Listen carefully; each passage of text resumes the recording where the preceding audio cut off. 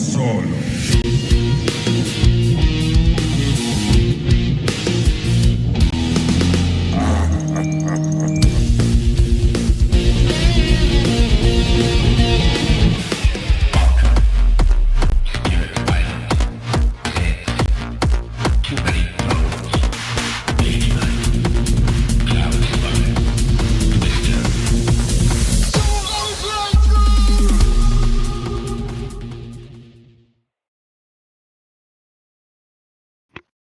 And hello! Welcome to Solo Playthroughs. We got a big, special, exciting episode today of Uprising, Curse of the Last Emperor, featuring all the prototype true solo mode content, which is going to be on the Gamefound campaign starting on October 7th. Someone could pop in the chat, let me know that we are live. We got Adam, JC, so excited for the stream. Good morning, Greg. Good morning, Adam. Thank you for popping in. We do have two guests with us today. There's a three-headed monster over at Nemesis.Games, the makers of Uprising. We have Dirk, Cornelius, and Pavel. Pavel likes to harass me in the chat and taunt me when things are going poorly, so I'm sure he'll be doing some of that later. And but we do have Dirk and Cornelius. If you guys can say hi, make sure we got this audio hooked up right. That'd be great. Hi guys, super excited. Greg, you're back. Uprising is coming back. This is going to be awesome. Awesome is the word I would use too. I'm really excited to be here. Hi. Adam and whoever else is here, if you guys will just let me know that is coming through right. I am a lawyer, not a tech guy. Michael Newsom says hi, Greg. And someone can confirm that you heard in real time the voices of Dirk and Cornelius. That would be great. I know I'm on a 30-second delay here, so can see and hear me, and hopefully that means you can see and hear Dirk and Cornelius as well. Great. So look, in front of me, to kind of orient people to what the heck is going on here, we have this crazy mat. This is all one mat. Loud and clear. Thank you, Adam. Tony, we'll be able to watch the beginning of the stream before our meeting. We'll have to catch the rest later.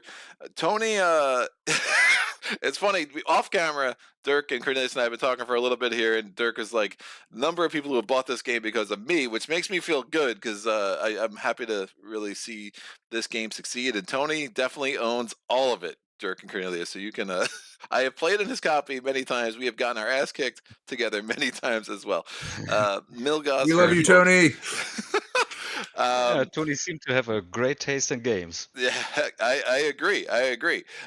So look, this mat is ridiculous, and this, as many things in this game, things are ridiculous and awesome at the same time. It's an incredible thing to have. I'm happy to have this. If you are familiar with Uprising, you will notice the map is a little smaller. There are some changes to accommodate for a true solo mode.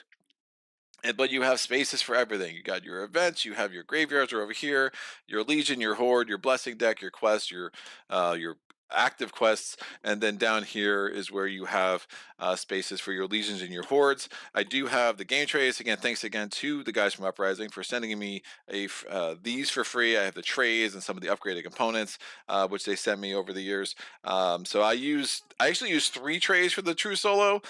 So one for my faction, and then I got all the components here, and then I have all the Legions and Hordes on a tray over there. Just kind of get it all set up. It makes the gameplay nice and smooth. So Dirk, Cornelius, I've been yammering. So what's up? Tell us what's going on with your Gamefound campaign coming up on the 7th. Yeah, you already have it in front of you. Like, one of the big cornerstones is going to be the solo mode, for people like you who play it solo. And it was something that surprised us in the beginning because we were not that aware that there exists such a large group of people who play games solo. But from the very beginning, a lot of people came to us and said, like, I love this solo. I play two-handed, and we were like, what is two-handed? And then we learned about, like, there's not just solo gaming, but there's like two-handed solo gaming, and there's also like a true solo mode or solo gaming. And we thought, like, if there are so many people that like to play this solo, can we give them what you guys perceive as a true solo mode where you don't have to like play two-handed or manage like 2 factions? And we started that very early, 2 years ago, and Um, I think this is a banger, and I sent you the stuff and said like, "Hey, Greg, do you want to playtest this? Do you want to play this?" And then um we came closer to this date, and I was very carefully asking, "Hey, Greg, did you already like had you had a chance to play it?" And you were like, "Hey, I played it 10 times. I love it." So Uh, please, like, I am super eager to hear what your experience is with what we did here, or what we are trying to accomplish.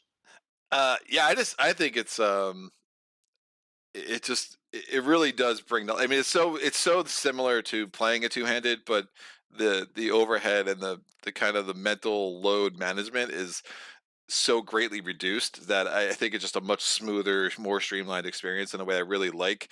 And I found that the challenge pretty solid. So for those who don't know, there are the current again, all this is subject to change, blah blah blah blah blah. But the current setup that they have going on here is if they're the different modes, the hardest mode, instead of whatever is in the graveyard when it leaves the graveyard, they get 1 point, or instead of them getting 2 points per faction, I should say, they actually get 1 point per unit that leaves the graveyard in the refresh phase. Or in the scoring phase. So that's so it's 1 point per unit, so not 2 points per faction, because obviously it's only one faction. So 2 points per faction would be pretty lame. And I've been playing on the hardest mode where it's 2 points per unit that leaves the graveyard. So that's what we'll be doing here today, and you'll see it. So the scoring I found has been a lot higher, where you're often getting into the 70s and 80s. You are solo, so like the one faction is scoring all the points. So everything you kill, you get the points. So to make up for that, the enemy has to also score more points to make that a really balanced challenge. Is that am I speaking out of turn at all? Is that kind of the reason for the decision of the scoring? Absolutely. Yeah, absolutely. Since Chaos and the Empire cannot score factions anymore, this is also like the last nail in the coffin that we need to get right Right. to get the exact challenge rating that we want. There are so many ways how we can tweak this. Yeah. For example, like I guess you also start with right now at with 10 AP. We might scale this down in higher difficulty levels or give you less The starting resources. So the yeah, this is what we will do over the Sure, next 6 years. sure. Get the challenge rating right, and um, I think Uprising will never be too easy. Like, you wrote that you were able, since, right, there's a little bit less overhead with just one faction, you were able to get in the Arch-Nemesis. Right. Yeah, I'm not for people who watch my streams. I don't use the Arch-Nemesis a lot. I find if any games are to go completely sideways in Chapter 4, it's going to be the Arch-Nemesis, right? Because it just Yeah. brings in. And if you're not prepared, I think that's one of the nice things I've learned. I've been in really doing a deep dive into solo mode and exploring the Arch-Nemesis again. It's like learning how to prepare yourself hmm for the specific arch nemesis that you're facing, and also understanding like, is this a game that I could deal with the Kraken? No, that'd be really bad right now. So let's, how do you manipulate and making sure you're getting your hero dice up, that you're able to have more control over what arch nemesis comes out. Assuming you don't get super unlucky with the bag draw, which I that happens a lot too. But I will probably not do the arch nemesis today, but I'm gonna stream again on the 16th, and I'll do the arch nemesis then. But I just want to make sure this playthrough is like super smooth and doesn't get like this jarring, like, oh, every haven went away in the beginning of chapter 4. Awesome. um Fair, but yeah, fair. it's been cool. Like, it's been cool bringing those guys into play, and in all of their annoyance. I still have never beaten the Dracolich. I don't think he just doesn't come out for me a lot. He's definitely the one that's he's the one I'm still chasing down at this point. Let me get to the Uh, wait chat. until wait until next week. We already know what's happening in your next stream, right? My next stream in the Yeah, 16th. when you, of course, you are jinxing it for Oh yourself. yeah, oh Like, yeah, yeah. you will have to face the Hell yeah. Draco of course. Good, good. Um, we have Tony says, can't wait for the new Uprising content. Michael says, hi, fantastic game. Mateo, good morning, sir. Hello, Greg. Thanks to your playthrough. I'm in love with this game. Can't miss the next crowdfunding project. Michael Newsom, oh no, my wallet. Jordan Spike, so happy you are making videos again, Greg. Thank you, Jordan. It's good to be back. Tony, hi, Dirk and Cornelius. I think Greg and I have only won once playing 2-player. I've had better luck with Greg at 3 for me solo. That's right. Yeah, Tony and I had a couple of 3-player games, which have been great. So looking forward to the solo mode. Gaming rules. Hi, Greg. I can't stop as I need to head out shopping. Good luck shopping, sir. This game looks amazing. I'm looking forward to Paul featuring this later this year. Michael Newsom. Hey, Paul. Kanye says hi all. Hey, Greg. And then Adam says Greg, is the solo play is the solo play time similar to playing two-handed, or is it a little faster? I have found it faster, probably. I'm not great at looking at the clock, but it does seem to be a bit faster. This got a lot of this less decision making in the build phase. I think is going to be the primary reason for that. So, but yeah, it's it's just good. It's smooth. It's super helpful. So, what other? I mean, any other? I mean, the true solo content seems to, and the big bucks. Oh, the storage solution looks freaking awesome. So I'll let you guys talk about that too. But anything else that you're kind of throwing into this crowdfunding campaign that we can get excited about? I mean, if you would already know what we are going to throw into the treasure chest, I think you would be very, very excited. Or like at least I'm really excited. So, right, the solo mode, the big box, these are like big cornerstones of the campaign. But of course, we have a lot of people that say like, sorry, I don't play the solo, and I also don't need like a big box. We want new gameplay content, and Right. we're like, okay, yeah, that's fair, and that is why we are doing the treasure chest. Like our campaign will run for like 2 weeks, and we will have a daily reveal of new gameplay content that is compatible with solo and the co-op version every day over the course of that campaign, and all that stuff will go into the treasure chest, which is free if you support us during the campaign. And I'm really excited about the stuff that will be in there. Of course, we always like get your guys' ideas from like the comments and the Discord, and people mail us stuff. So I'm very excited about this. I can't spoil too much, but looking at all of this, this is not just going to be like, here's another item or here's another hex. Like this stuff is going to be really, really, really cool. I'm Right. super Yeah, excited I'm about biting that. my tongue here because me and Yeah. Pavel have been playtesting almost every day here, and like, Yeah. oh, there's this one thing I want to tell you about. It's like, oh, it's such a good surprise. And if we Awesome. say it now, we'll just tip our hands. I'm like, but I'm squirming in my seat, not talking here. Are there going to be new legions and hordes? Can I get Of that? course. Of Of Of course. course. course, yeah. Of You know, course. it's funny. Well, hey, anyway, any way to water those decks down that I don't see the shapeshifter and the other, what the hell's that guy's name? The Juggernaut as many times as I do would be great, because dear God, I hate both of them. But Oh, you will hate the new ones even more. We can Yeah, promise you that, they're you know, definitely like, worse. they are definitely worse. Well, that's something, even off camera, I said this to Dirk and Cornelius. This is a repeat for them, but for everybody else, one of the things that amazes me about this game is I don't care what card I pull off this friggin' deck, I will hate it, and it's an incredible feat of balance that everything feels completely unfair and awful, but it all works, because there's always a way, right?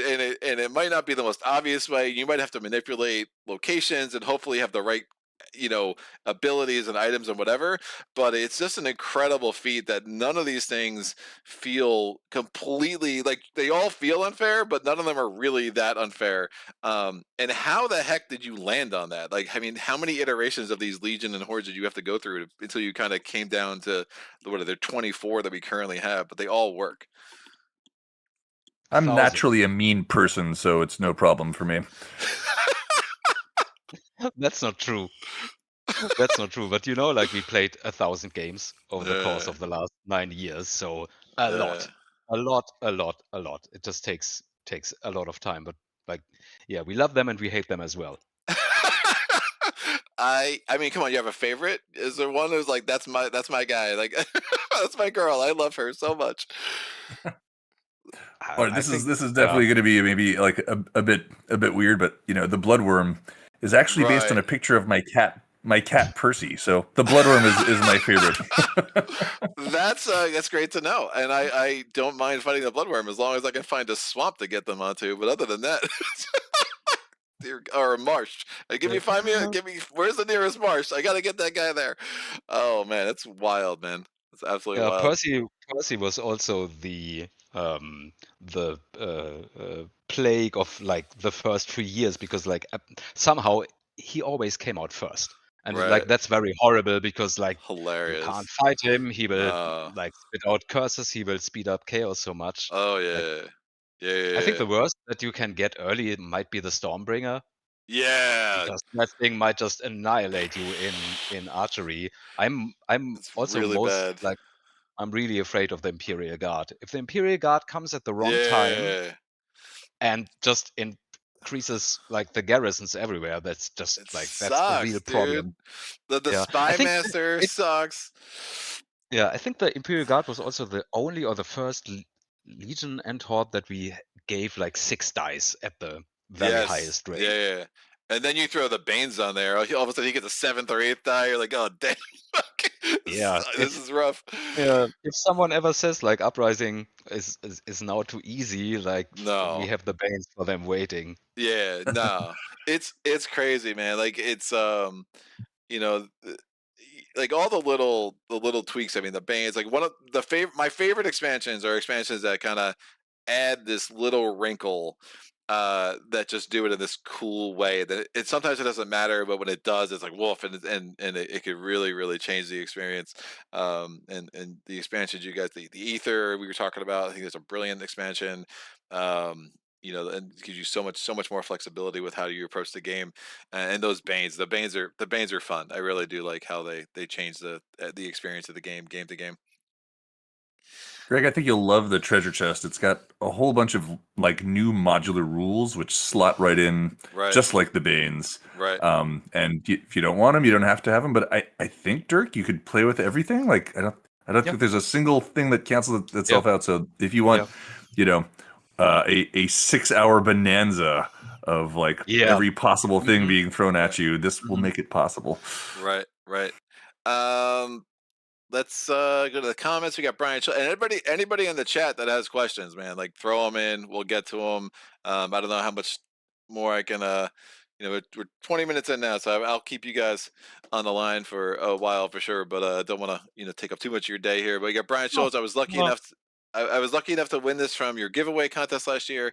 Excited to get the oh, rest of the congrats. content. That's cool. Yeah, Brian, longtime Patreon of mine. Super appreciate that. Excited to get the rest of the I'm glad it was you, content. Ryan. Excited to get the rest of the content in the crowdfunding campaign. Thanks, Greg and Nemesis.Games. Marcus Sturm says, hello, everyone. Co-op Guild, can't wait for the launch. Jacob Porter, that big box looks so good. Yeah, it really does. So excited. Marcus Stern, Dirk, trust me when I'm telling you that I am more excited than you are. I'm completely new, so I can't wait to get my Ah, copies, my fingers on my copy. Adam, will there be some sort of print and play for people to start playing True Solo before delivery? sure. Like if someone wants to playtest this with Yeah, us, we would absolutely appreciate that. And just get in touch via info@Nemesis.Games. We are super happy to get more people who want to playtest and help us uh, refine it. cool. At this moment in time, I also want to give at least like a super big shout out to Daniel from our Discord, Nice.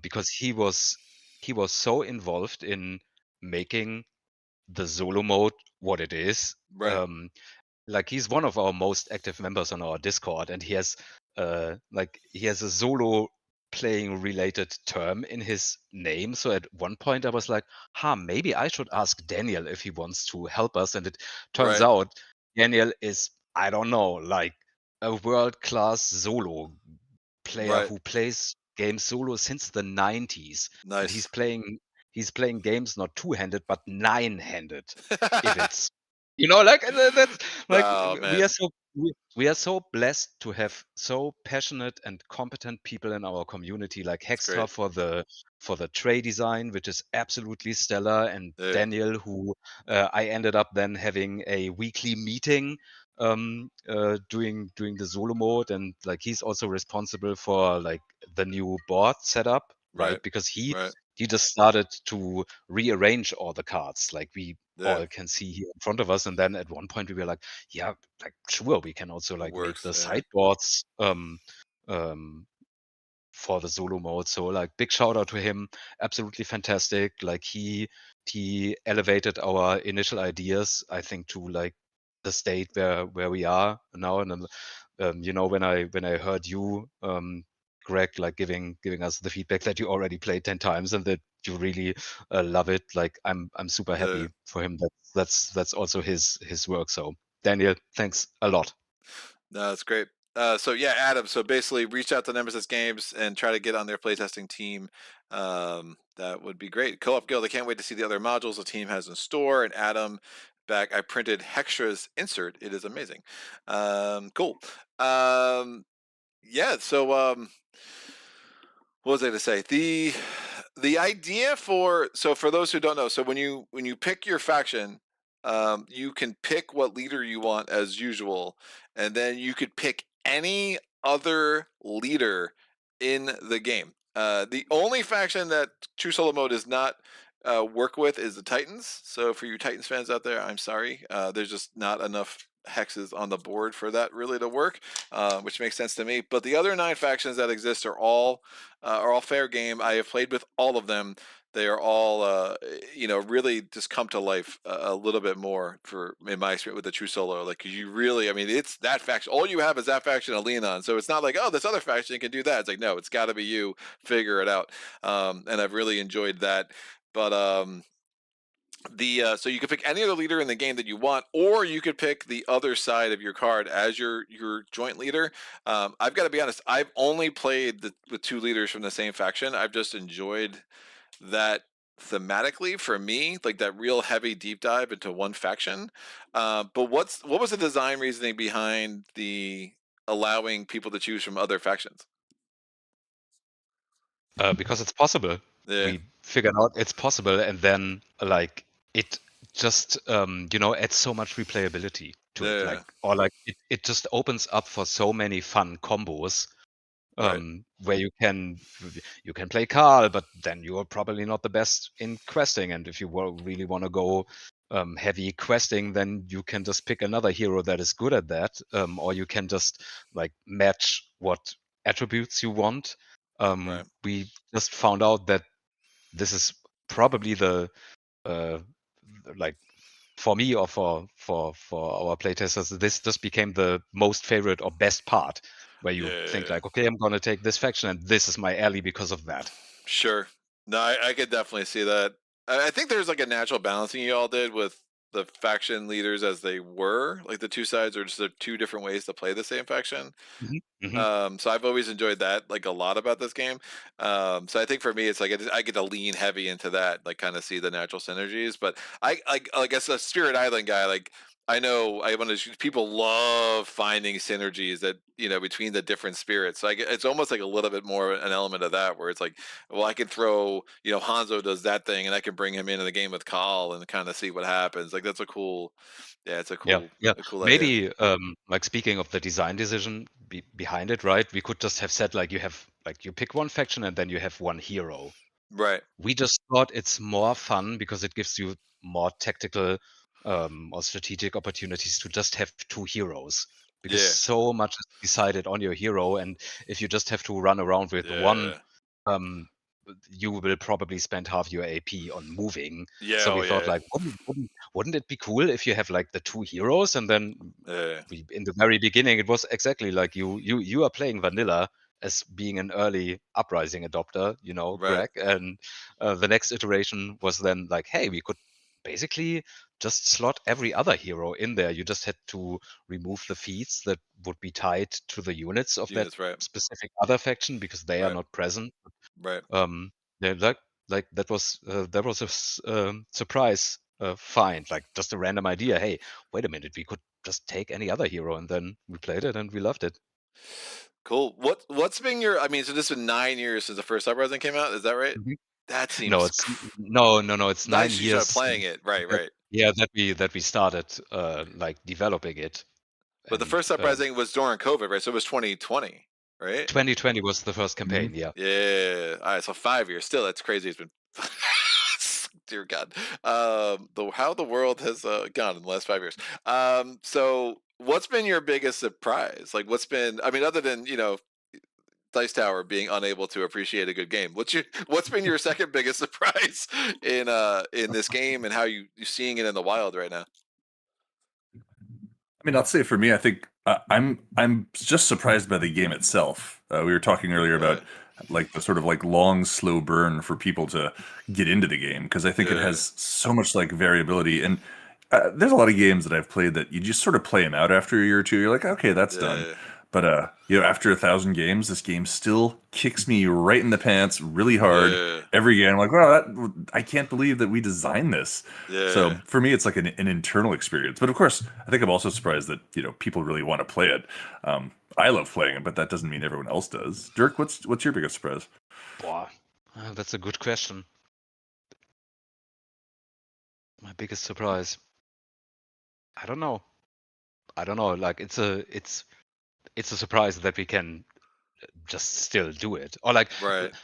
let's say now here, okay, my biggest surprise was that we could come into this space as like an absolute newcomer. Like we often say we are like players first, publishers second in a way, or like game designers. Like we had absolutely no experience, and we came into this like into the industry from the business side, and I truly believe that our standees are the world's best standees. Yeah. No. Nobody has ever put so much effort or like love and passion, and like, because we couldn't do miniatures, we had not the money to like, Yeah. oh, you need 40 sculpts for your 40 units. So Mhm.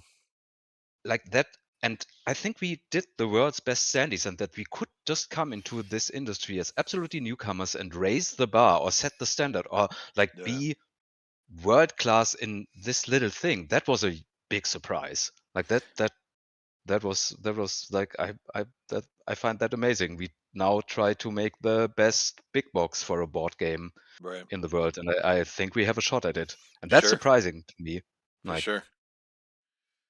No, in a it's good I it. have one more surprise, which Yeah. is that it being in the board game business, everyone is so nice. Yeah. I've worked in other Yep. businesses before, and people are not nice, but it's Yep. so great to work with Yep. nice people. Yep. Right. Right. I also absolutely love it. No, that's great. That's great. No, the standees are legit. It's funny because and I don't think they. As somebody who like streams games on camera too, I hesitate to say 'cause I don't think the cameras do them justice. Like I remember watching a playthrough and I was like, oh, those look a little whatever, and then you get them and you're like, there's something really cool about them, and the colors they Hmm. pop, and you don't have to worry about Hmm. like I mean, mini painters I'm sure are sad and they're waiting for your mini expansion, right? But like for me, like these are just awesome, right? And they're game ready. They're functional. The fact that you put the dice that every unit rolls on the Hmm. standee is so Hmm. nice. Hmm. Um, yeah, they're really cool. And your color, I mean, who picks your colors, man? Because like you went bold with the color choices, and it just makes the game pop. Like it just has such a table presence from the color alone. Cornelius, do you want to talk about my Pantone fixation? Oh, But sorry. I think I might have been muted there. Yeah, I get a little excited about the colors. So Dirk's an artist first and foremost, Nice. as well as a gamer, and he has, I would say, the most finely grained sense of the vibrational element of any color. Mm, And he can tell you just looking at a color, where on the Pantone spectrum it is. He might even be able to name it. And looking at the board, you might even notice that Dirk has a particular attraction to the color blue. yeah. And so for some period of time, there was a lot more blue. And at a certain point, we said to ourselves, like, we need to sort of make things pop a little bit more on the map. Right. And so that led to a 1 year side quest to find exactly the right Pantone color for each one of the factions, Nice. which I'm sure if challenged, Dirk could rattle them off the top of his head right here. And Pantone, for anyone who doesn't know, is like the world body that decides what a color is. And they sell you a book which weighs like 4 or 5 pounds with every color in it. And I've peeked around the corner and seen Dirk going through the Pantone book one by one, like, oh, that's the red for the crow. late at night on the Yeah. Late at balcony. night, candlelit. Hmm. Right. Yeah, but I think like also we like it's we have to thank you because my color palette as an artist is a bit more muted maybe Mhm. and like it was also you said like yeah come on we need to pop that more and that was absolutely right. It's so nice to clearly see people often are surprised by that. I just saw an Right. unboxing which is always so refreshing. People get it like they don't know anything about the game and then they unbox it and like one guy from Germany was like this cover is very grimdark and I didn't expect that many colors in it. Oh yeah. And Yeah. I'm like, yeah, you will come to appreciate that because the Oh board yeah. gets so crowded, which is a feature, not a bug. And then it really just helps you to figure out where Oh yeah. everybody is. Yeah. No, I agree. Yeah, so a couple more comments. We have Spartacus Spite Solo. Hello from Germany. Eager to see a solo game of it. Tried it once and got smashed, but tomorrow I will give it another try. And then Tony's back. The overhead cameras also don't do the garrisons justice. Absolutely agree. The first time I played this game after watching Greg, I thought the design of the garrisons was also amazing. For those who don't know, so these are the garrisons. Each of these three things I'm putting on the board right now are the same functionally. They're all one garrison. However, the way they stack, so they all fit on a thing, is this, so that would be a 2 garrison stack, and then that's a 3 garrison stack, and it's absolutely just a brilliant, like subtle piece of design that's a super functional. Also, no, my camera for some reason does not like the like what is this what is where on the Patuna schedule is this supposed to be spectrum is this so whatever this velvet purpley whatever thing it is this color does not come off exactly right on my camera. The blue teal does, that's about true to form from what I'm seeing, but this is a brighter red. This actually seems closer to what that color really is, so that's coming through K today. But um yeah, I mean, this game just pops, man. My wife's friend was over last week and came down, and I had this set up, and she's like, "Whoa, that looks like a whole like." She was like, super. She's not a board gamer at all, but was like super like intrigued by like that looks cool. Like it just something about it that really really pleasant to the eyes, and gives you a lot of eye candy to take in for sure. Yeah, that was a little Those surprise. garrisons were those garrisons were based on the old game Samurai Swords, where you could stack up a little Mhm. fortress. And at one point, Dirk was mentioning that game. I said, "Oh my God, Dirk, could Shogun. we Yeah, it was Shogun. Shogun? Yeah, yeah, Shogun. Shogun, And could we bring that back?" And so this is our closest attempt to have that childhood joy nice, back in our game. nice. Dirk, were you gonna say something? It was a little surprise when it comes since you um talked about the table presence. We saw that like because at one point we had to leave our developer cave after years in development and had to go to like BerlinCon first, and then like we were at Essen, and then at one point we were also at PAX Unplugged, and um, like some people who really like the game just need to see it set up and they know already like okay I'm gonna love this. This Yeah. was like speaking of surprises, this was a little pleasant surprise that apparently it really speaks to the right audience. For sure, for sure. Jazz Paladin VGM covers and music productions says, "Heya, heya, what's up?" Very cool. Um, It's great. Like I heard a couple of names from like our rebel army being here in the chat. nice, nice. We made a shout out for them to come over here, so it's great to see you guys here. Nah, that's great. Super cool. Yeah.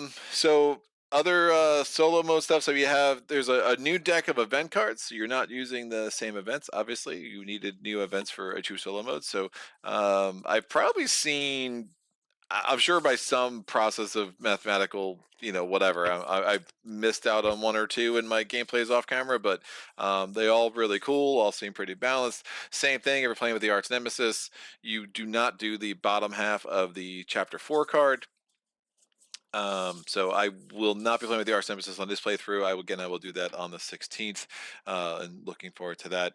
But yeah, Arch-Nemesis in general, like to be clear, kind of looping back to that conversation. So I have found that I will probably use it more if I start playing more with my friends who really know the game, like Tony, or I will just, every time I played before, I found that you need the Arch-Nemesis for the groups that I play with because I just I had a couple of games of 4 where we just kind of were able to. It was the last round just felt like a little anticlimactic, and just kind of throwing that Arch-Nemesis in there just really makes that last round always pop in a way that I really enjoy.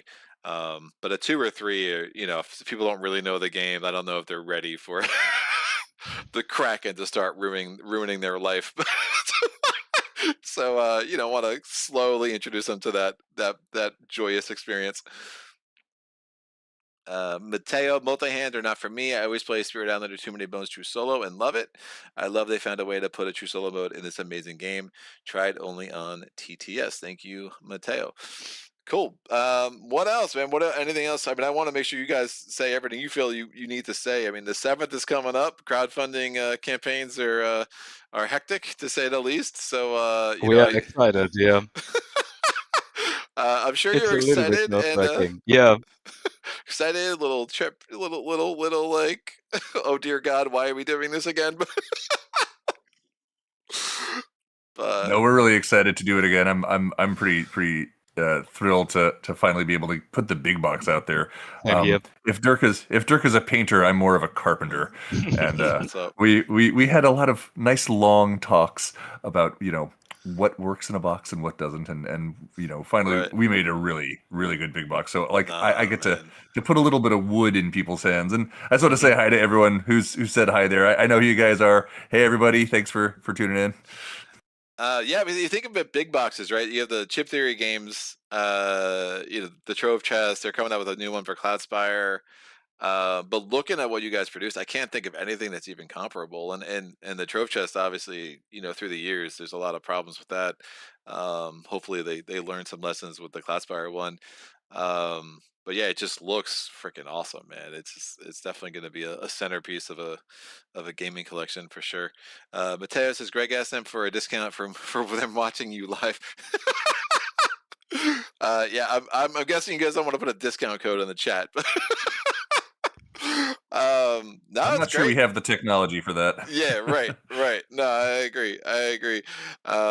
This, I will say, like this, I remember one of our earliest conversations, and you guys were just talking about how, when you were doing the pricing, and you found that like the difference in, an okay card, like the card quality too. I mean, it's Hmm. unreal. Like Hmm. and Hmm. what you get is just, it was so negligible that you're like, why would we not just do this? And Hmm. Hmm. I can assure you, for people who have not touched a single piece of Uprising, the cardboard is the nicest cardboard you'll ever touch. The upgraded components are also awesome, but seriously, the cardboard is still freaking awesome by itself.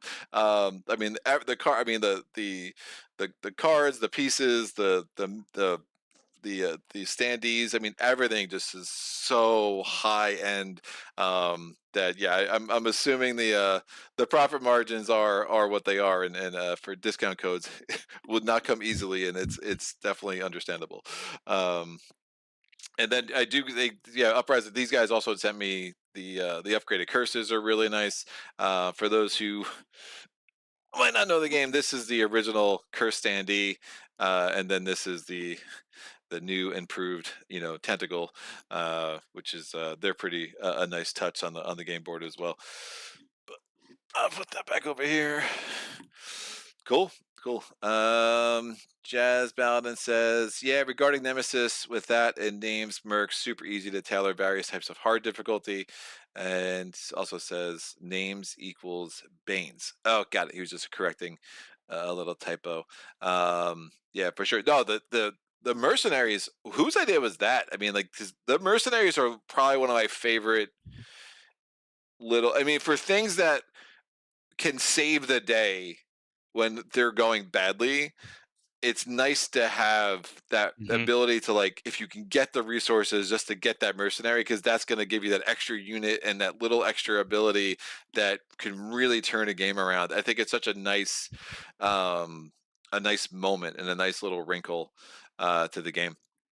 Yeah, we always wanted to have mercenaries. Like Right, it always existed in that exact sentence, and but we had never time to develop them like for the right. first time around, and then we got funded, and we knew kind of like very quickly like okay, cool, this is something that we might be able to do in the future, or like where we can develop more content. And we want mercenaries was like one of the sentences that we wrote down and then brought them to life.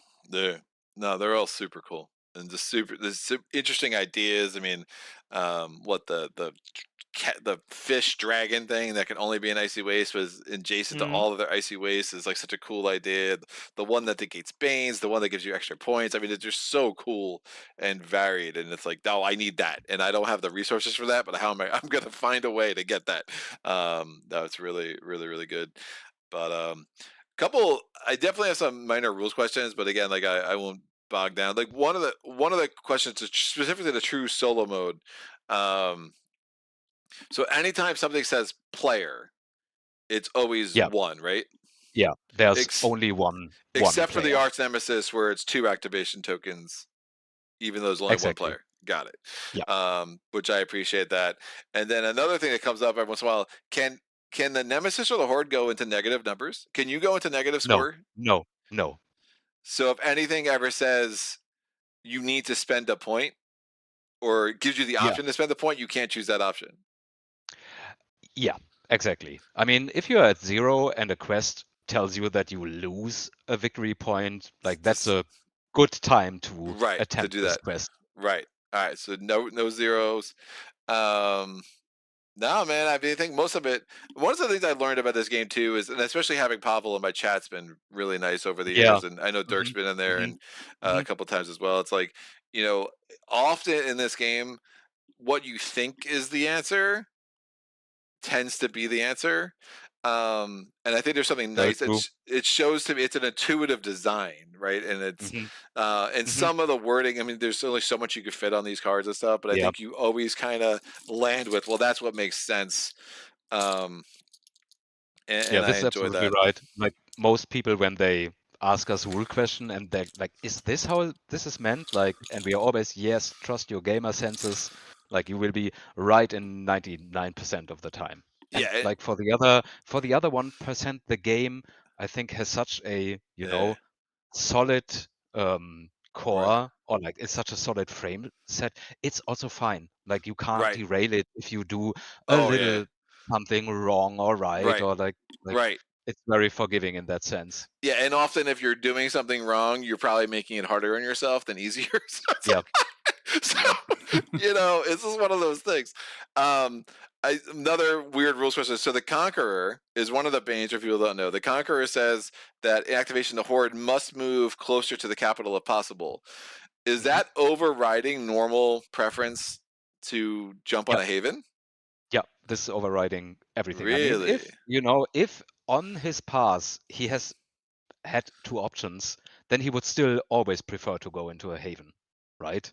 But besides everything else, like that Bane would make Right. him march towards the capital right away. Right. So if there's a haven here, well, yeah, I don't know if you guys have seen the video. So if there's No. a haven that he could do to go by going adjacent, but he could also move forward to get closer to the capital, he's gonna let that haven live. Yeah, he Which wants to, like, it's right. basically like if it had a target that was on the capital. Yeah. Well, and what sucks too is you often want them to attack you on your haven because you got your tower and that you got your tower and your wall. You're like, come on, come at me, dude. It's like Arnold Schwarzenegger in Predator. It's come on, I'm right here. Like, come get me. And they're like, nah, I got I got a capital to go conquer. All right, that's good. Good to know. Little wrinkles, man. So when they're Yeah. on there, but so where when if a conqueror hordes on the sea tower, they're just going right to the capital Yep. in all circumstances. Yep. All right, good times. Hmm. Yeah, Good man. times. And imagine that being the Stormbringer chapter 1. Oh god, dude, the Stormbringer is the worst, man. I didn't realize how much I dislike the Stormbringer until like many replete plays, and I'm like, so many games that get derailed. Like, why is he? Oh, the Stormbringer. It's like always the Stormbringer. It's either that or the Executioner when it like kills your Caliph, and you're like, oh, I'm screwed. Hmm. Not my games. My game just got a lot harder. But no, man, it's crazy. It's crazy. It's a test of character, Greg, right? Right? We talked about, like, I was looking for playthroughs that I can put on the page, like on the campaign page Yeah, for people to see. And I knew that there was one game where you had 9 curses out chapter 1. that's about right. Um, yeah, and I put that on the page, and everybody who's interested in like watching a playthrough should see that because what you do there, like to come back, is absolutely fantastic. So even if No, your day gets ruined early, and I yes. think this is a bit counterintuitive to new people. Like you will lose your whole army, and in other Oh games yeah, that's basically it. yeah, But yeah, like yeah. not in Uprising. Even if you're No, like 20 points behind, you just you can't give up. right, right. No, it's you lose your army. It's like it just as long as you got a haven out there, and you got to find some way to get some resources. Yeah, it can still work, man. It's crazy. It's really good. It's really really good. And I always find like in 3-player games, especially, I've really enjoyed. There's always that one person that gets smacked around that first round, and then it becomes like, how can we kind of help them kind of Hmm. rebuild and make sure that they get the points that they need, and it really requires a lot of collaboration. And as far as co-op games go, and it has that Spirit Island thing too, where you can't it, this game would not have a quarterbacking problem easy, right? Yeah. There's too much Hmm. going on Hmm. for Hmm. someone to be like, Hmm. trying to run the game for everybody else. And Yep. really really just I can't, I've introduced this game to a lot of people, and it's, I can't think of a bad experience. And it's such a Yeah, that's great sign. amazing because that was one of my like for me personally, like the one of the most important design challenges in a co-op game. Like how can we keep quarterbacking or alpha playing from happening, because like that's sometimes, or like depending on the game group, a problem for Yeah. cooperative Oh games. yeah. And Yeah. like Yeah. oftentimes I find myself in the position, at one point I just came to the conclusion it's way more fun to just see what that other person Oh yeah. is going to do. Like of course I can like like min max on like try to influence everyone, No. but like, it's more fun to see what the other person do. And like Yeah. oftentimes people say like, it's also a bit counterintuitive that you have all these victory points. Like Yeah. what's that? Like can't you have just like a different win condition? And like it's in this victory point mechanic that keeps the alpha player from appearing or from happening, because Right. every player just has to keep up, and Yes. since Yes. it's I too agree. complicated, so these two things are, like, for me at least personally, from the design perspective, very closely connected. So Yeah, if you that don't makes a want to lot have of an sense. alpha player, you want to have like these victory points. Yeah, no, that makes a lot of sense actually. Um, because it's funny, like the idea of the victory points. It's only been when I've been exploring this game true solo where I'm like, I wonder if they could do like an alternate win condition where it's just like you have to flip the capital and do this, or you have to do. But yeah, whenever I played co-op, I've never felt that. Right, it's always been about like, yeah, we got to make sure all our ships are rising at the same rate. Yep. It's like, all right, It you got also to makes kill that. everybody invested in your role, which I haven't Yes, seen like in many other yes, games, yes, yes, right? for You're sure. really invested in like the success of other players, which is great. Like you are cheered on if you pull off that victory against the Horde or something like that. The people are really invested in you being successful, which is great. Yeah, it's that dice chucker feel where, like, I think any dice chucker, if when you're first learning the game, right, always feels like a luck fest on some level. Hmm. Hmm. And then you start playing it more and you're like, oh, this Hmm. this isn't a luck fest at all. Like, there's Yeah, just, are you yeah, prepared? Are you built? Are you good enough at the game that you can overcome some bad dice rolls? And look, some days the dice are just, it doesn't matter how good you are. But that's fine. Like, I think that's a mark of a good game. But like, this game has just so much of that where it's like I rolled pretty bad, but I still had the ability to make it work, and that's always just a really engaging puzzle for me. yeah. Yeah, yeah. I mean, that's a wall of worry that we often have to overcome, or where people just play it once. They will say, okay, it's totally Yeah, random. yeah, Um, it has a learning curve. Like, it should be challenging. We wanted it to be challenging. If we would play a cooperative game and we would just win at the very first game, like, I don't think that we would play it that often again. So, Right.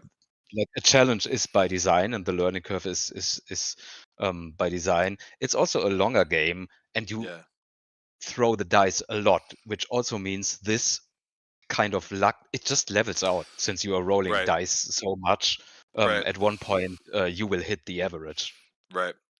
Right. And that Aether, just having that reroll ability, again, I think is such a really, really nice wrinkle Yeah, to this the yeah. whole overall game We experience. will. Yeah, it's worth mentioning that we want to put that into the core box as well. Yeah. So No, that's great. we don't wanna gatekeep that in an expansion. No, that's great. Mateo says the components look awesome, both normal and deluxe. Jazz says also cool how each Merc unit is different.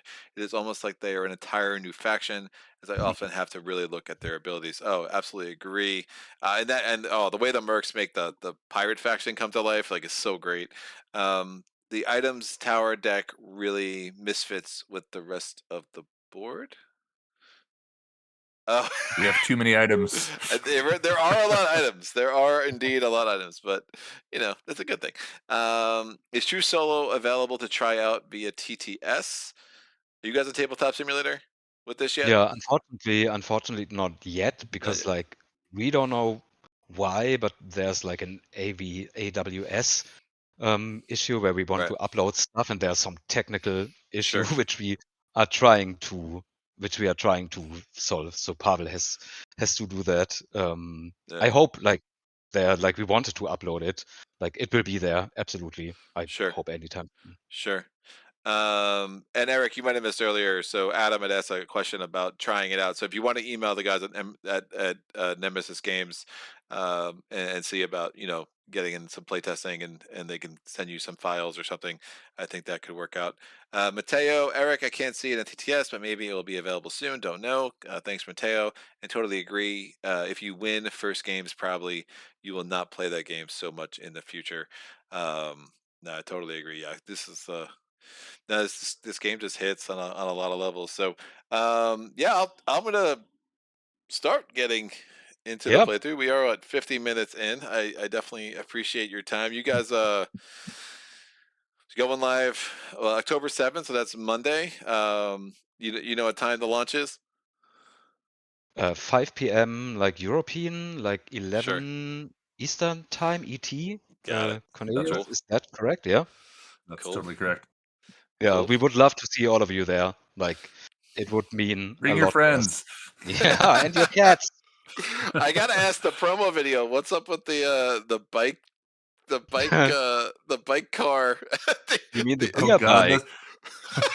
it was a beer bike. It was like a stag party. A bunch of British guys were Nice, biking around completely drunk in Berlin, and they nice. just happened to be passing by. And we're like, let's get some footage of these guys because nothing says Berlin more than a beer bike by the Berlin Wall. So that's Yeah. not Also, like a That's not like a preview for a new horde, right? It's not like the beer bikers. that's a good idea. Yeah, Yeah, I'm glad you accepted us. We're gonna do that yeah. right now. The solo playthrough promo horde. Hell The yeah! drunken lads. I mean, who knows? Their dice would have to be random because they're too drunk to really know what the hell they're doing. So, stupid. You just throw them at the player directly. You don't roll them on the table. You hit yourself in the face.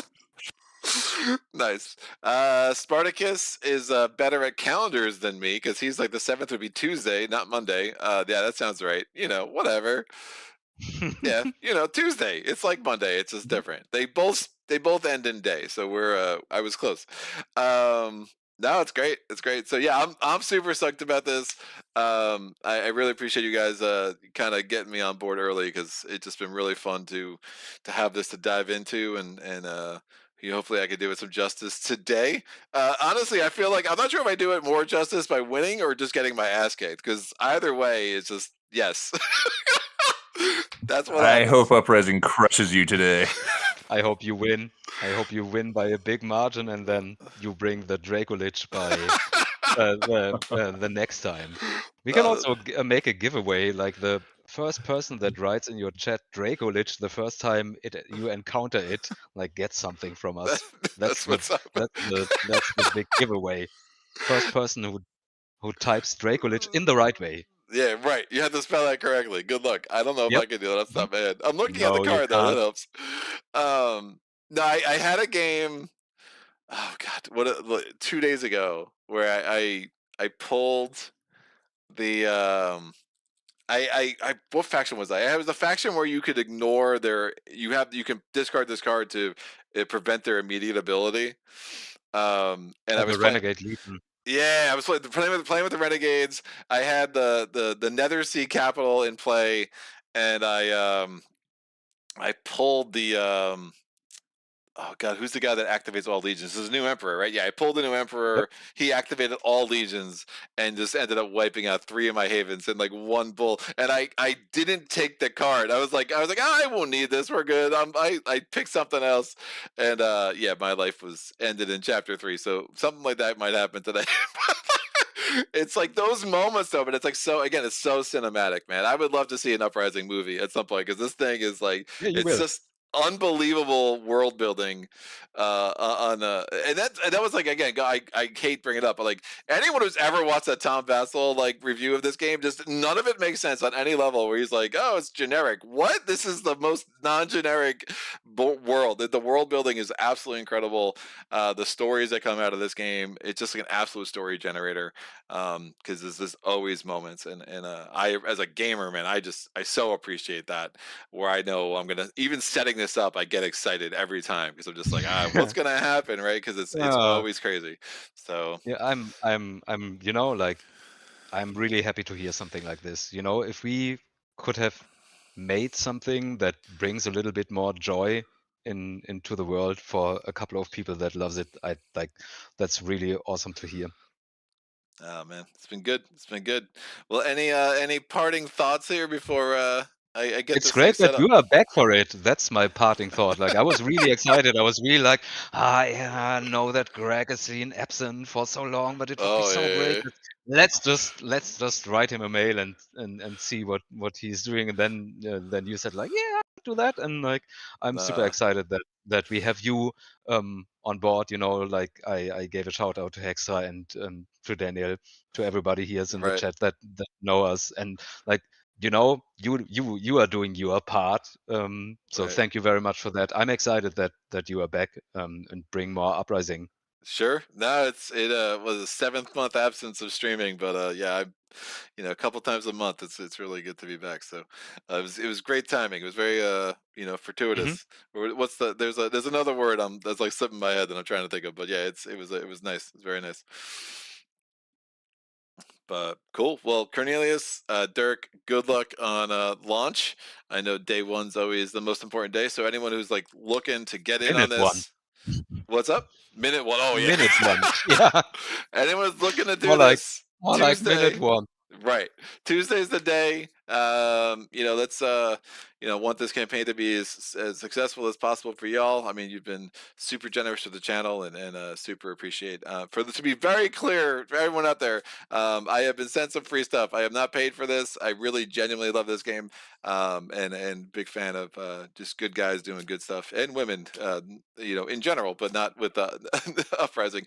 But good people doing good things in this industry. So and if you guys rethink coming to PAX Unplugged, man, you got a place to stay for sure. Thank you so much. That's amazing. Cool. But all right, I will I hang want up now. cheesesteaks when I come. No promises on the cheesesteaks. I'll take you some better Philly food. That's not a cheesesteak. How about that? All right, Greg. Agreed. We gonna let you start. People have waiting long enough for Cool. for the play to start. Um, Good luck and just like yeah, have a good movie and have a good time. Great. All right. I'll see you guys around. Bye, everyone. Bye. Thanks. Bye. All right. It's just me. That was super awesome. I'm gonna shut that down. Making sure I'm still live with everyone else. Spartacus tried to spell Jaco Lich. That is close. Not exactly correct. We got some errors. So that's still open. I'm going to take a quick break, and I'll be back. We'll get this thing set up and rolling. So give me 1 minute.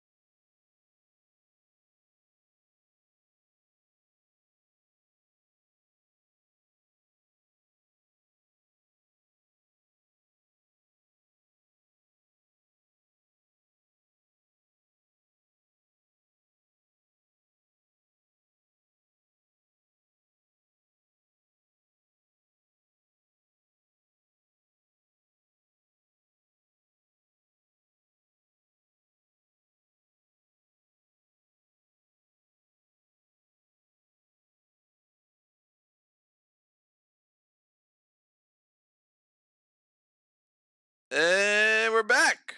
All right. No one else tried to spell the Draco Lich. So, you know, that's a thing. Hold on 1 second.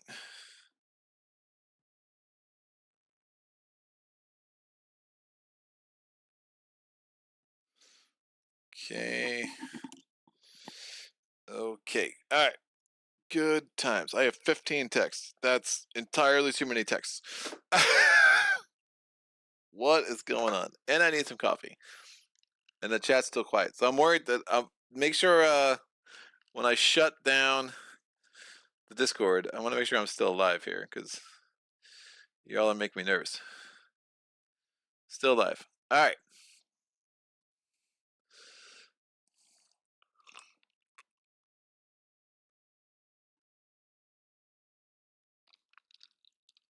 And Saget didn't stop by to harass me yet today, so that's impressive. You are back. Thank you, Tony. Tony's supposed to be in a meeting right now. Get report you to supervisor, sir. All right. So his right now the true solo mode rules are this. And so it's 4 pages. It's yeah, not a lot going on. A lot of pictures. So it really doesn't add any overhead, which is super nice. I'm going to go ahead and get this set up. I will do a lot of rolling to ensure randomness. But first thing I'm going to do is I will choose my capital. I just put out all 4 capitals. You have the original capital, and then you have the 3 advanced capitals, the Iron Capital, the Capital of Storms, and the Nether Sea Capital. So rolling a d6, I rolled a 4. We get the Iron Capital. So we have the Iron Capital rules, which are a legion placed on the capital places its target here and only here. If a legion is on the capital and activates, it moves to an adjacent hex with this priority, a hex with a haven, a hex with the fewest enemy units or threat, a hex with the fewest imperial units. If there are only non-imperial units here, place 1 legion here if you cannot flip this hex. The advanced capitals are super cool in that it actually just costs the legion 5 points as opposed to giving you 5 points like the normal capital does.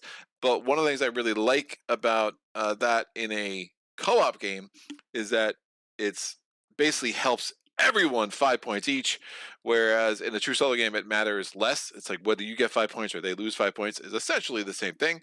Actually, you gaining 5 points might be better, especially if the horde's doing better. But still, I think that's a nice wrinkle that it kind of just signifies that they just lost a lot of their power. So thematically, I think that makes a little more sense. We are going to then pick our factions. So we have all 9 of the possible factions to play with. That's from all of the expansions. The base game had 4 new factions. The Arch-Nemesis expansion has 4 factions on top of that. And then you have 2 factions that are in the Titans expansion, except you just cannot play with the Titans. So that's why we're at 9, 4 plus 1. So I'm going to roll a D10 and figure out what faction we're playing with. I rolled a 4. So that's 2 cards for one faction. So that's 1, 2, 3, and we have Barinth the Wall. So I could play as Barinth. I could play as Yanni. Let's be real. I mean, you don't have the beard I have and not play as Barinth any chance you get. So we will play as Barinth as our main hero. I could choose any other hero. I'm going to keep this a little bit simple, and I will just have Yanni as well. And then when I'm doing an action with Yanni, I will just flip this over. And I know you can't see all of the components down here. This is a huge game. I have my camera out as far as it goes. So I'll just have to do that in front of me, and you'll just have to trust me as we go. So we have Barinth the Wall as our main guy. I'm going to get the faction mat for Barinth's people. And I'm forgetting the name of that faction off the top of my head, but it will come to me. The Durkar, the Unbending Highlanders. The Durkar belonged to the original inhabitants of Azul once they followed the great Kalith herds on the plains as nomadic hunters. But as the predatory Moriar raided the islands with their ships, the Durkar retreated into the hostile environment of the great mountain ranges. Untouched and almost forgotten, the Durkar established a new life there. The harsh environment formed the slender-statured people into an efficient and hardened community. The Council of Elders has decided since that time on the fate of each individual, and a strict code of honor assigns every member a permanent place in the community. There is little room for individuality, and even less room for missteps. The welfare of each clan and its survival are the daily focus of the Durkar. And when the curse devastated the lowlands of Azul and caused the oceans to freeze, the Council of Elders decided to give up the isolation of the Durkar, since chaos threatened to destroy the livelihood of their people once and for all. Dun, dun, dun. All right, so we're going to put this here. Now, I keep all in these trays. I just keep all of them together. I actually like it raised up a little bit. I think it's better for the camera. It's also easier to get your action points back into the tray. And we will have 10 action points to play with in a true solo game. So again, that is subject to change. All the rules here are in prototype form and development form on some level. 10 does seem like a pretty nice number, especially if the courtesan comes out early and steals one of them. We're also going to start with 6 resources of each type. So we're going to have 6 salt, 6 food, and 6 plunder. Great, so that is done. Let me get the Durkar's thing. There.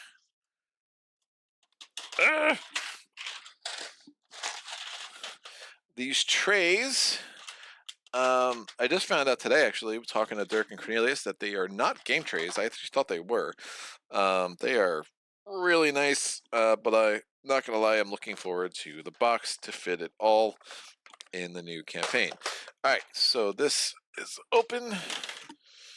We have the home hex of the Durkar. It is a Highlands. Their home hex is Katrak Katil. Now there is flavor text everywhere. There's flavor text on all the things. There's flavor text on Barinth's hero card. I won't read all of it, but it is what it is. And since my secondary hero is going to be Yanni, I'll just put Yanni on the home hex as well. We will also put one haven on our home hex to get started.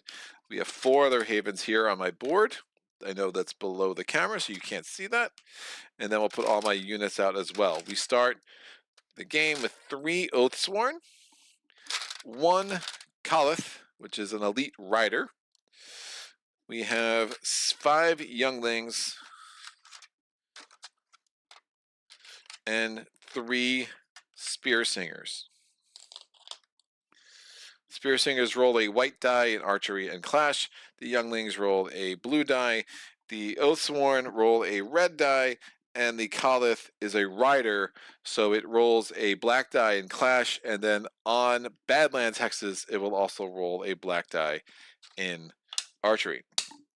We have our score marker. Again, to win the game, we need to have more points than both the Chaos and the Horde.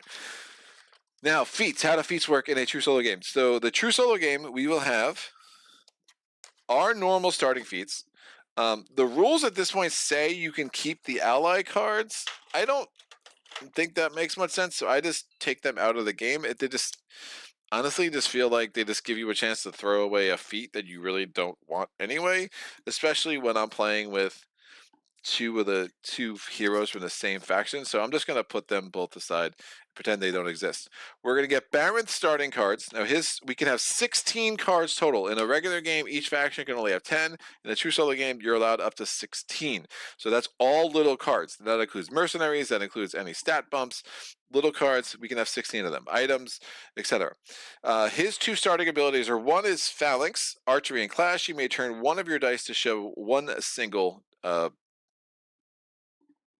shield before damage once per combat on your hero's hex. And then we have the younglings. After combat, flip this to exchange a youngling here with an Oathsworn. Now that's after combat, so if a youngling survives a battle, we can flip this and all of a sudden get a very cheap Oathsworn on the board. Now the younglings only cost 2 resources, the Oathsworn costs 5, so that's a nice little boon when you can get it. We're going to now shuffle the rest of Baron's feat deck. There are 8 cards. Now I have sleeved the non-starting feats and I keep the starting feats unsleeved. It just helps me keep the game organized the way I want. But again, the card quality in this game is so nice, you really don't need to sleeve anything if you don't want to. I just find it helps me. Now we're going to go through Yanni's feat deck, and we're going to pick out any card that says the name of a unit. So we're going to take out the Khalith. Now this makes a lot more sense when you're playing with a hero from a different faction, but now even playing with the same faction, you're still going to go through the deck and you're going to pick out any card that says the name of a unit. So this says Khalith, that goes away. That says Oathsworn, that goes away. That says Youngling and Oathsworn, that goes away. And you're doing this because if you're playing with a different faction, you obviously wouldn't have access to these units. Now, I'm going to take these out of the game. So Yanni's now remaining feat deck is a lot smaller. If Yanni still had 2 start feats to choose from after taking out the unit specific ones, you would only choose one of the 2 starts and you would keep it. I don't have a choice. I'm keeping this one. If it says always add any 1 die to any of your rolls outside of combat before rolling. So it makes that she can be especially good at questing, and we'll get into that. So I'm going to shuffle up Yanni's deck. I'm going to take the deck I shuffled for Barrett. I'm going to put this over here, there, in where the feat decks go. That's good. Let me get the sea towers on the board. I can take these off the board.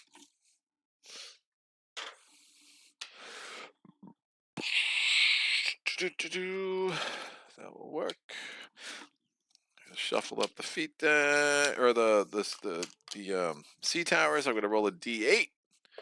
Booyah! I roll the 6, and then I'm going to roll a d6 to get the other sea tower, and that's a 5. They're both going to go there and there, and we're going to put a mercenary chip on both of them. Done. We're now going to shuffle up the rest of the hexes. Now you're only going to have 8 hexes on the board in a true solo game, or 8 non-capital, non-home hex, non-sea tower hexes on the board. The most you're going to have of any one type is 3. Now the rules say you can separate it into 3 piles. I just keep it all together, and if I hit 3 of any one type, I just know I don't place that.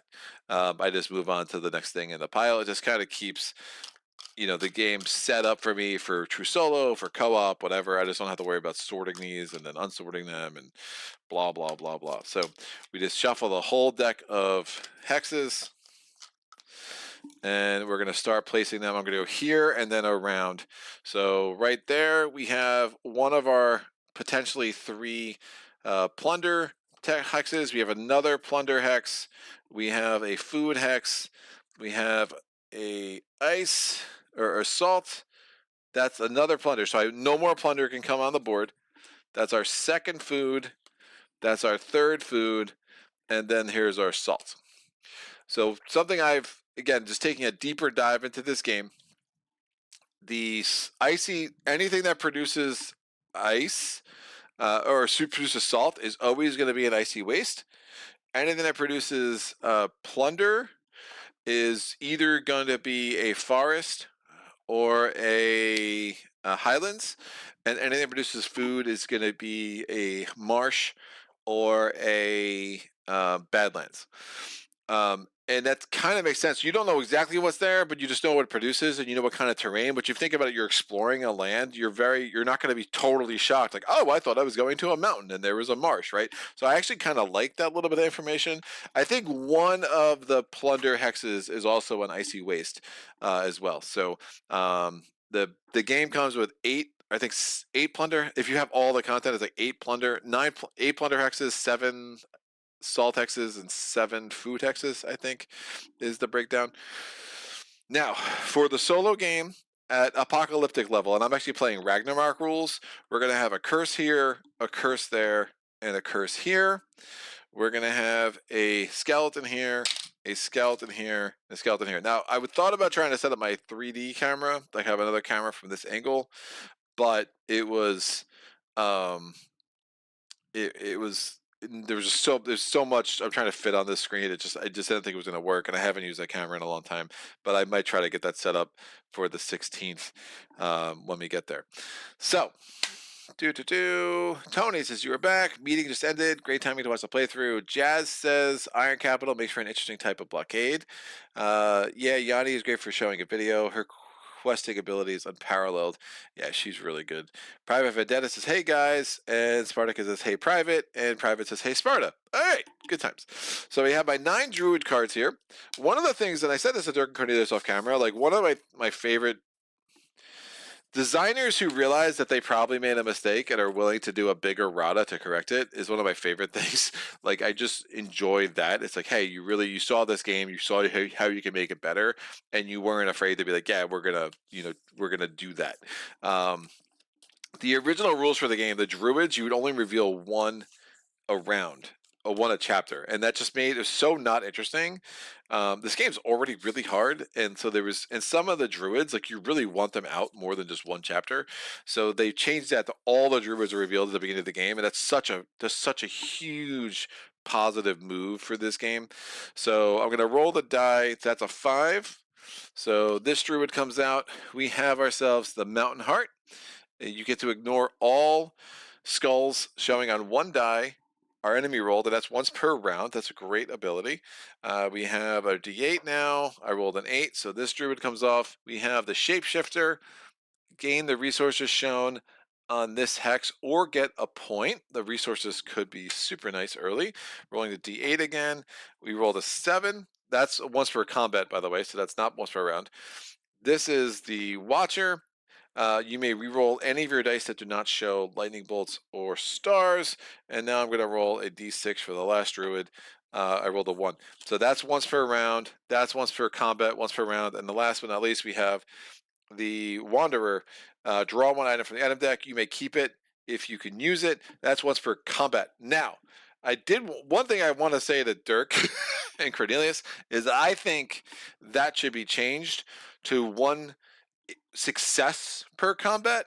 That I think that you should be able to try that multiple times, because if I draw an item and I can't use it, I discard it, it's just such a bad feeling that I kind of wish that was you may keep it if you can use it once per success per combat. I think would make that a lot better. Otherwise, it's just like probably my least favorite druid. To be honest. So I really like that. That's one of my favorite druids. I really like the Red Hand, which didn't come out. The Watcher can be super helpful. The resources can be helpful.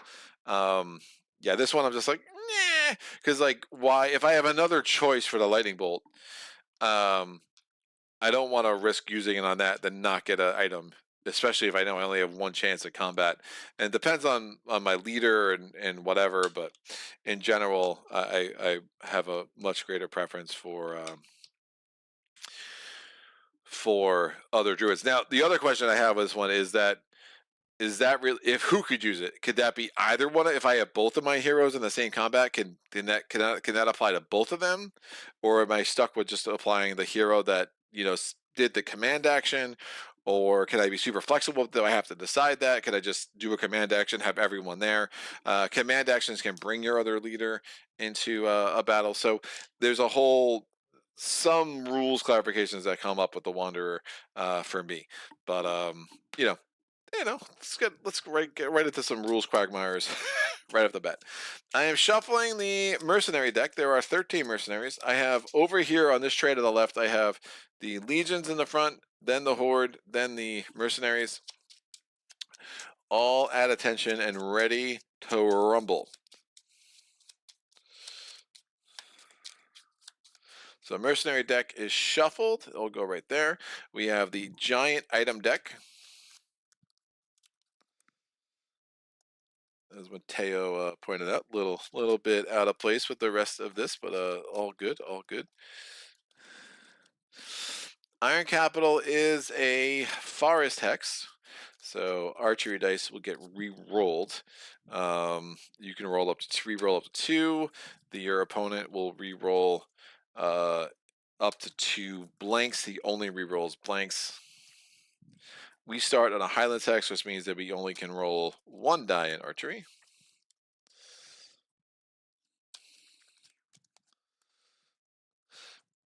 All right, this is good. We have 6 possible events for each chapter.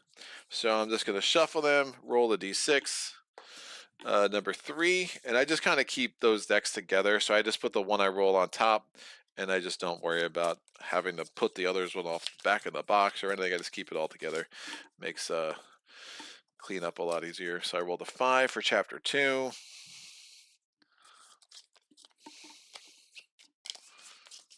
Roll this. Roll a 4 for chapter 3. And chapter 4.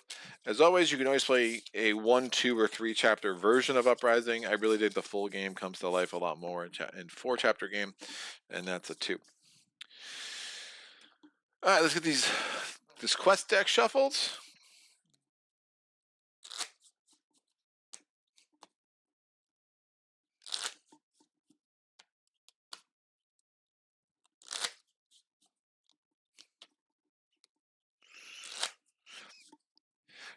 The Wanderer being a once a combat. I definitely played a game. I think Tony and I were texting about it, where I was spamming the heck out of the Wanderer because I just had I had the mercenary that gave me a lightning bolt every round, and I had a bunch of purple dice anyway. And then I realized as I was putting it away, I was like, oh, that's only once per combat. I was like, oh no.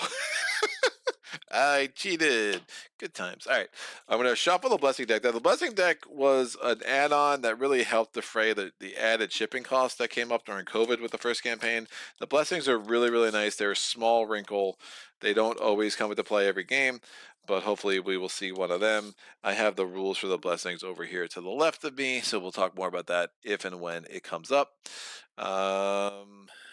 And I think that's it. So I have the Legion deck and the Horde deck. So I shuffled them a little bit, and I am going to fully randomize my selection of 6. Now, if I'm playing on the hardest difficulty, you will have 6 Legion, and you will have 6 Horde. All right, so we're going to roll all the dice over here. We're going to D12. I rolled a 4. We're just going for 6 cards here. D12 again. I rolled a 6. 1, 2, 3, 4, 5, and 6. D10. I rolled a 7, 10, 9, 8, 7, a d10 again. That's a 0, not helpful. That's a 6, so 9, 8, 7, and 6. And now the d8. I rolled a 6. And last but not least, I rolled a 6, so 7, 6. There is our chaos deck. And now we'll do the same thing for the legions. D12. I rolled a 4. I rolled an 11, D10. Nope, that was a D8. I rolled an 8, 10, 9, 8, 9, 8, and then I rolled a 4 with the D8 out of order, and then we'll roll the D8 again. I rolled a 1. All right, so they're good. And that's the Legion deck.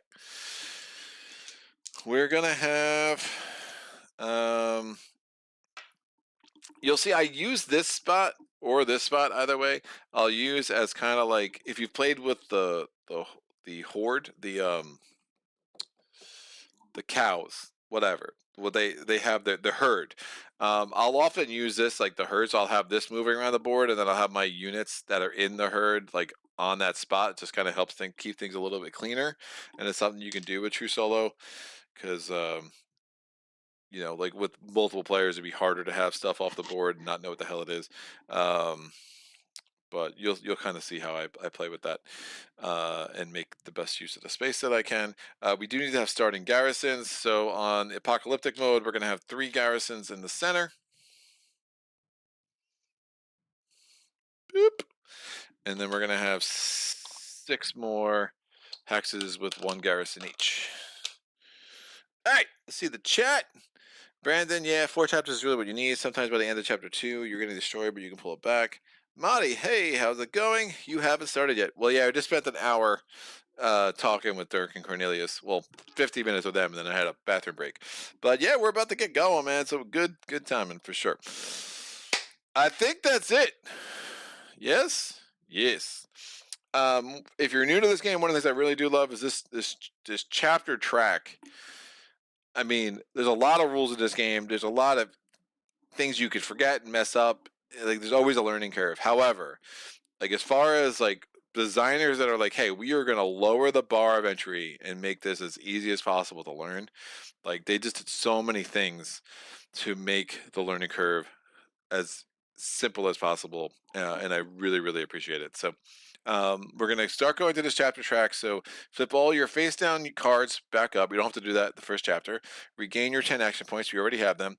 Deal 3 new items. So first item is a Bod Warpaint.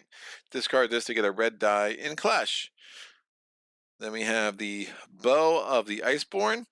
It requires 2 Guile. I do not have 2 Guile. I only have 0 Guile. And Yanni has 1 Guile. So that's a thing. Pay 1 food to gain a yellow die in Archery. And then we have the Axe of the Giants that requires 3 Might. I do not have 3 Might. No one has 3 Might. Play 1 food to gain a damage in Clash.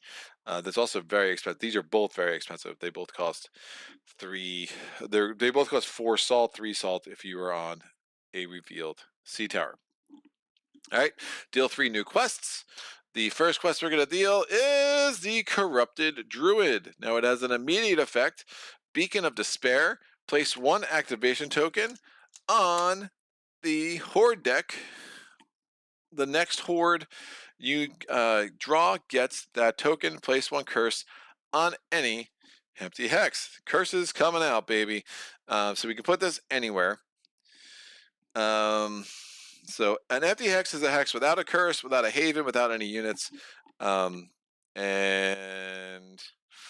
curses can be your friend because only hordes can use lightning bolt powers on a hex with a curse. So there's sometimes where you're facing a legion and you really want to find a place with a curse that you can go mess with them. So it has to be an empty hex. So I don't think there's a really great spot for this one, especially with the Iron Capital. So I'm just going to put this up there and out of the way, and we'll make it work. All right. So now 4 curses out. Good times. This comes out for the greater good. Also not a great, not one of my favorite quests. So 4/1/2. If you have no feat here, place a top feat of your feat deck here. If every player has a feat here, put their feats into place. So I can essentially get a feat out from my deck, depending on the hero I'm doing the quest with. I could put a feat there. Then since there's only 1 player, I would just immediately get that feat. So it could be interesting. And then finally we have the Instruction of the Druids. It's a 2+ to solve. 4/1/1. Gain any one of your feats. Shuffle your feat deck. Discard this quest, and then +1 die if you're on marshes. This is +1 die if there are 2 heroes present, and this is +1 die if you're on a hex with a curse. All right. Add 2 threat to all legions and hordes in play. There are none. There could be one. There is one quest that adds a legion. We just did not pull it. So draw and read the next event. All right. What do we got? So, Sanctuary of the Old God. Nobody knew what had prompted the old god to settle there. but his aura slowly began to change the world around him. Place one activation token on an unexplored hex. It stays there until the end of the game, or until the hex is removed. The hex grants double resources in the production phase. Place 2 skeletons on that hex.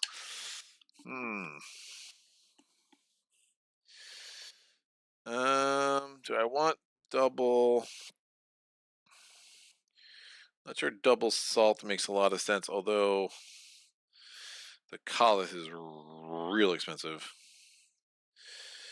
I can't, but I'm also going toward a sea tower. Double plunder could be good. Double salt's probably smarter. Double salt. We're putting horde in the dark mirror, and another horde at threat 4 on a sea tower. It cannot move, so I could just kind of head this way, but then that's just salt. I could try to get that plunder, but that's gonna be a forest or a mountain. Unexplored hex. It's too much salt. All right, we're gonna put this here, and again, if I can get a haven there, it's double resources, which can be helpful. We put 2 skeletons on that hex, just like that, and that's it. While most hordes wandered the Black Sea tirelessly in search of souls, there were some demons who began to entrench themselves. Place 1 horde at threat 4 in the dark mirror. So we get our first horde. This horde's also going to get this activation token. It is the Siren. She's awesome. So again, there were not a single card you would draw out of that deck that you're going to be like, yay! They're all awful. So putting her in the dark mirror, not adjacent to a haven, she's going to get a Bane. Shattered Earth, plays a curse here, and we're getting another curse. Awesome. So the beginning of her first combat, she auto places a curse, and then that thing gets discarded. We can't use lightning bolts against the Siren anyway, so that's not a big deal. The problem is when if I have a haven there, she's going to absolutely destroy it. But when she places the curse, so lots of things to consider there. We're going to get the Siren. Hello, she's now there. And her immediate ability is the heroes with the lowest guile place their standee on her hex. The lowest guile is Baranth. Yanni has a guile of 1, so now Baranth is there, which does mean that I won't get the bonus for having 2+ heroes there if I try to do that quest. Awesome. All right, next we get a horde. Boop-doop-doop. It is the Bloodworm. we are what? It was definitely Dirk was like, you had that game with 9 curses in the first round. Well, here we go, kids. So the Bloodworm comes out. Definitely want to fight him on a Marsh because woof. Yeah, he's the worst. Yeah.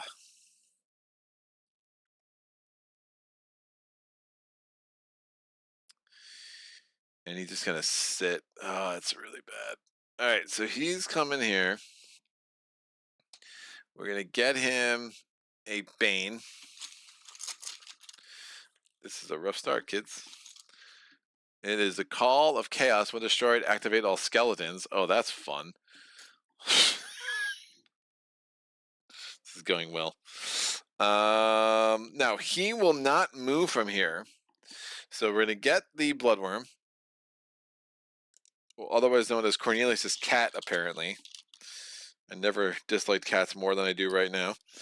We're going to put this right here. Good times. And I just put a little thing on. I gave him a little hat to remind me that he doesn't move. All right, that is round 1, or the event 1. We're going to place 1 activation token on every Horde and Legion in play.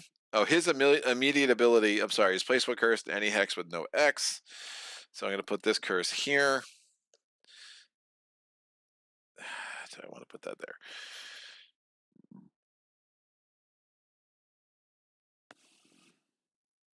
I'm going to put it here because it has to be a place with no X, and that destroys this garrison, which means that goes into the Chaos Graveyard.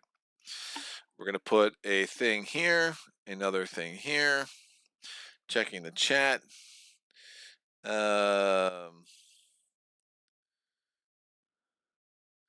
Private Vendetta, I don't know if you answered the question already, but I have an off-topic question. How did your campaign go? I'll come back to that.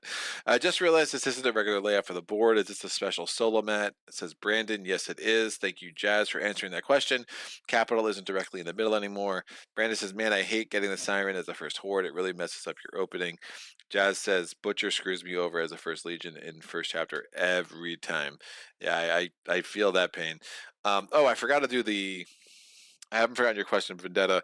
I forgot to do the Aether. So, is there a Legion in play at the beginning of the round? This technically happens at the refresh phase. No, there was not. Does the Empire have equal or more points than any players? Indeed. We have there are 5 curses to play. Now there are. There weren't before. And then there's 7 hexes with garrisons. Yes, there were at the beginning of the round. Now there's only 6, but that gets a Aether there. Blah. This is gonna be rough. All right, I can put this tray here. I think that will work. How did my campaign go? My campaign went very, very well. I will not. I ended up withdrawing a while ago. I did a lot of stuff behind the scenes. But for those who don't know, I was public about this. I ran to be a county court judge here in the city of Philadelphia. It is a dream delayed, but it is not a dream derailed, if that makes sense. So there are things developing. It will probably take a couple years to work themselves out, but I expect to be successful in my endeavors in the not too distant future, probably a couple years. So campaign went really well. Didn't get to the end. It didn't get across the finish line this year, although I was extremely close. But I should be in a good spot in the future. So politics is a very crazy board game that has as many twists and turns as a game of Uprising. So here we are. But yeah, thanks for asking. All right, let's go. We're gonna pull 2 feats for Baranth. So my options are Archery and Clash. Discard this, then destroy your Colith here to ignore all damage on your enemy's dice. That's rough because he's 7 resources to put out, and I'm not sure it makes sense to get him early. I don't know how long it's going to take me to get the Colith out. So my other option is the War Song. If you have 2+ Oathsworn here, gain a blue in Clash. That seems more realistic early.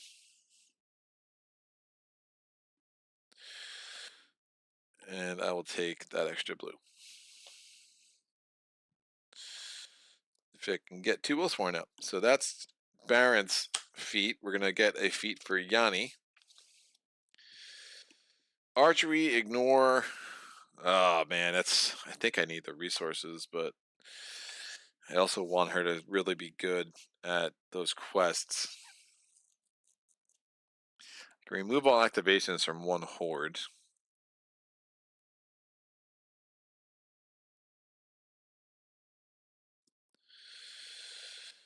Archery, ignore 1 damage or 1 shield on 1 of your enemy's dice, or I just get 3 extra resources and a bonus in rolling, but I can always add a die. Enemy rolls outside of combat anyway with her starting feat. I think I grabbed the archery die, that archery thing, man. It's really, really big. It's not how I would normally play, but I think I'm nervous about that bloodworm, and having that extra shield can be super, super helpful. Private Vendetta, I wish you all the best with your endeavors. Thank you, sir. Yeah, it was a very it's my second. I ran in 2019, so second time around was very interesting. I learned a lot, made a lot of friends. Yeah, can't really complain too much about how it played out for me. So it is what it is. Do I have any way to add units? No, I do not. The problem is, well, I don't think I'm killing the bloodworm anyway. Removing all activation tokens from the Bloodworm, I think, makes some sense.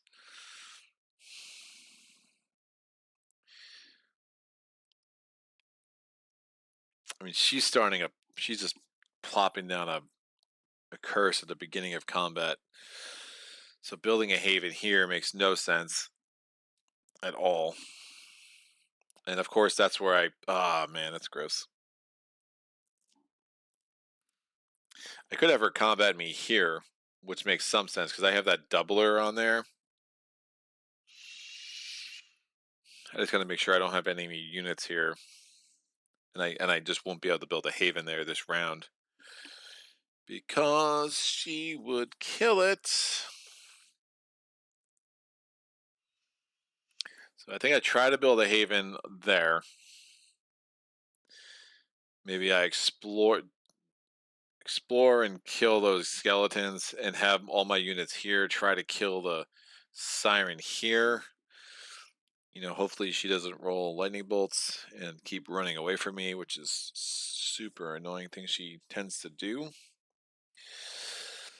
So I'm gonna build stuff. All right. I want to get one Oathsworn out that I pay for. So that's going to be 2 salt and 3 plunder.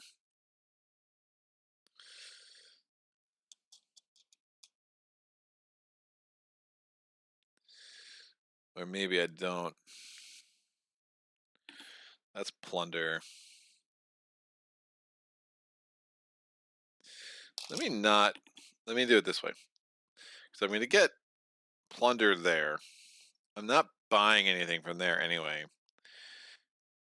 And if I can, well, I can only exchange 1. Woof. God. This is a rough start, kids.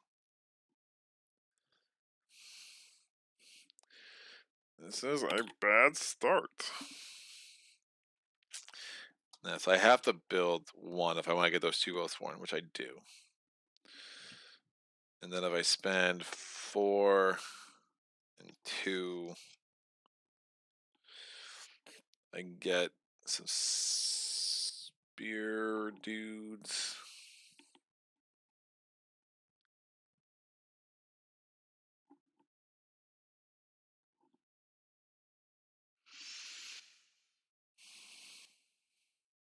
I'll have a bunch of shield. So yeah, let me get just some. The Bloodworm doesn't activate this round, but then he'll be up to a 6, which is absolutely gross.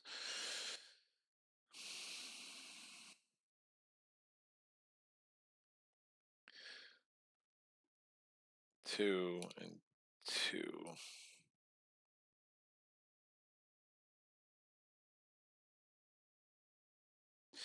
Yeah, I'm gonna build these 4 units. Whoa, I'm sorry. I can only have 1 Oathsworn. No, I can only have 3 of these units. I'll take the 2.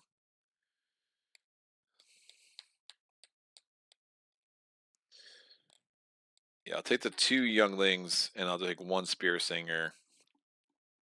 And then this is gonna be my herd, so to speak.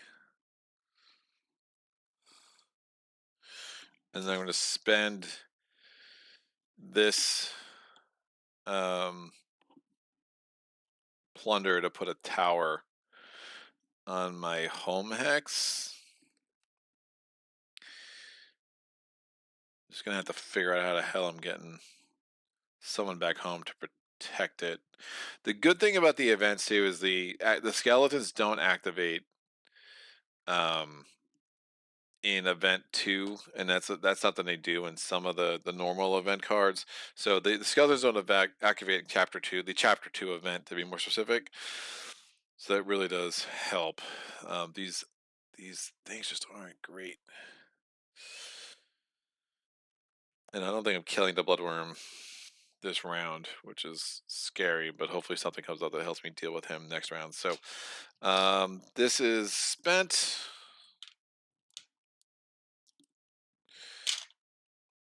This is a rough start. All right, done. We're going to move and explore with Baronth. We're going to flip this.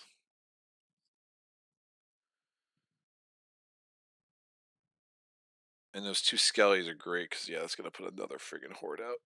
Ooh, that blocks her off. That makes I can build there potentially.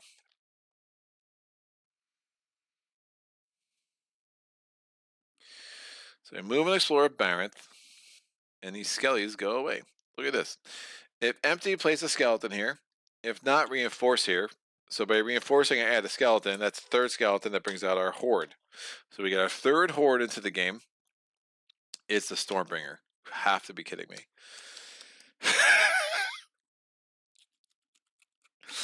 Okay.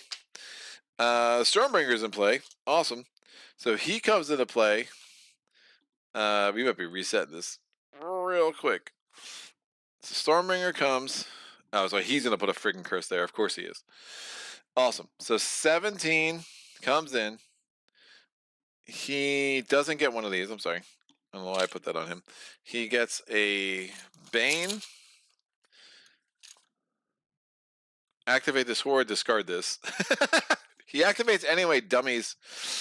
So he gets a Bane, he goes there. Now his immediate effect carries out first before that carries out. So he's going to activate here. He puts a curse in play, so we get another curse here. So somehow I'm going to have to move that. So since he's... Well, I placed it first because I was going to try to cut the siren off. But now she can get there. Now it doesn't matter because now there's a freaking curse there. So the Stormer activates. Now he comes into my home hex. Now I do not have... that's really gross. So I don't have Baron's abilities because I'm not there. Well, actually, I can still do the flipping thing, but I won't get... I don't have 2 Willsworn anyway, so I just won't... I won't have the archery thing where I can turn one of my dice to show a single... a single thing. But I can still do the ignore... I cannot use archery. I cannot use archery dice, I think. That's still me. I think I still get the archery abilities. I just can't roll dice. So the archery die where I can still ignore I'm pretty sure that's accurate. And of course the ignore damage on 1 die. I don't have one of those Aether there, so that's not going to be super helpful. So great. Awesome. Good times. So he comes in, he's rolling 1 black die in archery. Please don't be the 3. 1 damage. I think I could still ignore that from my ability with Yanni. Even though it says I can't use archery. I think that just means I can't roll dice. But someone can try to confirm that in the chat. It isn't as bad as one might think. For a learning curve, they streamlined so much with the chapter marker on the left. That and a flowchart for Legion and Horde activation makes most of the rules there for you. Oh yeah, it's really good. Haha, Brandon called Siren. That's where I need Pavel in my chat. As long as it's not a clash ability. No, it's an archery ability. It says if it says archery and I can't use archery, I think it just means I can't roll archery dice. So I can absolutely ignore that damage. So that's super helpful. Oh, he comes in, he's a level 4. So first of all, you do this ability, then you do this ability. So he would actually activate twice, the way the order of those things work, by the way, so with the Banes. But, you know, I think I have a chance of this not going completely sideways on me. So we'll see. So I'm rolling 1 red die, 1, 2 blue dice, a white die for the Spear Singer, and then a white die for the tower that I added. And the Stormbringer is rolling a blue die, a red die, a yellow die, and a white die. So I have more dice than you. You sucks. Urgh!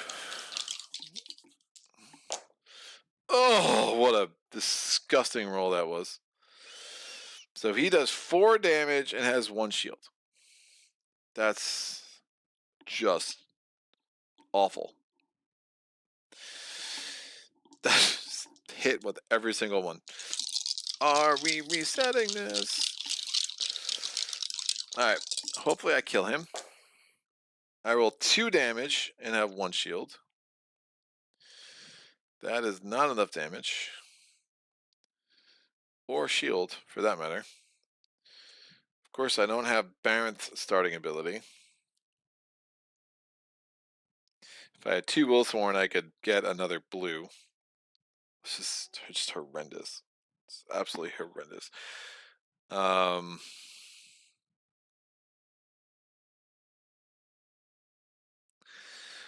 could use this Aether to reroll these 2 dice, which isn't crazy. Or I could try to reroll all 4 of them, which I think is a mistake considering you're still missing on a third of the white dice. Would have liked more shield.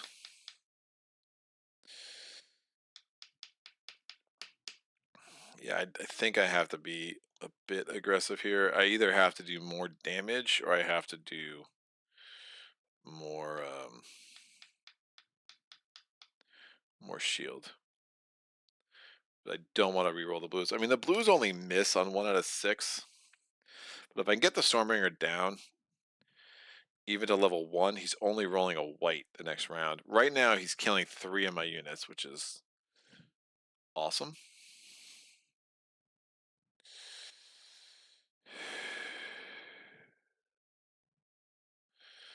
And this does not have to be in my hero's hex, so I could still flip that and get. So if I have a youngling around, I could turn it into an Oathsworn. The question is, am I just re-rolling? Am I re-rolling the blue dice and then risking not doing any damage?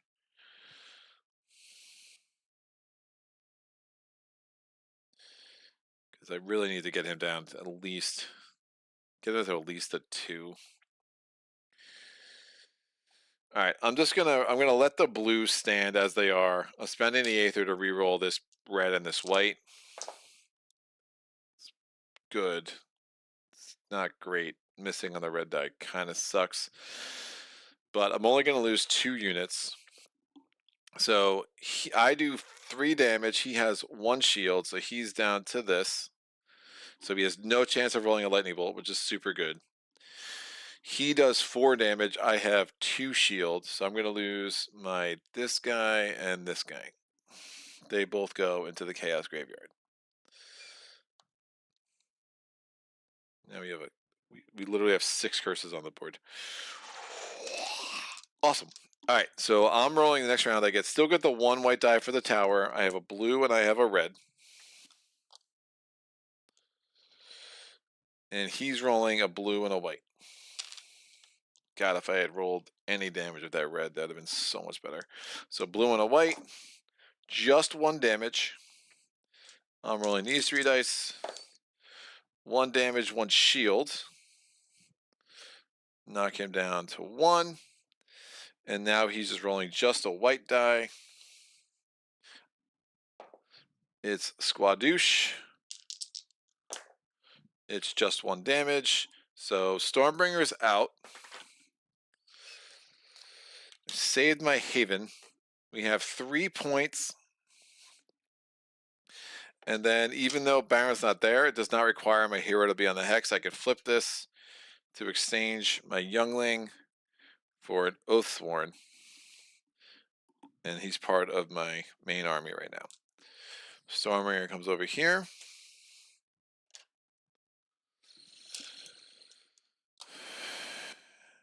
Oh, and the Stormbringer came out because of a 3 effect, so I actually get a blessing card as well. The blessing card is a red song. Discard this to add 1 red die for every Horde or Legion in play to any player's roll. So I'll put this blessing over here. I don't think I'm getting a Haven out, which is a problem. I need something to move this curse. And the siren's activating twice, which is super annoying. I don't think I could deal with her.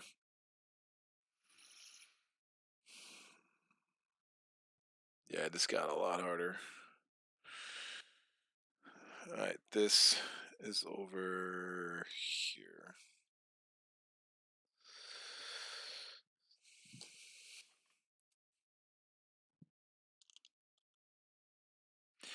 This got a lot harder. Just do a lot of move exploring.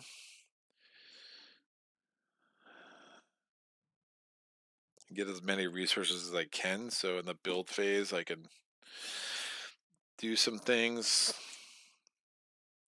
If I take strength off the siren, hopefully get something where I could throw the siren into the anywhere I want next turn.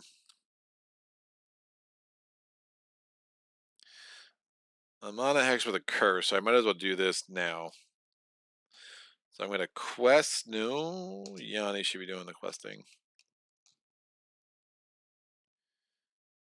Oh, if I get 3 lightning bolts, I can move a curse. That's super awesome. All right, so I'm going to move here with Yanni and hope I get 3 lightning bolts. That could actually save this round super nicely. I'm now going to quest with Yanni. Yanni's dice, she gets a red, a purple, a blue, and then a white or a yellow because of Guile. I will take the white. I'm really chasing lightning bolts, but if I can draw a new quest, that might also be good. And then I get to add any one die to any of my rolls outside of combat. I'll take a purple, and because I'm on a hex with the curse, I get another purple.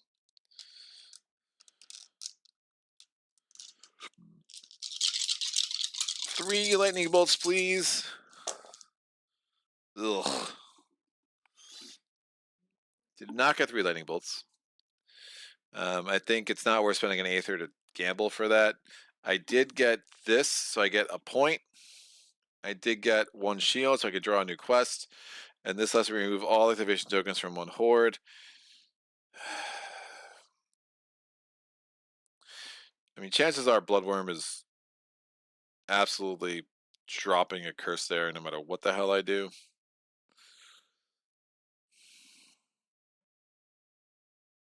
I don't think I want to deal with the Siren right now.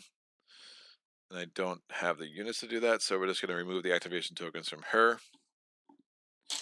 Discard this quest. Draw a new quest, because again, I had the 1 shield. Tua, 10, Tua then allies. 3-1-2. It lets me do some stuff on marshes, which is fun. And then has a cool ability to get shield. I don't hate that one. Again, if I'm not fighting much, I might as well get as many quests as I can. And these items aren't going to do much for me right now either. I'm going to chat.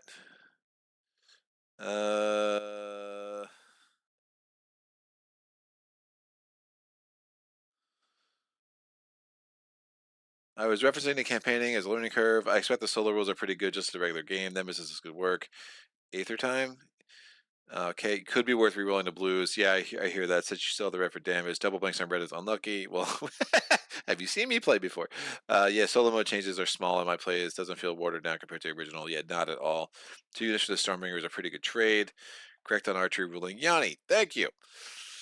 Awesome. It's nice to have some rules experts here that are not me. All right, we're gonna. Sure. People know. They know. God, I really want to find a marsh, apparently.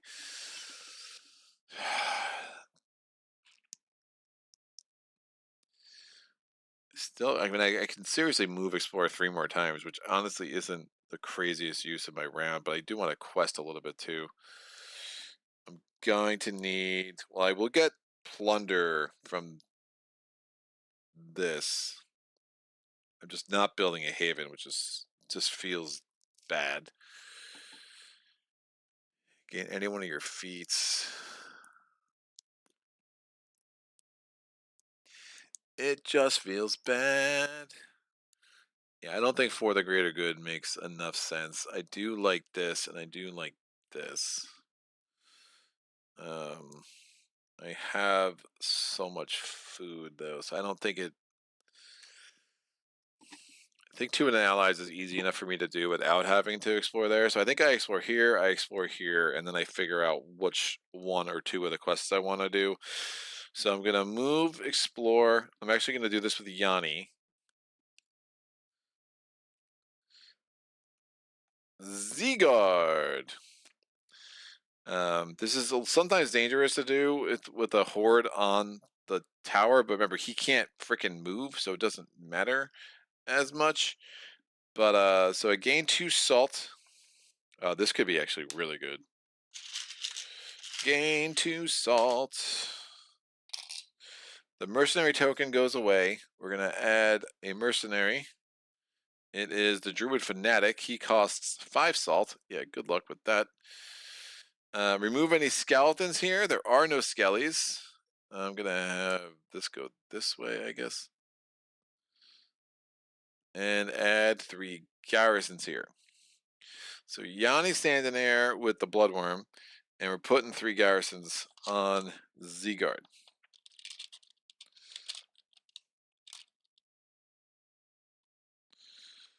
This will go here. They're having a little bit of a fight, probably dropping a curse at this point, but that's fine. The Bloodworm, activate all skellies. Well, yeah, I mean, the off chance the Bloodworm loses this, which is possible, then all the skeletons will be activated, and actually not terrible right now, because I still do have these 2 Oathsworn in my home hex. Alright, and I just played a game against the Harvester, so like I will try not to roll red dice for the skeletons and archery for those who know. So we're rolling the 2 reds for the Bloodworm. The garrisons might actually knock this guy out, which would be kind of magical. We're going 3 white dice for the garrisons. Just 1 damage. Alright. The garrisons are now rolling a white, 2 yellows, and 2 blues. And the Bloodworm is rolling 3 reds. I'm just rolling nothing but blanks with reds right now. That's 3 damage and 1 shield. They might mutually assure destruction here would be awesome. Bloodworm, 1 damage. The shields knock that out.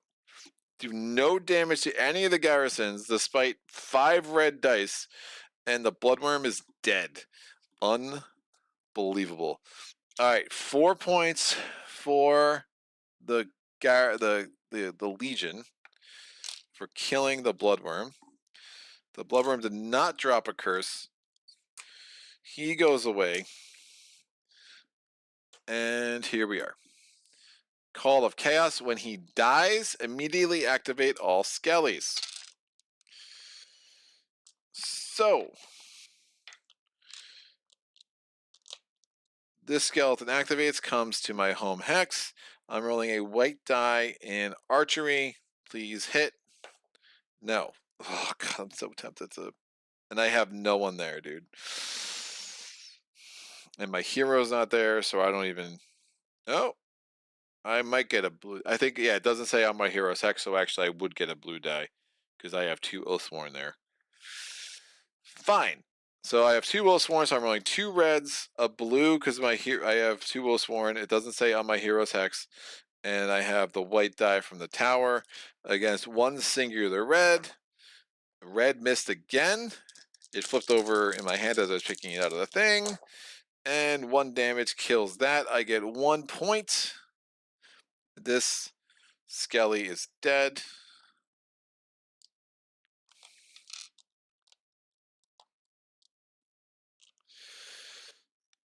Activate other Skellies. This Skelly activates. He's going to go toward where there's enemy units. He goes here.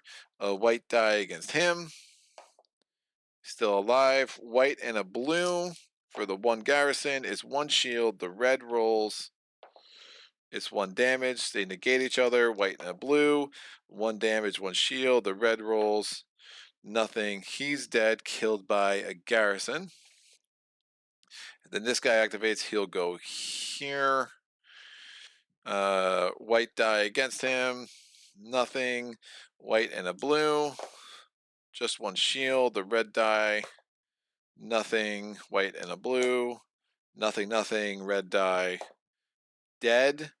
And we add another skelly because I rolled a lightning bolt. And this goes here. Okay, that's fine. All skeletons have been activated. This is out.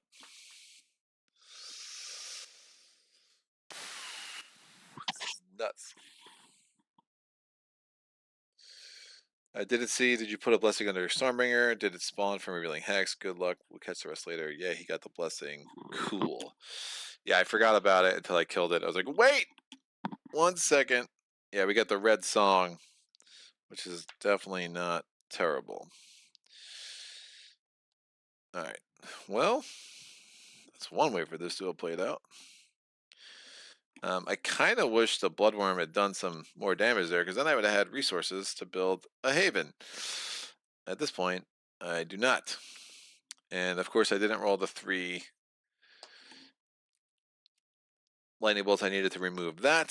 So we're just not getting a haven out. So again, I just need resources. The 2 salt from that was a little disappointing. A lot of the 2 towers will give you more than that. So I'm going to move, explore with Barinth. He's going to come here. Get some plunder at least. Dunkelhelm. Just lots of mountains. I get 2 plunder. Remove any skeletons here. Place 2 garrisons here. Ugh. Crazy.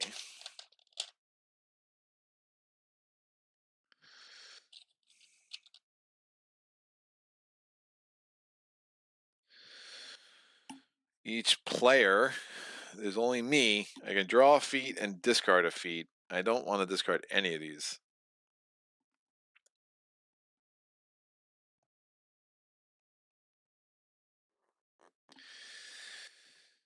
Although, I mean, getting rid of the youngling thing to make it an Oathsworn might not be crazy, since I have 2 Oathsworn on the board already.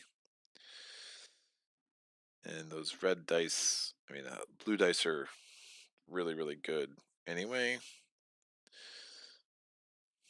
So I'm going to draw a feat with Barinth. When you build a haven, you may build units and defenses there. I mean, I don't think this matters too much. I'm going to discard that and just keep what I have. So I explored 2 things and only got 2 resources. That is not good. And it's 3 garrisons there too, which is kind of gross.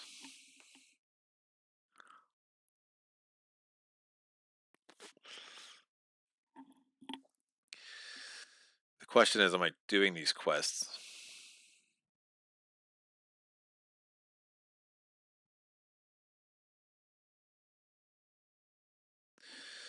I think I am. I think I am. Oh, and I'm not. And I'm not playing with the Arch-Nemesis too. So, it's fine. Yeah, let me quest.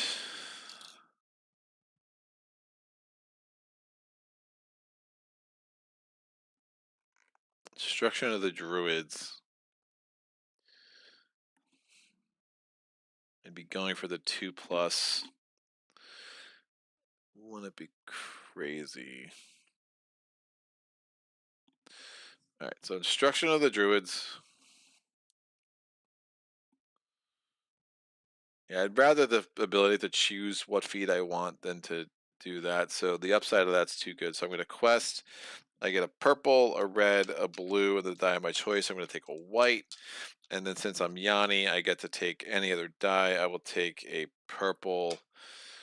I really just need 1 lightning bolt and 1 shield, or 1 lightning bolt and 4 skulls, or 1 shield and 4 skulls. So 2+s are always a little tight.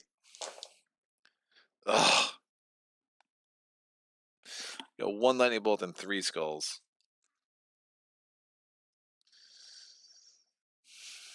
No shield. And I keep rolling blanks with reds, man. It's just, come on, dude. What is happening? All right, that's fine. Chaos gains a point. I'm done trying that. Let's do this 2-a-ton thing. I'm gonna roll.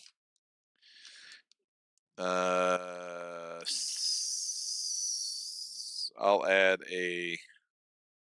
I guess I could add a black instead of the purple, but just trying to hit those lightning bolts hard. Yeah, I'll add a black for 2 with an allies. Wolf. I got the 1 shield. Didn't even get 3 skulls. It's killing me. All right, so we got 2 with an allies. Take this card. Gain +1 blue on marshes and clash. You may discard this to gain 1 shield for every blank you rolled, and that doesn't have to be on a marsh. That could be anywhere. That has been clarified in an FAQ. All right, so those was my last thing. I did 2 quests. I got that ability, which could come out pretty handy. Gets a bunch of shield at some point. And as long as it's not the Spy Master, that'll be helpful. That's good. Let's go. So that's the end of the round. End of the action phase, I should say. Activate Legions and Hordes. There are no activation tokens on the Siren, so we're good there. Gain resources based on my total havens. That is literally just 3 plunder and 1 food. Not great. Ugh, really bad. And then I get 1/1/1 because of my home hex. 1, 1. Oops. 1, 1, 1. And for those who don't know, so it's on your actual faction board. Tells me how much plunder, how much resources I get for having how many havens. I still only have the 1 haven, and then on the board I get the 1/1/1 from that. Scoring phase, the Empire is going to score 1, 2, 3, 4, 5, 6 points because it has 6 hexes with garrisons. It's also going to score a 2 points because it has 1 unit in its graveyard. So 6 + 2 is 8. So 4 + 8 is 12. And then for the Chaos, it has 6 freaking curses out. It has 4 units in its graveyard, so that's 8 points for that, plus the 6. And it has 1 point for the Sirens out, so 6 + 1 is 7, plus 8 is 15. It's at 1, it gets to 16. That's a lot of points. And then I just get the 2 points and then the 1 point for my home hex still having a haven. Barely, by the skin of its teeth. Good times. All right. Not the greatest start I've ever had. We're going to go back up here. We're going to flip all my face down cards face up. We have the Youngling back. I get my 10 action points back. We're going to get 3 new items. So all the items over here go away. 3 new items that come out. I'm actually going to put these over here. 3 new items that come out are the Sun Staff. You may consider your units in any graveyard as if they were in your reserve. The Bottle Demon, pay a salt to gain a red die in archery, but you need 3 magic. I do not have that. These are just not good. Pay 2 resources to add a symbol to any player's roll outside of combat, but it needs 2 guile. Killing it, kids. All right, 3 new quests. These quests go away. First quest to come out is Necromancy. Place 2 skeletons on any empty explored hexes.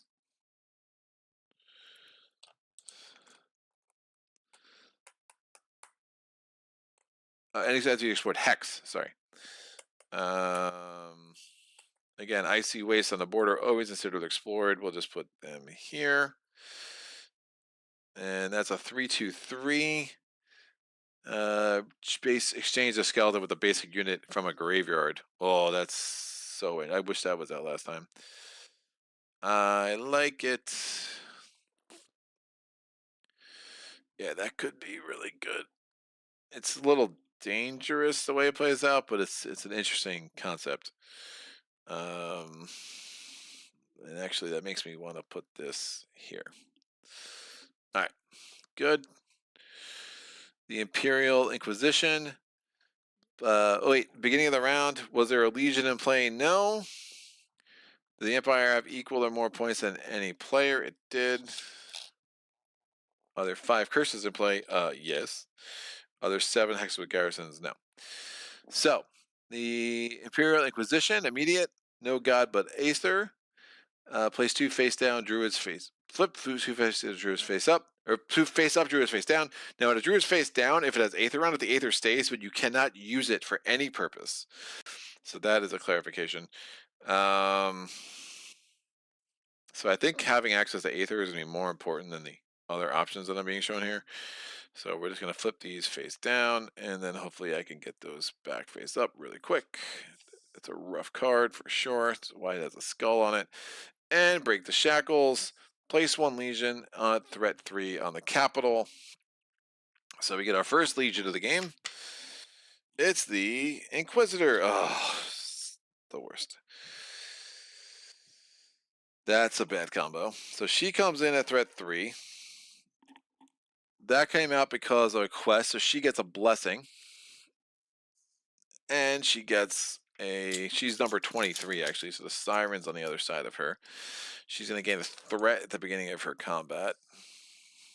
So I'll go there and there. And her immediate place 1 druid revealed the possible under her card. So much for access to this. The Aether, I think, just stays on the board. Again, I can't use it. We'll restore it later. So I basically lost 3 druids. And the Inquisitor is number 23. She's now here. She's going to place her target on the capital because we're playing with the Iron Capital rules. At this point, she would come here to kill that guy. I got nothing to move curses, which is really bad. How bad is it? Super bad. Super bad. All right, when this quest is in play, if you destroy any legions or garrisons, you get 2 resources. Yay! Add 2 threat to legions and hordes in place. So the Inquisitor is now up to 5. The Siren's up to 6. Draw and reveal. Read the next event. All right. The Zakaya was dealing in a rare commodity, the memories of a Drake. The elixir was outrageously expensive, but the doors it opened in your mind were worth the price. I can pay salt. No, it's not paying that. Yeah, I will never pay for salt to do what it's asking me to do. I will never have 4 salt that expendable in chapter 2. So, Dirk, if you're watching, I would ask you to rebalance this card because no way. Or make it like a chapter 3 card where it's like might be more realistic. But I would almost be like pay 4 to choose the feat you want. Oh, to keep 2. I don't know. It's the balance of that always felt wrong to me. I've seen this card a few times. I've never even thought about paying the 4. The Inquisition began rounding up the lower caste to serve in their hunt for the Druids. Place 1 horde at threat 5 on an empty hex, not adjacent to a haven. This horde cannot move from here. Indicate this with a 2nd threat tracker on its card. So we're getting another horde that can't move, not adjacent to a haven.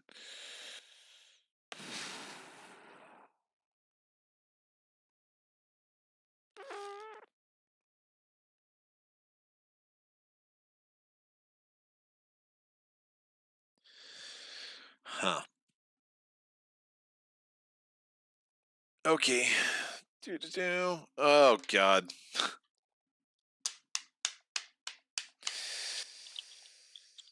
King of Plagues. So he comes in at threat 5. He makes me lose half my food, which is literally the only resource I have a lot of.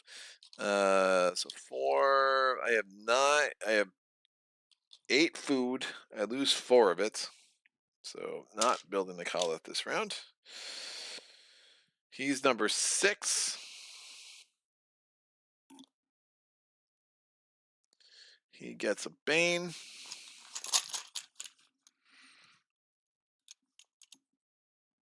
Trail of Bones. Activate. Place 2 skeletons here. 2 active. Oh, that's bad. And he can't move. And the crazy thing is the Legion is never going to get to him unless I pull the Crimson Shield.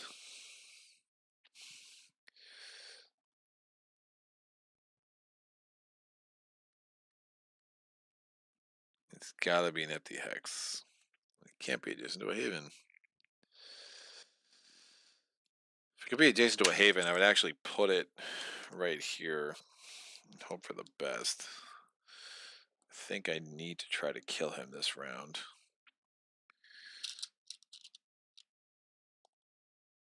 Well,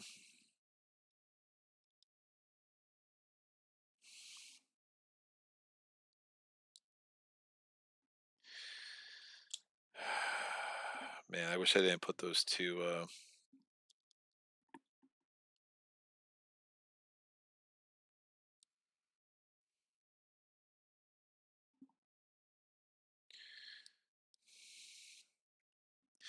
Wish I did not put those two skeletons there. I'm going to put this here. I just think this is the direction I'm going. I know the Fanatic I can get there, but that's just way more salt than I have right now. All right, place a Legion on threat 5 on the capital. It's the new Emperor.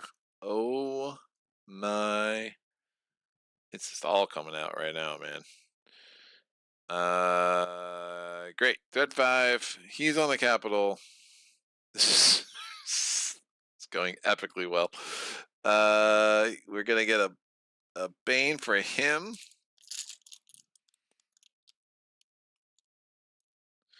Imperial Engineers, place 3 garrisons instead of 1. That's awesome.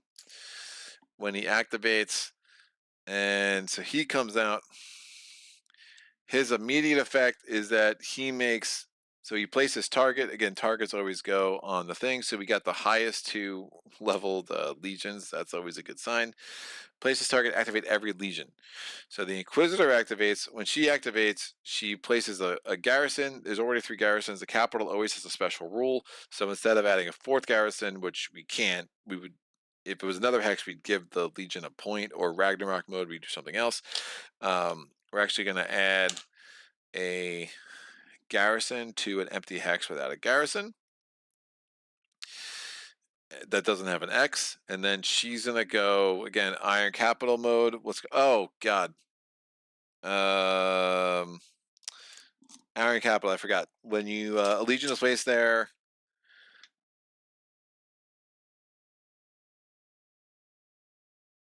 Places are here and only here. What's the one? Oh, it's the Capital of the Storms. They get an activation token. Yeah, that's fine. So she's going to then activate Iron Capital. She's going to look for a hex with a haven that's adjacent to the capital. There are none. A hex with the fewest enemy units or threat. She's going to go here. She's now going to battle with these 2 clowns. At the beginning of battle, she gains a threat, which is super gross. And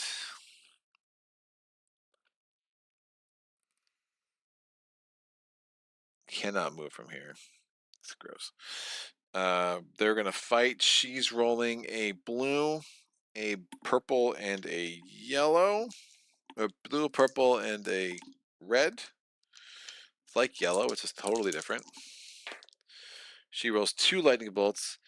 Every player loses a point. That can only happen once per round, but it definitely happened. Even though I'm not in this battle, just the threat of her existing is so bad. She is now going to go to. She didn't do any damage though, so they're rolling 2 reds against her in clash. She's rolling a black, a purple, a blue, a red, and a yellow. Little combo meal here. 2 reds, 2 damage. I actually can roll skulls with the reds, guys. I know you were worried. Whoa, I lose another point because the Inquisitor sucks.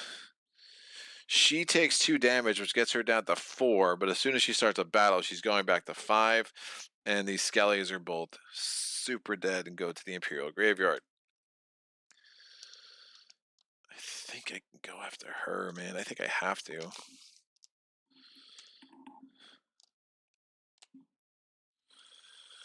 And then the Emperor, when he activates, he adds 3 garrisons, so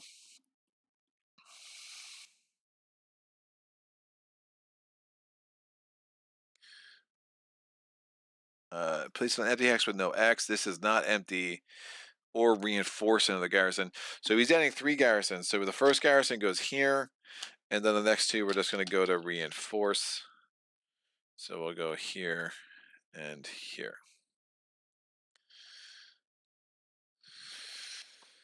And then he's going to move. What are his choices? Hex for the Haven, there are none. A hex for the fewest enemy units or threat, there are none. Or a hex with the fewest Imperial units, which is going to be here. So now he's on a place with a curse, which also makes him an interesting target to attack. Although his ability, his lightning bolt ability actually isn't that scary. We're going to flip one unexplored hex and resolve its effects. We're finishing out the event here. I will flip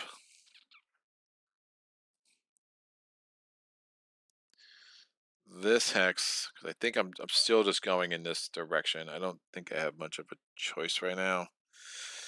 The question is, how am I going to get my units home to protect that? But I don't know if I can worry about that too much right now. So I'm resolving its effects. So we're going to get 2 food on Riga. If empty, place a garrison. If not,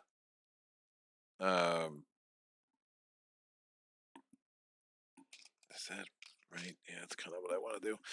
If empty, place a garrison. If not, reinforce. It's not empty. There was a garrison, so we get the second garrison. Place 1 garrison in any empty hex with no X. I can't do that either, so we're going to reinforce another garrison instead. Oh, and any empty, yeah, it's not, this is not empty. So we reinforce another garrison instead. I will reinforce that garrison out here. And I'm dropping it. Woo! Man, I don't think I've ever seen a game with so many mountains. It's just unreal. Just mountains everywhere.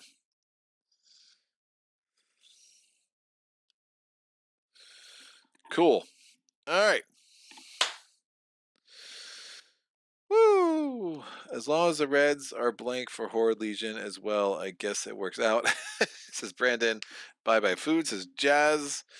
Yeah. Alright. Place activation tokens on everything. Activation token. Activation token. Activation token. Activation token. Just nothing's giving me units. I mean, these are just not a good combination of quests. I have no freaking druids anymore. Like, what is happening? Draw 2 feats. The red song becomes a pretty dynamic card right now, actually. That blessing might be everything I need. Oh man, I really want to go after the Inquisitor.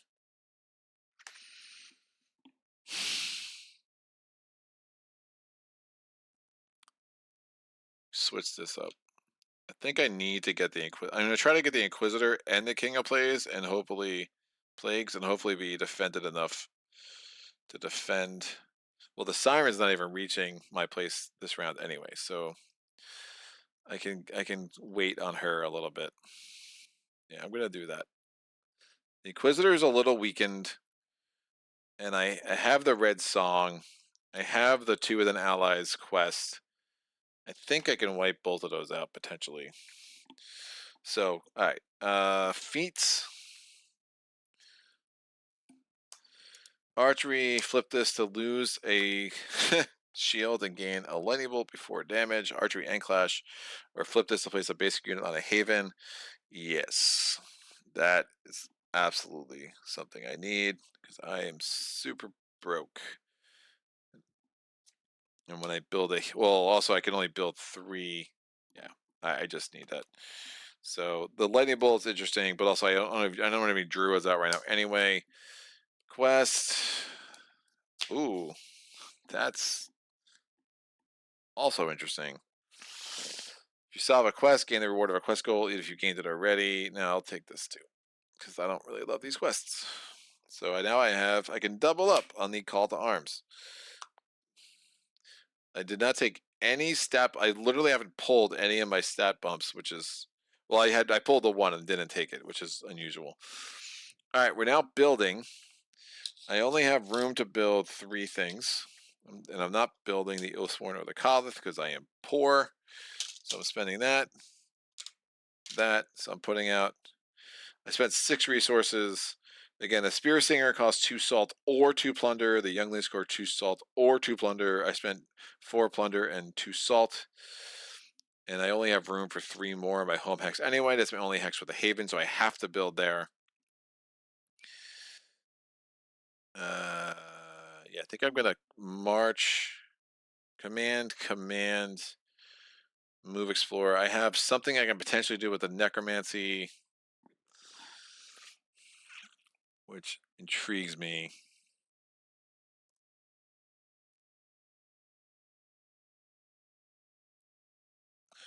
But I can only do that once I have units in the graveyard anyway. All right, command. I'll get the 2.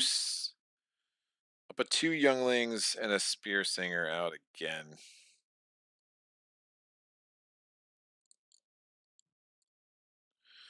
And they're going to be part of my marauding herd.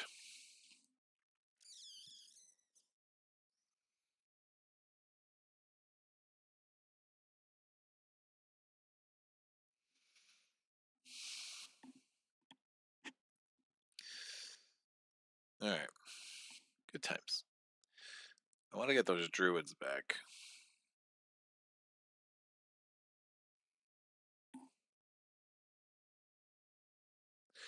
I just need 1 shield and 1 lightning bolt. I mean,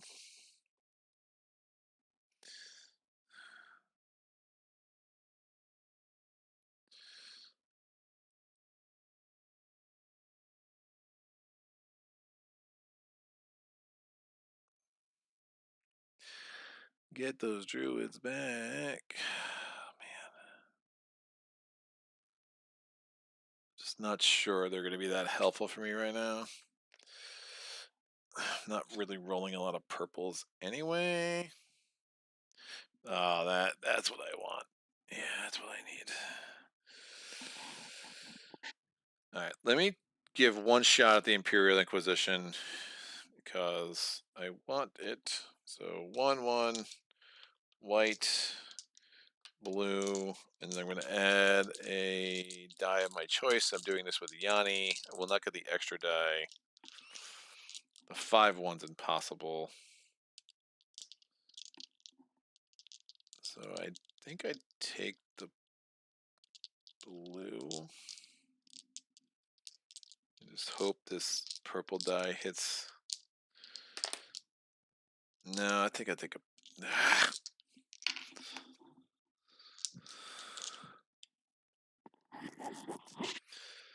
If I had the 2 Guile, buying the runestones actually would make a little bit of sense.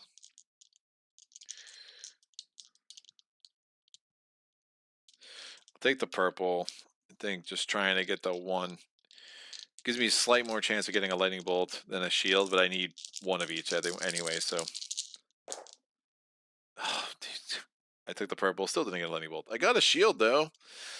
All right, I give up in the Inquisition. I'm just gonna have to play this round without it. It was worth a shot. Let's get moving. So I'm gonna command, spending this. I'm gonna command these guys into here with Baranth. I'm going to command again.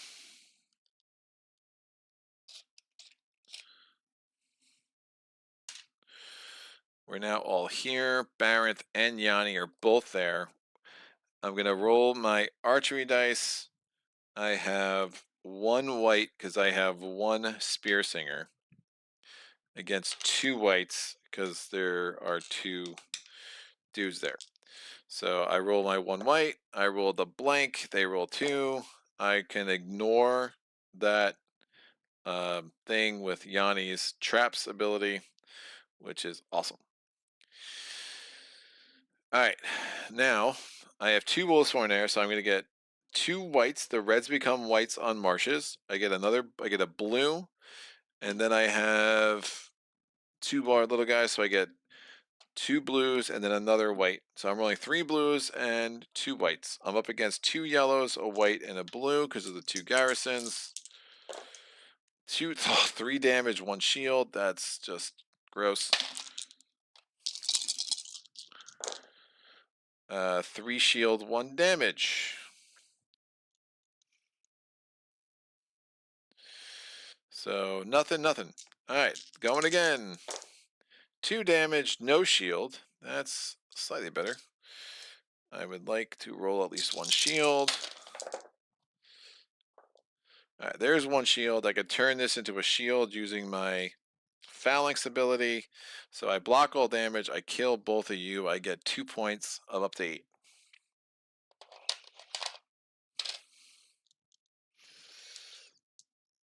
They're here. Whites, yellows, white, blue.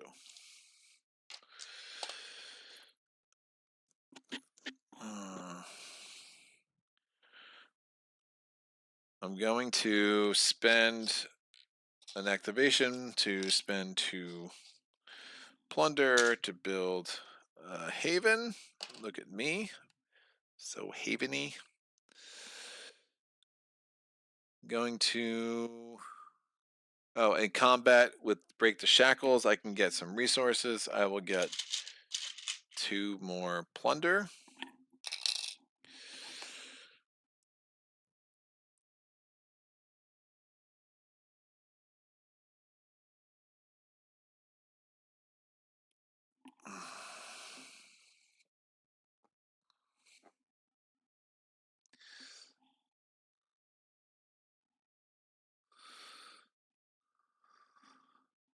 That's sick. All right, I'm going to do necromancy. So I'm going to do this quest with Yanni. She's doing she gets a red, a blue.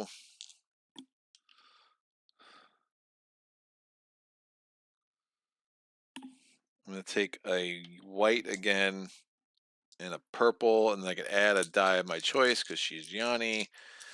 I would really love shields and lightning bolts.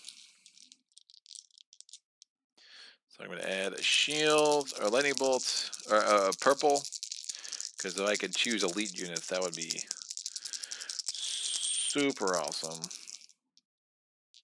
But 2 shields, I can resolve the effect again. I get 2 units out. Oh, I have no one dead. So I can't do necromancy anyway. Never mind. Just messing with your head. Wait, someone needs to die first. So I'm not doing that quest. I'm going to do a move and explore.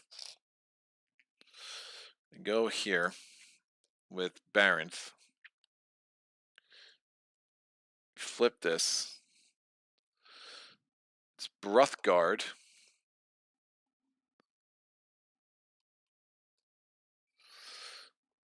Oh, that's great. I get 2 food. We're getting another. That's really bad.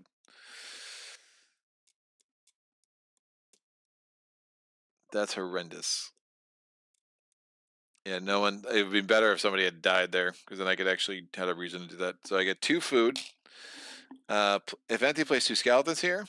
It is empty. And that means they're going to fight with the Inquisitor, which is intriguing. Then place 2 skeletons with other skeletons. Oh. This gets real weird.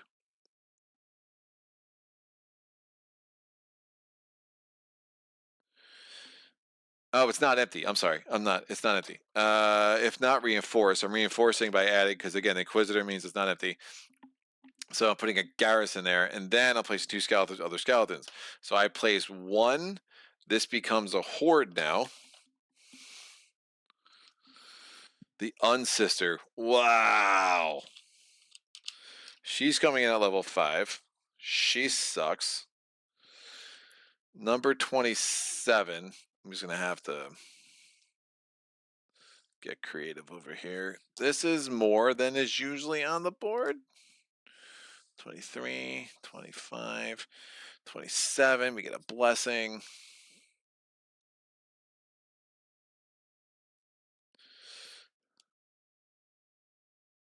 We're gonna get a Bane,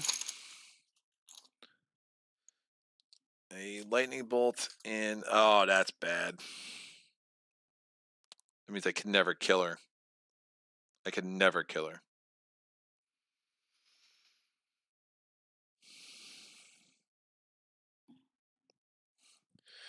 She cannot be killed because she will always just respawn.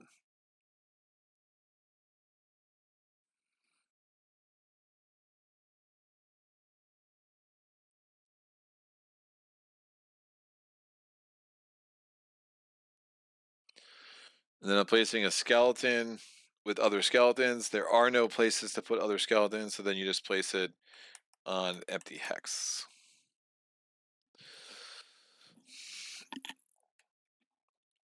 And this will go here. God, the Eye of Yasat is really bad.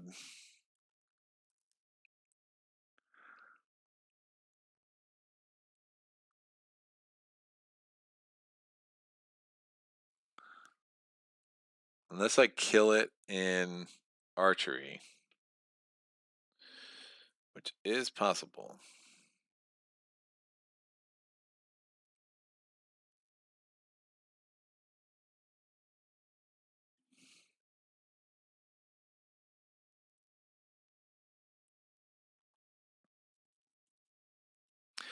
Because I have the red song, so I'd be rolling 5 extra red dice.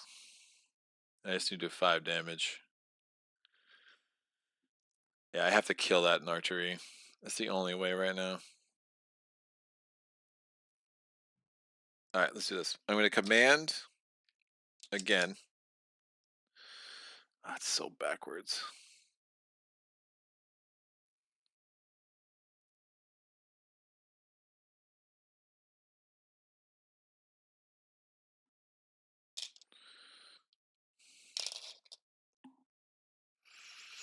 I can't command there, then command there, and command there. So I have to command there, command there, command there.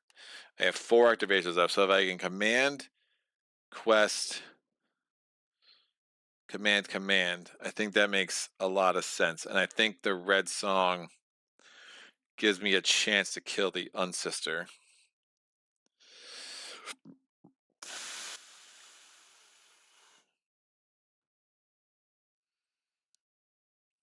Alright, I'm going to command 1 food.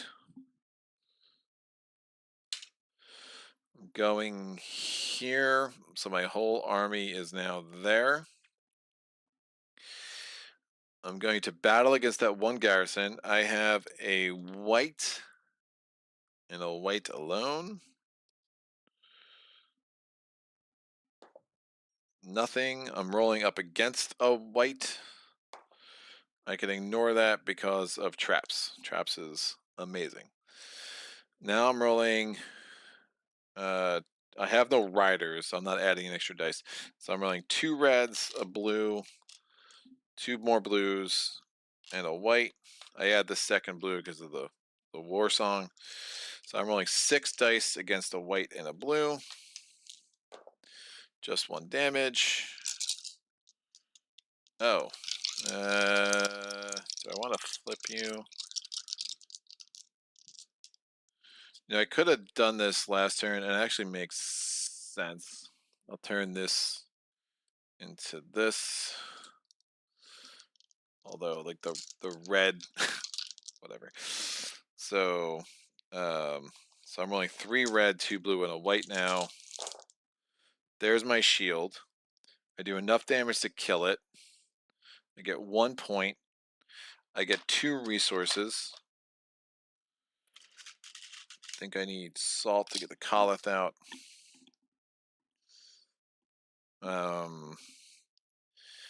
Then I can make them lose a point or get the resources on the thing, and then I'm just wasting a lightning bolt. I will get the 2 food on the thing to get more resources.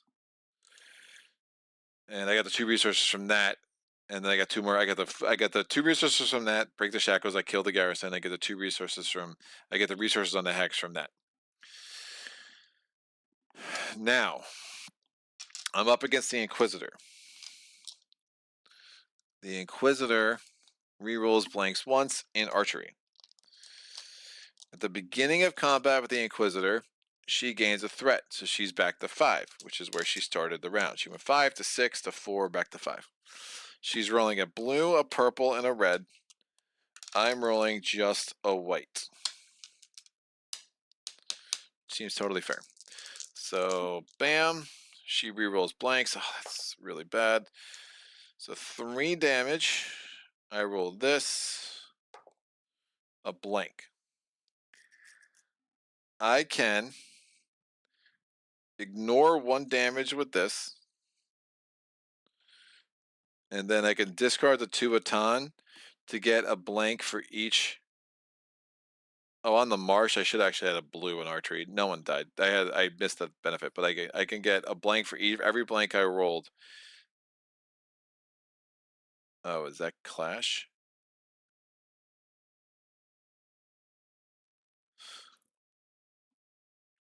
I'm not sure if I have to do this in clash.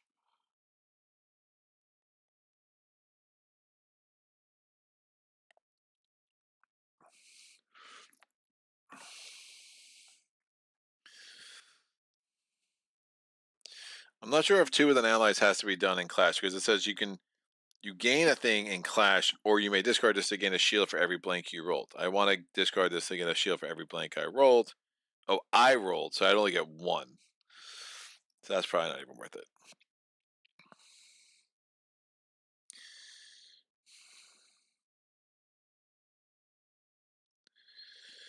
I can turn one of my dice to show a single shield, thanks to Phalanx.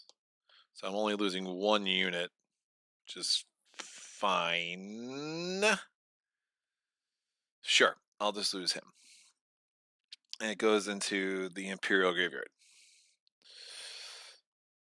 I can deal with that.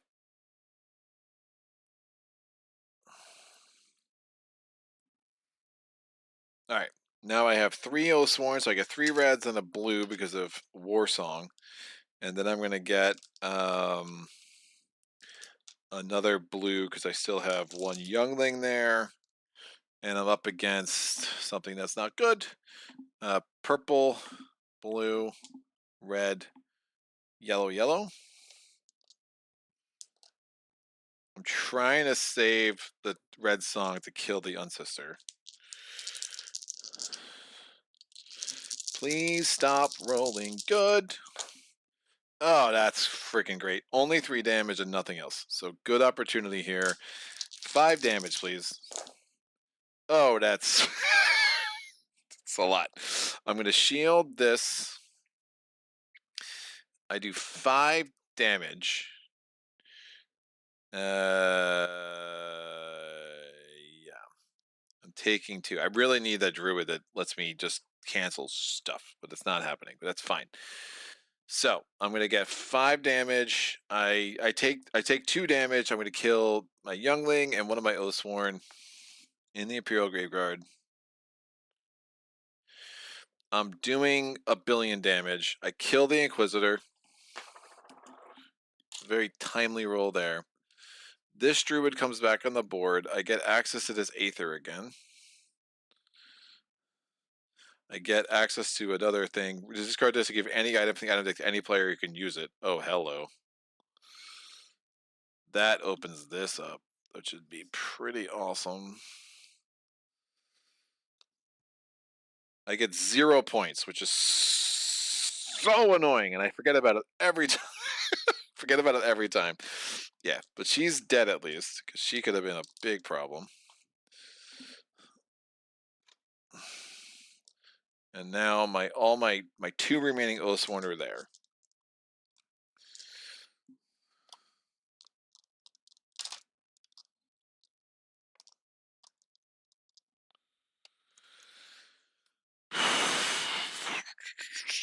King of Plagues can come back here.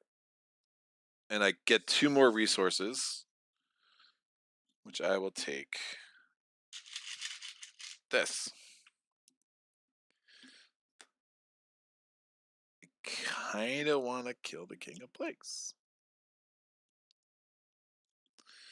I'll take 2 2 salts.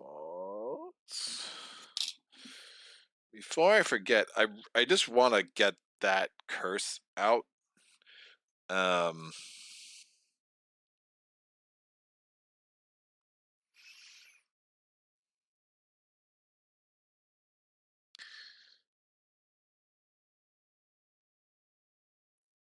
so I'm gonna do the Gift of the Outlander to look through the item deck because I know what I want. I just want to be able to remove a curse.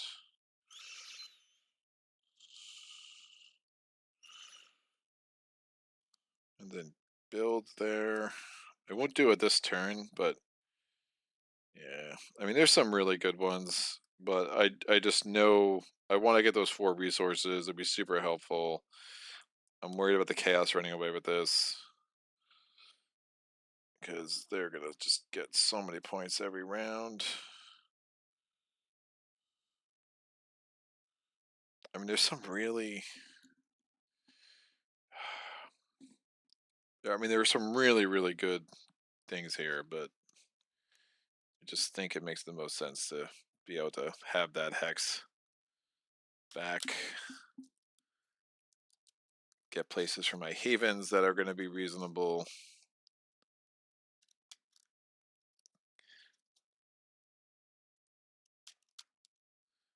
I guess there's a real question, am I just letting the King of Plagues survive another round? Because then I could build a haven.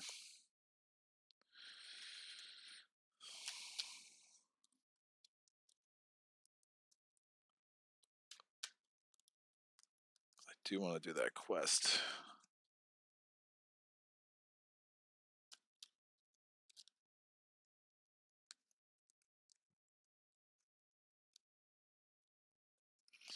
All right, so I use this blessing. Goes away.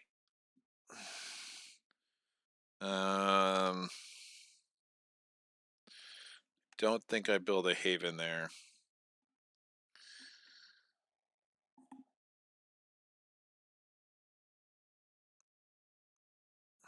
I'm going to flip this to place a basic unit on a haven. I'm going to flip this to place a basic unit on a haven. And actually, I'll bring up both of my spear singers.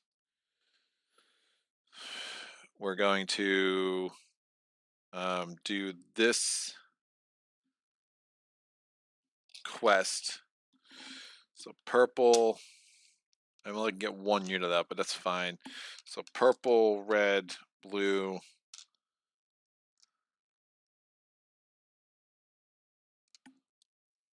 I am going to go for the 3 lightning bolts because that would be super helpful. And then I'll get a yellow because I'll stumble into 3 skulls if I don't get the 2 lightning bolts. 3 lightning bolts. 3 lightning bolts. Holy crap, dude. So bad. No. I'm going to re-roll that. I get 1 re-roll. And I need either 3 skulls, 3 lightning bolts, or 2 shield. 5 lightning bolts, whatever. Or 5 skulls. Great. So I did that. Oh, I get to add a right. I did add the roll, right? Because I haven't added anything. So I get to exchange 1 skeleton with 1 basic unit from the graveyard. From a graveyard. So I think the skeleton is out of play. I don't think it goes into the graveyard, and then I'll take this guy. I really want to kill this Unsister in archery, otherwise it's always going to stay around because of its lightning bolt ability. So discard this quest. And fine. I'm going to command the 4th time, so spending a food for that. So I commanded once, twice, 3 times, 4 times here. So all these guys are going to now join my herd. And both my units are here. And I'm now discarding the red song to get 1 red die for every horde or legion in play. So we are getting to any player's roll. And I think I can actually see the roll first. I don't think I have to wait for that. The only problem is if he rolls, he's rolling 1 black, and if he rolls a lightning bolt on that, I'm going to be very sad. So we're in archery. I'm rolling 3 white dice because I have all 3 of my spear singers there. And this dude is rolling 1 black. Please do not roll a lightning bolt. All right, 1 damage. I'm rolling 3 white dice, and then I am going to add the red song because I'm trying to kill him now. So I'm rolling 7 dice. I just need 5 damage. 1, 2, 3, 4, 5 damage on the nut. And I do block that. I did not roll any lightning bolts, so the Unsister's dead. I get 2 whopping points for that. So I killed 2 horde. I killed 1 legion and 1 horde, and I got a whopping 2 points. Just awesome. I get another blessing. Discard this when any player succeeds at the quest. They may gain their rewards again, but not the solve effect. That ain't my favorite. That's dead. This has been a very complicated second round. Just not usually this much thinking. All right. Unsister's out. And I don't think I ever got this many blessings this quick in a game. Yeah, so 3 guys died. I was able to put 2 on the board with my feet, and then I was able to take 1 out of the graveyard with that. I think I do try to kill the King of Plagues before it starts making my life a mess.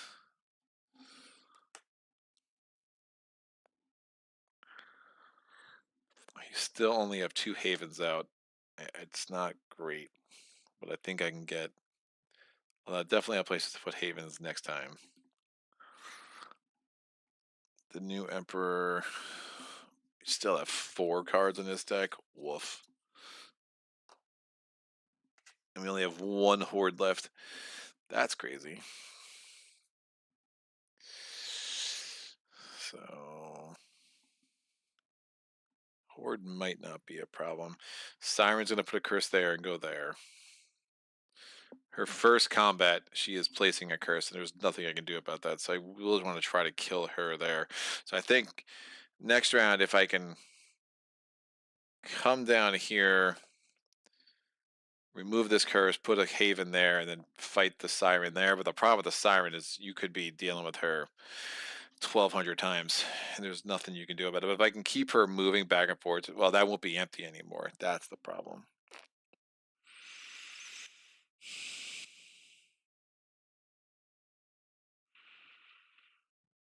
But if this is empty, she'll go there, and I can move her back and well, then I will have a curse too. Ugh. Siren's so annoying. Siren is so annoying. Da, da, da, da, da, da, da.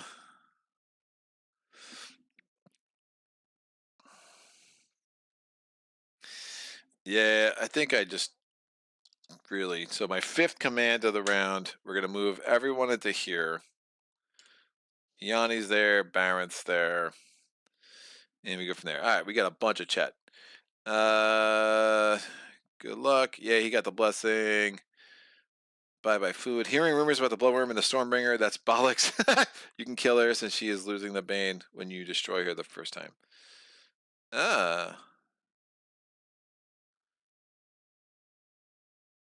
Losing the Bane. But she always gets the. Oh, right. So I'd have to kill her, then kill her again. But who the hell wants to do that? Yeah, it's a lot of bad guys. What a terrible day to have to work hard. Maybe the video of the year I would like to have seen live. You'll get another chance to see Greg fight the Dracula soon. This is amazing night, Brandon. I feel like round 2 is always the most hectic. That's about right. That's totally, especially without round 4 for me if you're doing the Arch-Nemesis. But here we go, man. If I can kill 3 of these things in 1 round, they get 5 points. 2 garrisons in the capital, whatever. They'll both just go back to Baruch guard. No, wait, I'm not killing that. Yeah, just 5 points for King of Plagues. Great. And it would prevent him from activating. I'd feel pretty good about that. So he's rolling a white, blue, blue. I'm rolling 3 whites. I still have 2 Oathsworn there, which is magical. White, blue, blue from the King of Plagues. Oh, so disgusting. Oh, okay. So I got no shield. So I can archery and clash. I can turn this to a shield. That's once for combat. Why is that once for combat? Did I do that more than once last time? I don't remember. I might have done that more than once for combat. I'm doing it now. So I don't know. Someone could tell me if I cheated before. And I mean, honestly, I could. If I did it more than I was supposed to last time, let me know, and I'll just discard the 2 with an allies. And that should make up for it. So I'm making that a shield. We are going to that's my once per combat. I can put that sideways to remind myself I did that, and then I can ignore 1 damage from that with Yanni, and that's once per round. But I only use it in archery, and there's only 1 archery round, 99 times out of 100. So there's 1 Bane that adds a 2nd archery round. So that's done.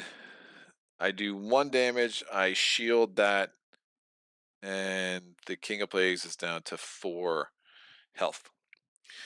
So now it is a blue, blue, red, red, white. And I'm rolling 2 reds, a blue because I have 2 Oathsworn, and 3 whites.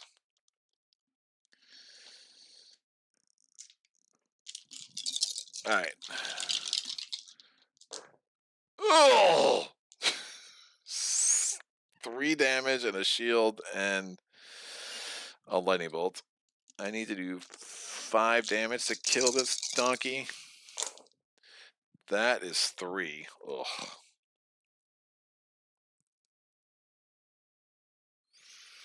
And only 1 shield. And I already used that. I think I re-roll them all.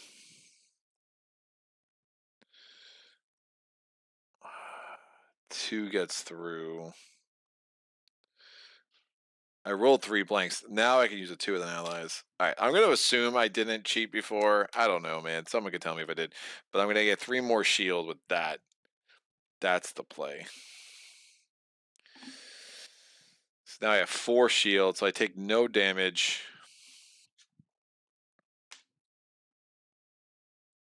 This goes here.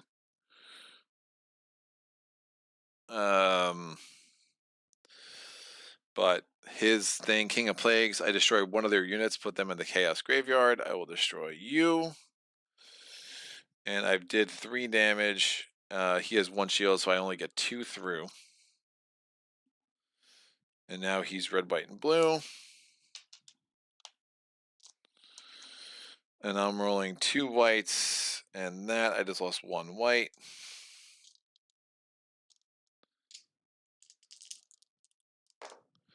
Just 1 damage. No shield. Woof. How do I not ever roll a shield? That's fine. Another die dies. Chaos Graveyard. He's dead. This goes here. Off. 5 points. 11 to 16. And done. Done. Reds. Whites. Blue. White. Blue. Dead. Remember, he couldn't move, which is why he had a hat on. King of Plagues. And now we're down to 2. Great. And I can live with this. There's a lot of command actions. Of course, now I can't command over those mountains, so I'll have to go the long way around to get to the siren, but we'll get there. So we go to the Nemesis phase. Activate the legions and hordes per activation token. So the siren activates. She's gonna poop out a curse. She comes here. This goes away. The new emperor activates. He places a garrison. Now curses kill garrisons, but garrisons can be built after the fact. And then where does he go? He goes toward his activation token. So again, Iron Capital, he goes back home. This can come out and play. And then his activation token goes away. All right. Gain resources. I have 2 havens out now. Look at me. So 2, 4, 1 plus 1 of each. So 2, 5, 2 plus 2 food. 2, 5, 4. So 2 plunder or salt. 5 food. 4 plunder. Or 5 plunder, 4 food. All right. Only 2 havens is not enough. Empire phase. They're scoring a lot. 8, 9 plus 8. So 17. Yeah. Plus 8. So 17. They go at 12. They go to 29. Skellies come here. This comes here. This comes here. Chaos is scoring 7, 8 plus 4, 12. They're at 28. So super even game for them. And then I'm scoring 4, 5, which is just not getting my havens out, unfortunately. And that's good. No Arch-Nemesis phase. We come back here, flip all our things. We're going to go to the get our actions points back. So 5, 3, 2, 3 new items. You have a 16 card limit, and I'm at the 1, 2, 3, 4, 5, 6, 7, 8, so I can get double the cards. Watchtowers gain a white for every adjacent hex with a tower. Okay. When I build it, I get a tower. That's intriguing because then it might actually help with the siren. Something leaves. Zerrit leaves. Discard this to add 1. Anyone died to any player's roll outside of combat. And then the Dragonfort shields play 2 plunder to get a shield in archery or clash. We're gonna get 2 new quests. Oh, this still stays out. Ramparts. That could help get some walls and towers up. And the Forest Spirit. Choose extra curse, pay 5 resources to remove it. That's going to be super resource intensive, and I don't have a lot of those. Adding threat. So the Siren goes up to 7. We can't, Ragnarok mode, we add a threat to the horde with the fewest threat. There are none, so instead we just give it a point. Emperor goes up 2, so they're both maxed out at 7. We're going to draw and read the next event. The Hakan Martyrs. For the Hakan, the war was a once-in-a-lifetime chance to achieve the glory their species craved. Many of them willingly gave their lives in the ambush they planned in order to die a hero's death. You can spend 2 plunder to place 1 activation token on its chaos side. On one side of any hex, if a legion or horde would cross this token by moving, it loses a threat. You may do this twice. Ugh.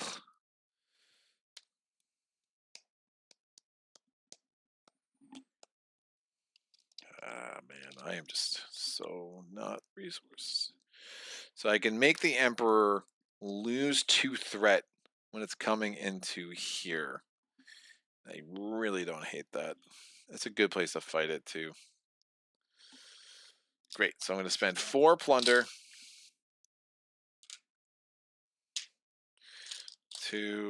on its chaos side, so when it crosses there, it loses 2 threat. That will help. So I'm going to have to fight the Emperor there at the end of the round, and I force every time. Oh, when he activates, he places 3 garrisons instead of 1. I did forget about that. So this goes here, and so does this. So another reason I didn't really want to build on Brogard because I couldn't. Defending against 2 Havens there is just going to be brutal. Stormwinds were howling with the cries of tormented souls. As the storms passed, it left behind a trail of destruction and a swarm of demonic creatures eager to continue the chaos. Place 2 hordes at threat 5 on any empty hexes in the same region. Well, that's awesome. I only have 1, so that's the thing. What is the last horde? Oh, dear God, it's not even a horde. Well, it's one way to take care of the siren. Actually, that's perfect, man. If I let the Juggernaut deal with the siren, I don't hate it. So the horde is actually the Juggernaut. It comes in at threat 5. The Juggernaut is going to go 2 empty hexes in the same region, and it really doesn't matter where I... Well, it would put a thing there. Let me get a Bane for it.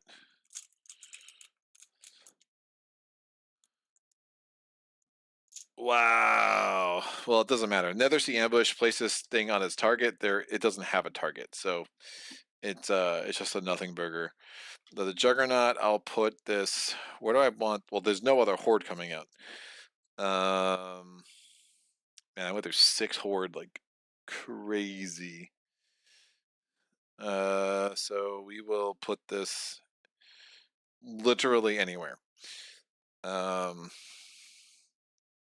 Preferably where I can kill it. I'll put it on a Wandering Sea because it's just not a. It just really doesn't matter. And I'm thinking I'm just gonna let him come and try to deal with the siren. But then if she goes to an empty hex, that won't be empty. I just gotta make sure she has an empty hex to escape to. That's not adjacent to my haven. Because then if she doesn't die, if she rolls away,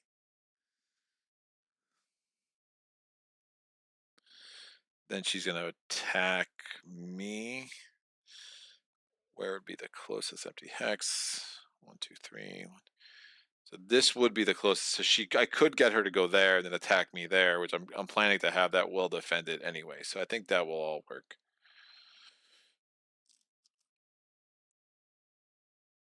Yeah. Okay. That will hopefully, if it didn't make sense to you what I was trying to reason through there, it will make sense to you in the Nemesis phase. And that's fine. So to place a second horde, we can't Ragnarok mode. We can't increase to just get another point. So horde deck is done. Place a skeleton adjacent to a haven on a hex with a curse, if possible.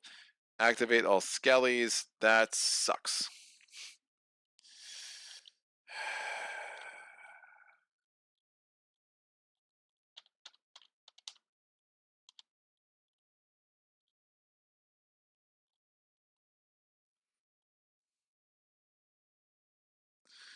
Ah, that really sucks.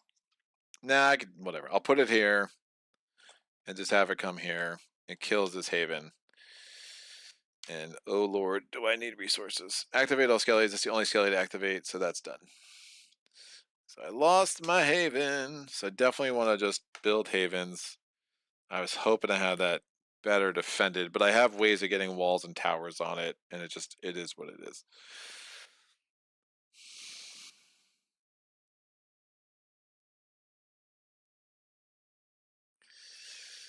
All right, we can build units. I kind of need to save all the plunder I can.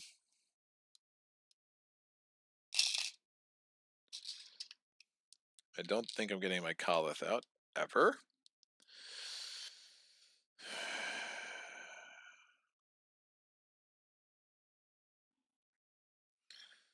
Do I have any way of getting resources?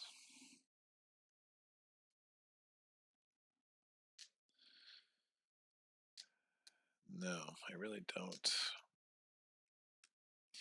I get 2 units out. Oh, I get the Kolith out with one of these if I really wanted to. I could turn a youngling into an Oathsworn.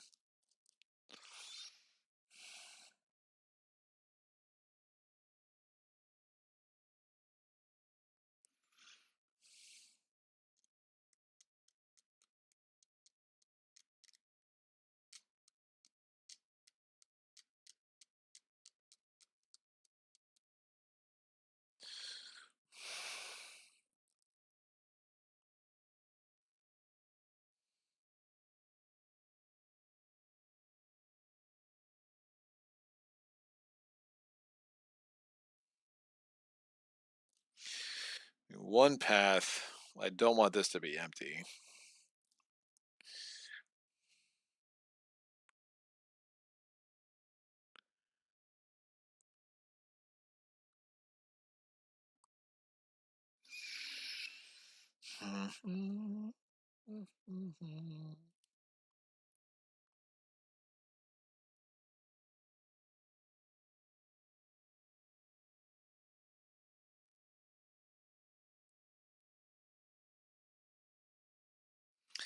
Oh, I never did with feats. All right. Place activation tokens. I'm getting ahead of myself. Activation tokens. Feats.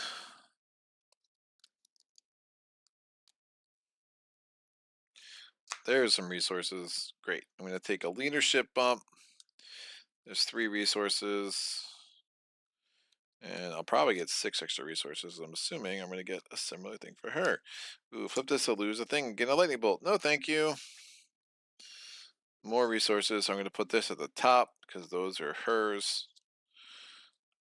And they'll give me another blue for both of them. So it's 6 wild resources. That's actually really nice. So I'm going to put 5 basic units in play, spending 4 salt, and then the 6 wild resources. I spent 5 salt. Actually, no. Yeah, I spent 5 salt and take a plunder. And the other 5 resources were all salt, so I spent 10 salt. I'm putting 5 units in play on this haven. I'm going to get 3 of these guys, 2 of these guys.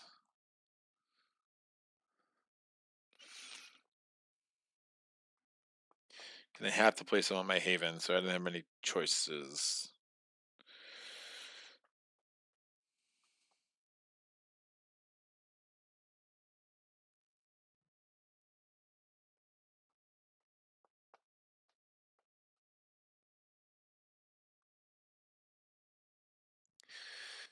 I have to command. I have to end there. That's the problem.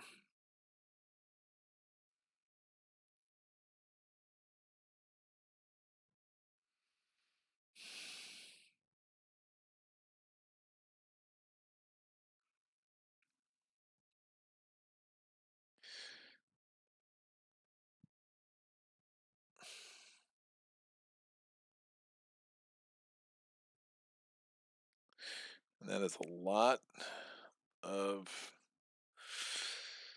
mountains.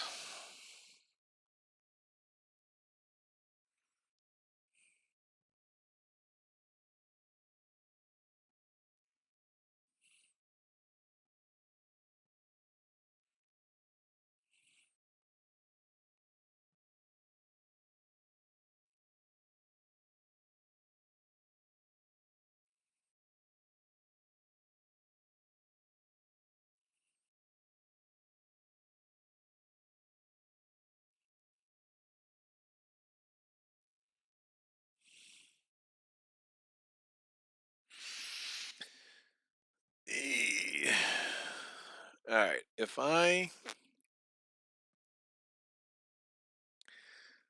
remove this, build a haven, kill this.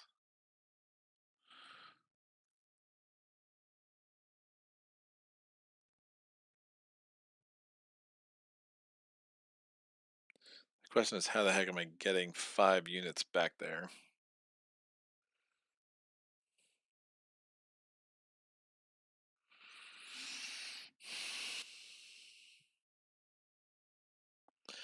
Build a haven there, though I can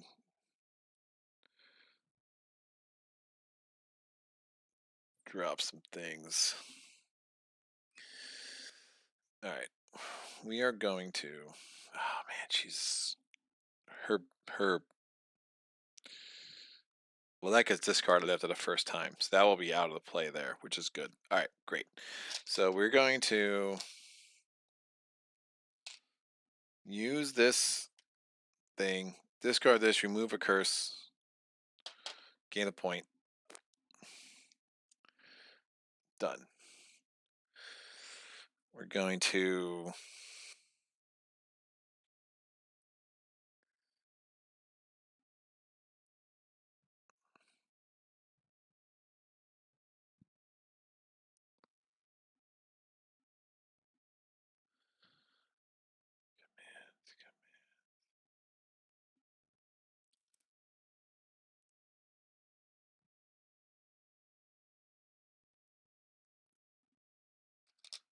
command these guys all into here. Remember, the Juggernaut, it always feels weird to leave your Haven like unprotected next to a Legion, but he doesn't have a target. He doesn't care. All he cares about is killing the Horde and then getting back and protecting the capital.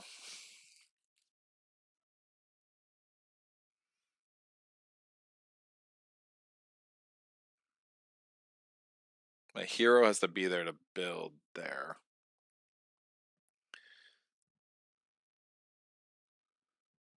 I think I command. I think that's a good setup to kill those garrisons. So I can build a haven there. Take this guy out. Build a haven. They really get 3 havens all in there. It's actually really good. So I'm going to command again. This is what I do.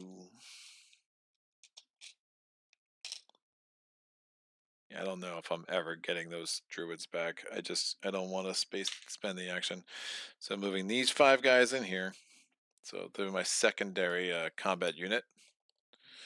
Get another Rock of Awesomeness for them. The Rock of Awesomeness.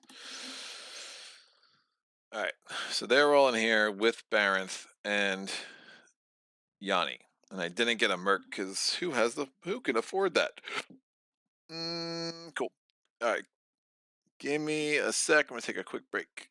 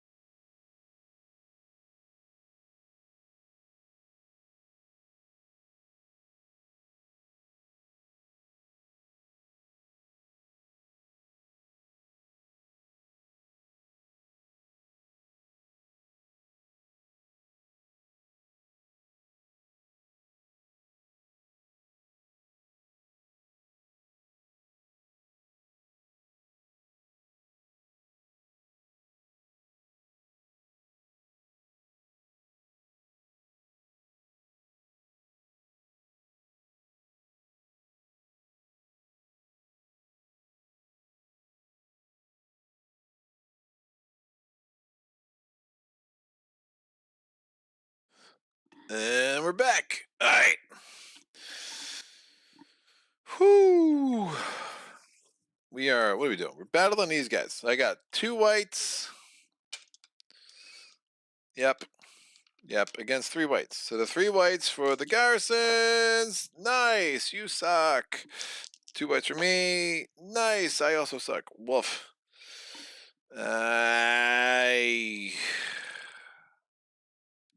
Oh, at the beginning of this round, the Empire had equal or more. It did. That there were 5 curses in play. Indeed, there were. I think I try to roll this again, because even knocking this down 1 could be super helpful. So I'm going to do this and roll this again and hopefully get a skull. Yes! So I can ignore the 1 skull because of Yanni's traps, and I can knock this off. I mean, the white, 2 yellow, and 2 blues can get nasty. So now I'm rolling 2 whites, 3 blues, and I'm up against a white, 2 yellows, and 1 blue for the garrisons. 2 damage and a shield. 3 damage. 3 shield and 1 damage. That does nothing. Rolling again. 2 damage and a shield. 3 shield. What? That's all I have is shields now. Great. Let's do it again. 1 damage and 1 shield. I'm going to roll 0 shields now. Hey, 1 shield, 3 damage. All right, they're both dead. 2 points. And then I can flip this to turn a youngling into an Oathsworn.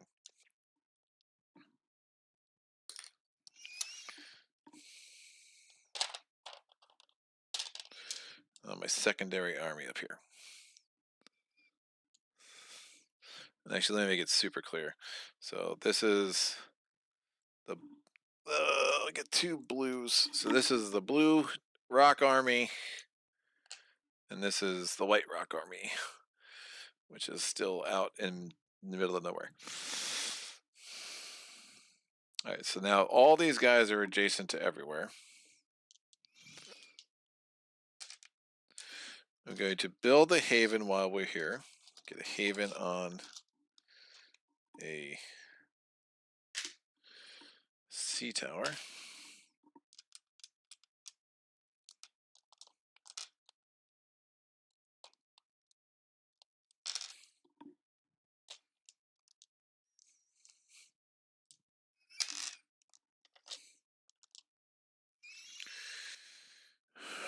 I'm going to command the food these guys here.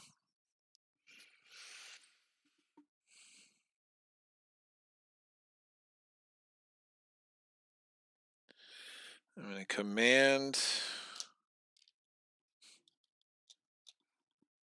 How much did you command today? All the time. Oh. I'm going to get these 3 guys in here. So I'm combining forces. So now the rock army is going to be those 3. So I want to get them back in play. And then a blue and a yellow, a blue and a, yeah, those 5. Remember, they can go across the mountains because the sea tower is adjacent to every hex. Right, and then Yanni and Baranth are now there. In archery, I'm rolling 2 whites.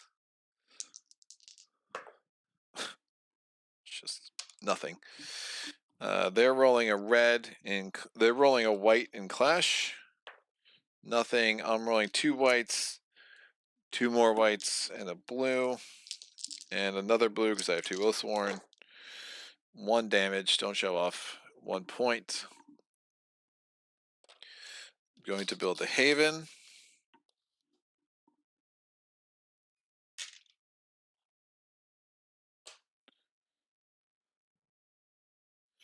Before I did that, I would have moved and built another haven with Baranth here and then commanded him in.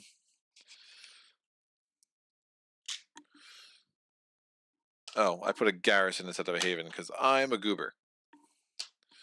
Goober, technical term. Great. Look at this. This is awesome. All right. Now I have 2 things left. And before I did anything else there, oh god, I'm out of salt. I'm out of salt. I would have turned. How the hell am I out of salt?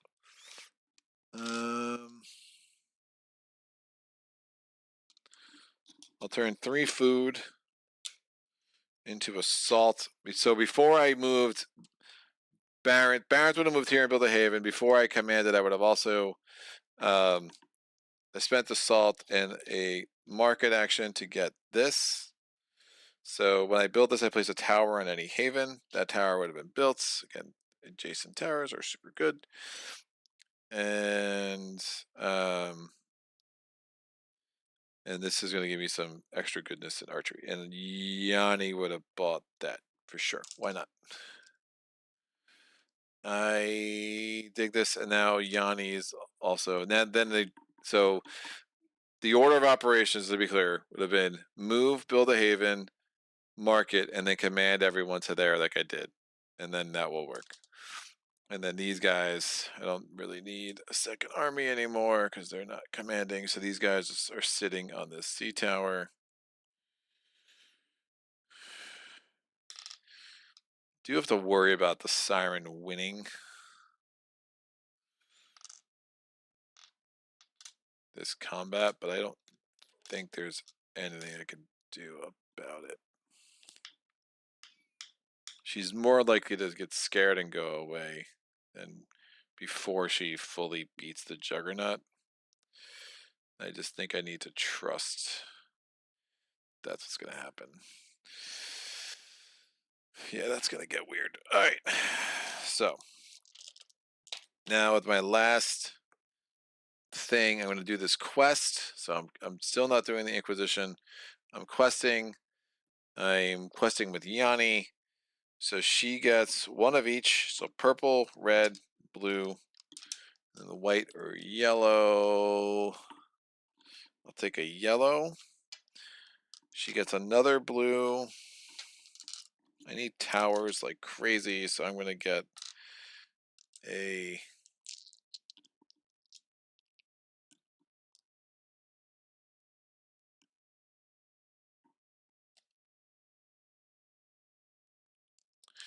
gaining awards again. I'll gain a black because getting 4 skulls would be awesome, especially with the Festival of Spring, which we'll see. All right, so we're doing the ramparts. I'm not on the wood, so I don't gain that, but I have 5 dice plus the 1 because I can gain a die to any one of my rolls because she's awesome. Oh, ooh. We also have that, so great. I'll do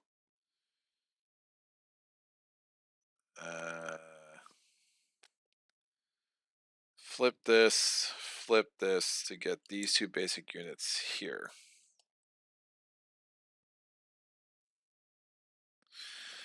And then next turn, hopefully, I can bring down the capital. All right. Let's go. Are you kidding me, dude? Just having the most horrific rolls on these quests. Yeah, we're going to re-roll that. Take 2. I need 4 skulls. I have the dice to do it. Hey, take 2. So, what do we get? I got 4 skulls. So it's in combat. On one of my havens, I can remove a wall or a tower instead of a unit, so that's super nice. I got 4 skulls, so I can place a wall and a tower on any haven. So wall, tower here for sure. I got 1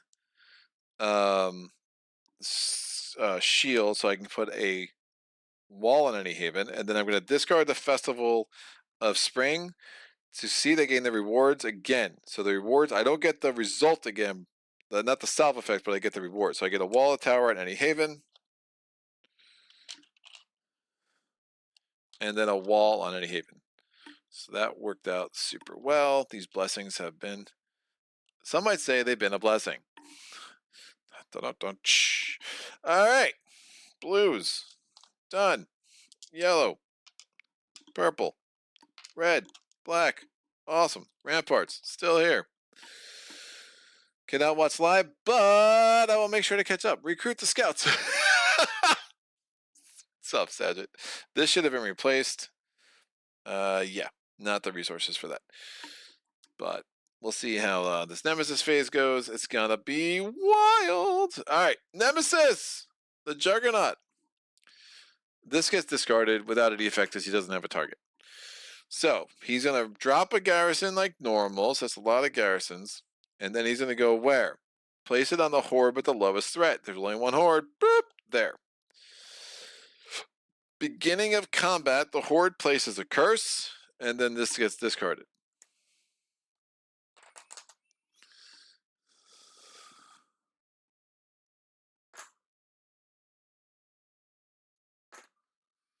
This is nuts.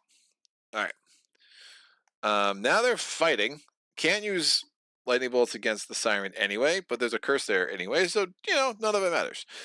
Rolling this. So lightning bolt would give it one threat, which is super annoying. The siren has this annoying thing where she's gonna run away. If she runs away, I kind of hope she runs away there because I think I can take her down, or she'll keep running away. So she's rolling a purple, and she's rolling a 2 reds against a bronze. Bronze is a damage and a shield. Siren rolls 2 lightning bolts. Great. So she doesn't do any damage, but she does take 1. And then she's going to go on the closest empty hex. The closest empty hex is literally over. It's like here, here. But I want to move her here. All right. And she had 1 damage done to her. The Juggernaut got no damage done to him. And that's fine. So at least she's now only a 6. Siren's a pain in the air. A pain in the air. All right. Juggernaut's done. Good job, sir. The Siren is now going to go. She activates. She places the 8th curse on the board, and then she comes into here. We are in archery. Remember, I have this ability. I gain 1 white for every adjacent hex with a tower. This is the C tower. It's adjacent to every hex. Plus, I have this. So that's 2 whites there. Plus, I have the tower that's already there. So that's 3 whites. And I have how many archers in there? 1, 2 archers. So I'm rolling 5 white dice against this crazy lady. She's rolling a red and a purple. Will she roll a lightning bolt? No. 1 damage, which I can just shrug off with Yanni's ability here. So give me lots of damage. 2 damage. I'm tempted to re-roll, but that's super risky because 5 whites is very, very swingy. So I think I just get her down, which is fine. So she's down to 4. Still have Barrett's ability. I have a bunch of stuff going on here. In Clash, I have 2 Oathsworn there, so I get 2 whites because we're on a swamp from the Oathsworn. I get a blue because I have 2 Oathsworn. I get a white and a blue from the towers. I get another blue from the 1 youngling, and I get 2 whites for the 2 spear singers. So somehow we have 8 dice, which is all white and blue, but I don't hate it. Oh, wait. She would not have rolled a purple and a red. She would have rolled a purple and a white, which has a chance. I don't remember what was her blank. I don't remember if her damage was because of the red or the, I don't know. I just got to re-roll her, dude. So same roll, doesn't matter. I shrugged it. I actually blocked it 7 times anyway. So now her dice are a purple, a yellow, and a white, white, white. So lots of whites in this combat. Remember, I can also take away a tower or a wall instead of losing a unit. Woo! She rolls 2 damage, 1 shield, and she does go in an adjacent spot if she's still alive. So I would need to do 5 damage to prevent that.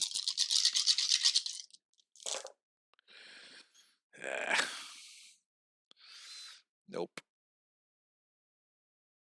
Why did I roll a yellow? Because my eyes are bad. 1, 2. Should be a white. So 1, 2. Yeah, it should be a white.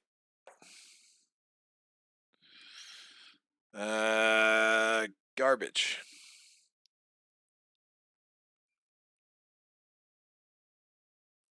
It's fine. These can come away. Oh, they're still on the board. So yeah, it was definitely the purple that rolled the thing. I take no damage. I roll 2 shields. I can turn. Nope, I can't do any of that. She takes 1 damage, so she's down to 3. It's fine. Then she goes to the closest empty hex, which is here.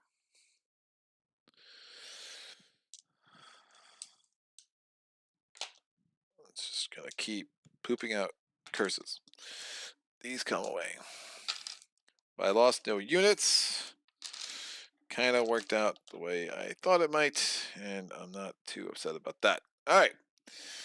Now, this goes away. The new Emperor, he's dropping 3 garrisons on the thing. He can't.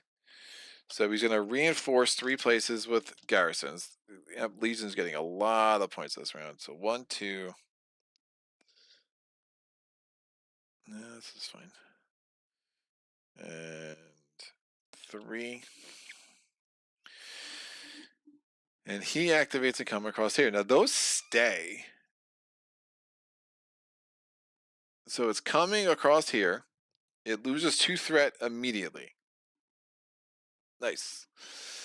We're not on Badlands, we're on Swamp. In archery, it's rolling a blue and 2 whites. And I'm rolling 1, 2, 3, 5 whites. Blue and 2 whites. Just 1 damage, which I can shrug. 5 whites, gonna get more damage this time. Oh, that's more like it. That's 4 damage. He's down to 1. He's rolling a purple, blue, yellow. And I'm rolling 5 whites and 3 blues. Oop, dropping dice.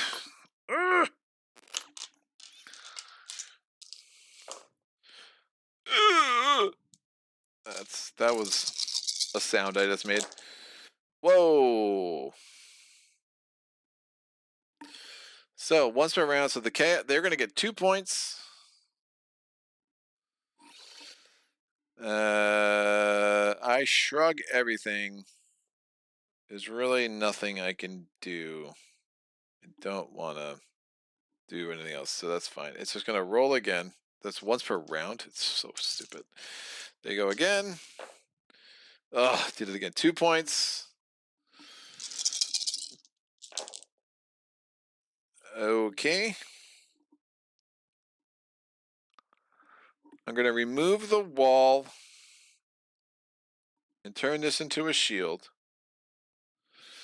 And then I do a number of damage and kill him. That's 5 points, 26 to 31. Placing 2 garrisons on the capital. I can't because so just reinforcing. So 1 and 2 and oh boy, that's a lot of points for the Legion. Glad I'm not doing Arch-Nemesis this game. I don't think it would go very well. Ding and ding. All right, so out. New Emperor, thanks for playing. That's the end of the Nemesis phase. We go to the production phase. I get 252, 363. I get double for this. So 763, 963, and then 2 more food, I think. 965. So 9 salt, 6 plunder,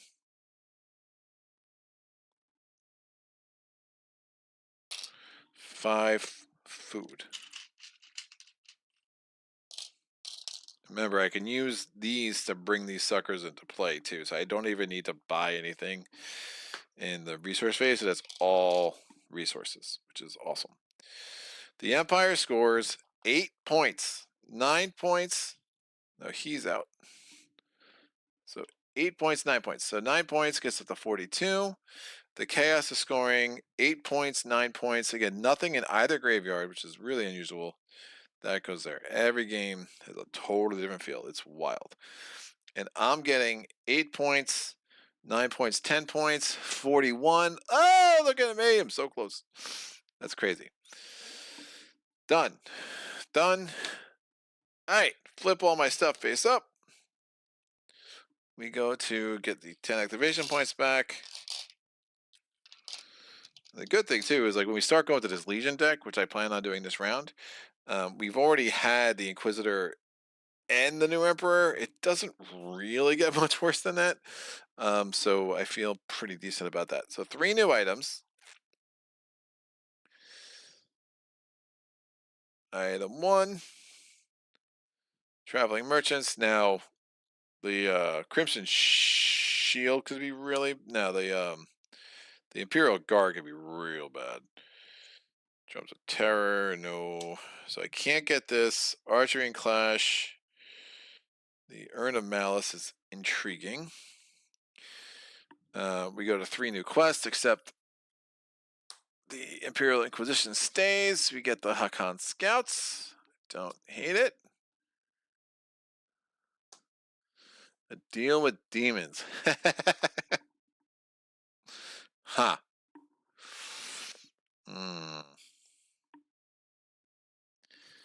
Throw the siren into the lion's den. All right, that's fine. Add 2 threat. So Imperial Juggernaut's up to 7. This is up to 5.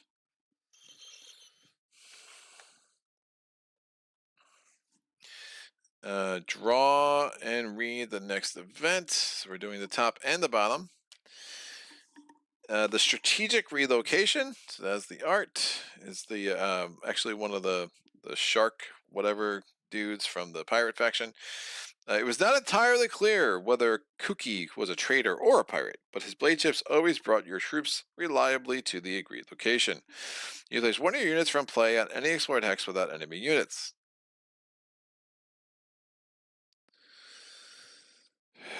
You may do this up to 3 times.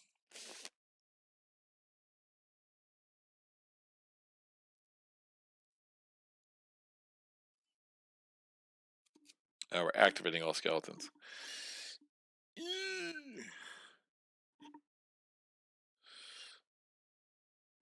We're activating skellies. Fine, I'll do these 2 are probably the most useless.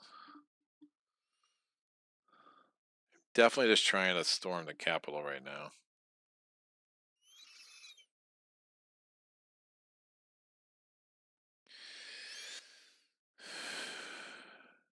Great. Kuki made a fortune and managed to keep it his unannounced. Am I putting another unit in there? I don't think so. Nah, I kind of like where. And they explored hex without enemy units. Yeah, I kind of like where things are at. All right. And managed to keep it. His unannounced overnight disappearance was always a bad omen. Place 1 horde at threat 7 on any hex in the Wandering Sea. There are no more hordes, so place a legion at threat 7 in the capital, and we're doing it again. The mage. Oh, you crazy woman. All right. Magebreaker, 18. Again, you want to hear Greg groan? Watch these playthroughs every time I pull a card. All right. Another red. Interesting. So, place her target. She's not placed on the capital, so the target does not go on the capital. Her target is going to go to my haven with the fewest units, which is now the Caravan Passage. Place remove a sea tower empty if possible for the game. I'm removing this sea tower. It's not. I can't do an empty one, so I'm going to remove this one. I can choose that one. That's totally fine. I'm not going to choose the one with my haven. That would be stupid. These come out from the game. Place the Magebreaker on that hex. So those we did not get that second mercenary, and the Magebreaker comes out and is now here. She will have 2 activation tokens too, which can bloop bloop bad. So that sound was bloop bloop in case you wanted to look that up later. So we get another Legion, threat 7 on the capital, the Imperial Guard. Oh my god, I jinxed it. That's really bad. That is a lot of points for the Legion, and you'll see why. All right, place his target. So he places here because he's going on the capital. Place 1 garrison every hex with a garrison except the capital. So that means I can do this once here, and that means that there are 1, 2, 3, 4. Wait, 1, 2, 3, 4, 5, 7. There's 3 over here. So there were 5 I couldn't do it for, so that's 5 points for the Legion. 42 to 47. Again, all these dudes are already they're already maxed out at 7, so there's nothing I can do to enhance to Ragnarok mode doesn't come into play. So essentially they're all just maxed out, and now the Imperial Guard comes out, and he sucks. This can go away.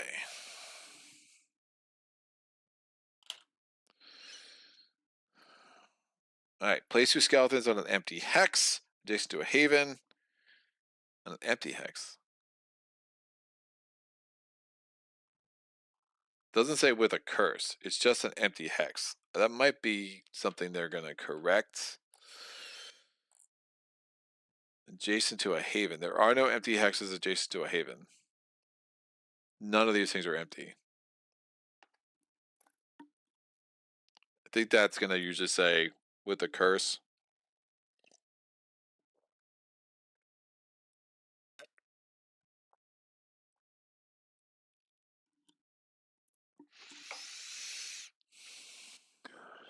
Yeah, all my havens are surrounded on all sides.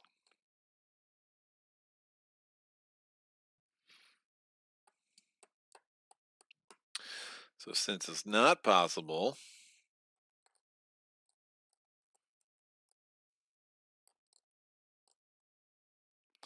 I think I throw the siren into the battle.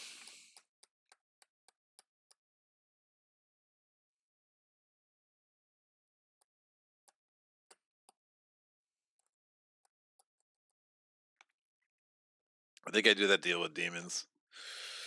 So I empty hex. There are no empty hexes next to my haven, so we'll just do this guy, and they'll activate, and they'll go there, which is fine. All right, placing 2 activation tokens and everything because it's the last chapter. Imperial Guard did not take a Bane out for him. So that's fine. Scorched Earth won't come into play unless he gets battled on a place that is not the capital, which I don't think is going to happen. So lots of activation tokens.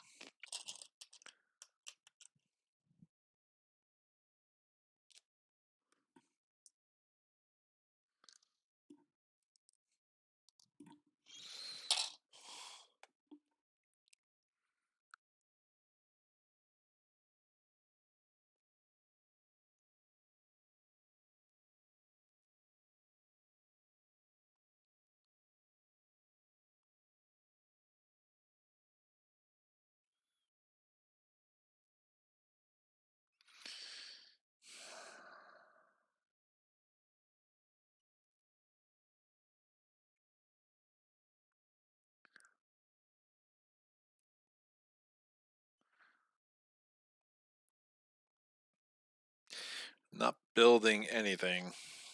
Well, I guess I can put a wall on there. It's not going to matter. It's not going to. I was thinking about building another haven on this sea tower, trying to see if there's a way to get a tower on it, but because then that would be adjacent to that. But yeah, none of that's gonna work. So I think my last haven just goes on Brookard. I wouldn't have needed to move those guys because again, if I really thought through that, I only moved in there because of the skeletons.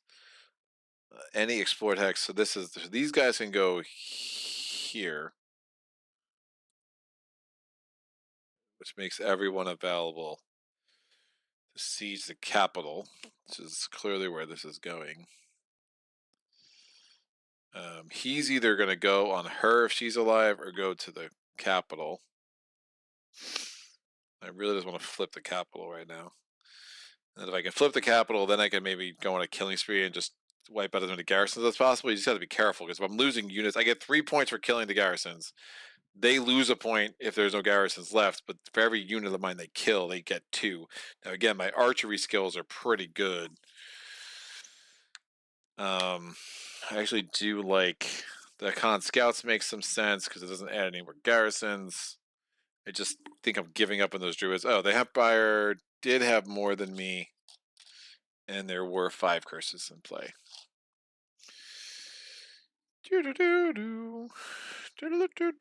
Oh, I never took my my feats either.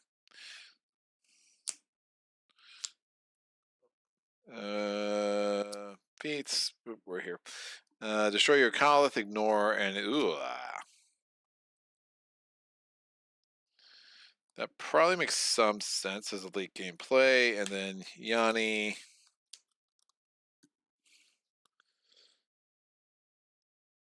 Gain the reward.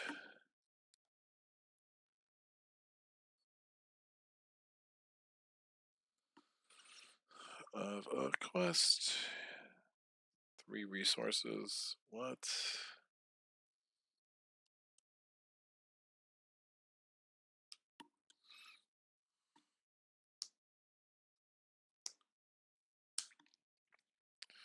I'll just take a red for Yanni. Which gives me 3 resources, which I will use to take 3 salt. Sure. Alright. Feats are done. Still have this. So I'm going to quest with Yanni. She gets 1 of everything.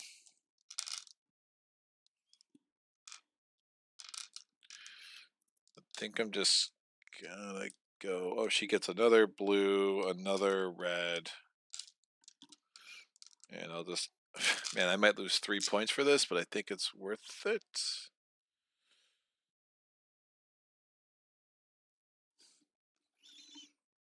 I just don't see how I'm killing her. Like, getting those garrisons out of the center could be good.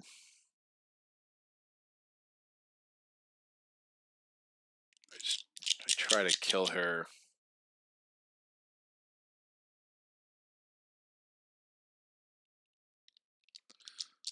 White.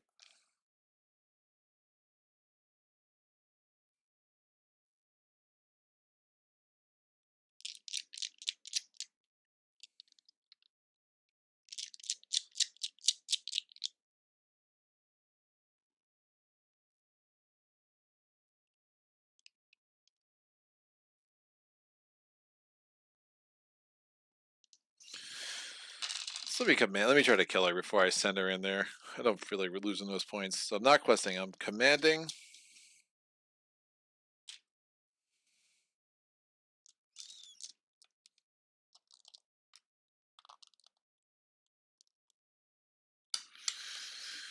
Into here with these guys. So I have 1, 2, 3, 4 whites because there's 2 adjacent towers.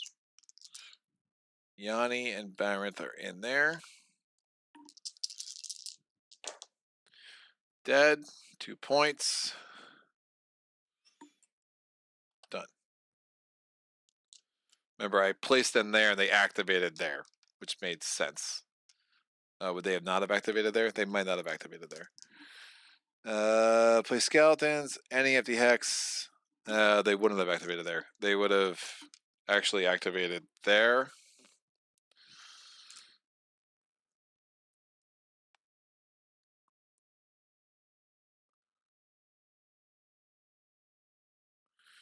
Yeah, I messed that up. When they activated, they would have gone to any empty. They would have preferred an empty hex instead of an X with one of their own.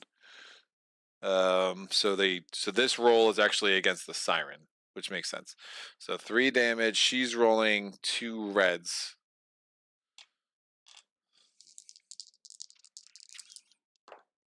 Two damage.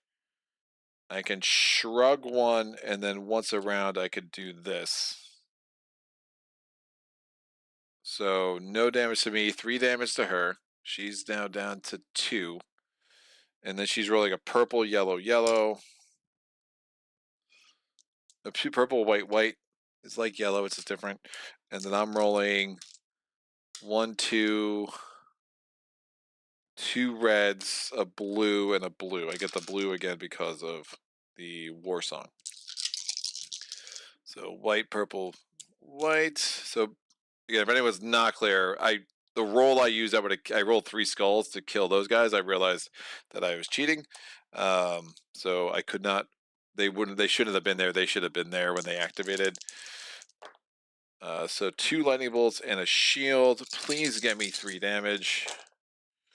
3 damage on the dot. So no damage to me, 3 damage to her. So this is after damage, so her damage never happens. So instead, she's just dead. And the most guile I have is 1. Actually, I could have taken guile. I knew she was in play. I would have taken the guile instead with Yanni. I haven't done a quest yet, so it doesn't matter. So my points I get for killing the siren are 1 + 1 per guile, so it's 3 points. So 1, 2, 3. The benefit of trying to throw her in would be that she might have been able to kill those garrisons for me. But honestly, my archery skills are such that I'm not that worried about the garrisons. And the chance of me losing 3 points just didn't really seem like it made sense. So let me get the 3 points, kill her the old-fashioned way, and call it a day. All right. Now she's out. I still have those 2 skellies over there. I'm not that worried about them. They're really not going to do anything. She's 25, Unsister's 27, and the Banished is 26, I think. Bloodworm is 21.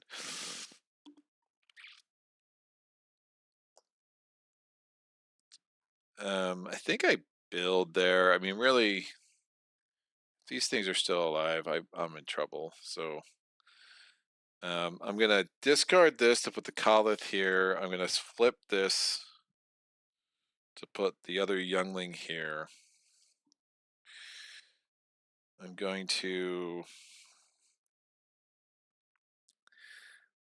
I can honestly try to protect this with that group.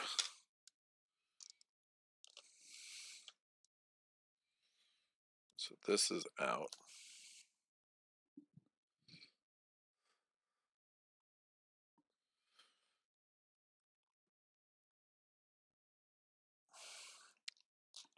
Get the Urn of Malice. I just don't... The Urn of Malice is one of those things that I just don't use very often. It's like a kind of... But it kind of works well with the Destroy the Kava strategy, so I will spend a market action. So spending 1 salt.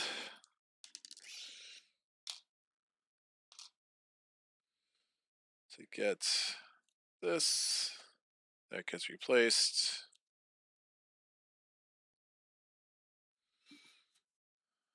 That's not going to do much for me.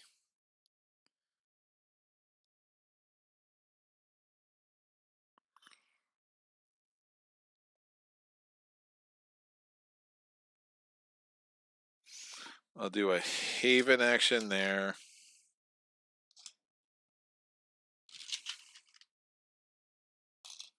My 5th Haven out there. Then I'm thinking we're just combating in there. There's 2 legions left in the deck. Getting through the Imperial Guard will be by far the hardest part of this. But the Colith could very much help that.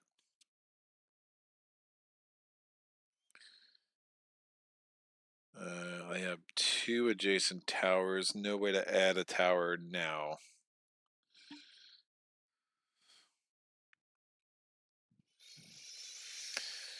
All right, let's see what happens. And ramparts isn't going to do anything for me. Let's see the chat.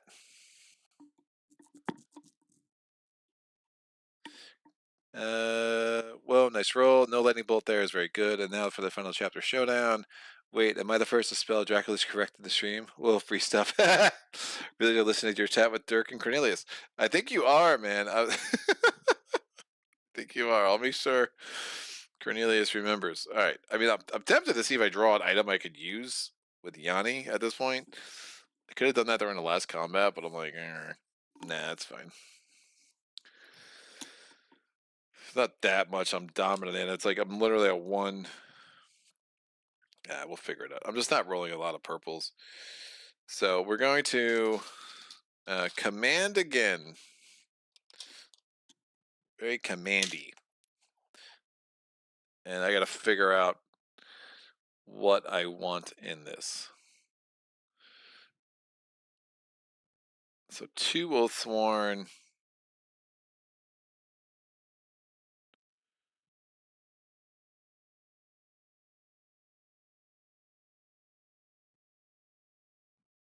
Yeah, it's not. I mean, I just have to kill this dude. I'm going to bring the Kolith in. I'll leave this guy here. And this is going to go into here. And I still have all these reinforcements. I literally have 7 other guys ready to go. I never got a mercenary this round, but it is what it is. I mean, the God powers just got super neutered. I mean, the Imperial Inquisition's been in play for 3 rounds now.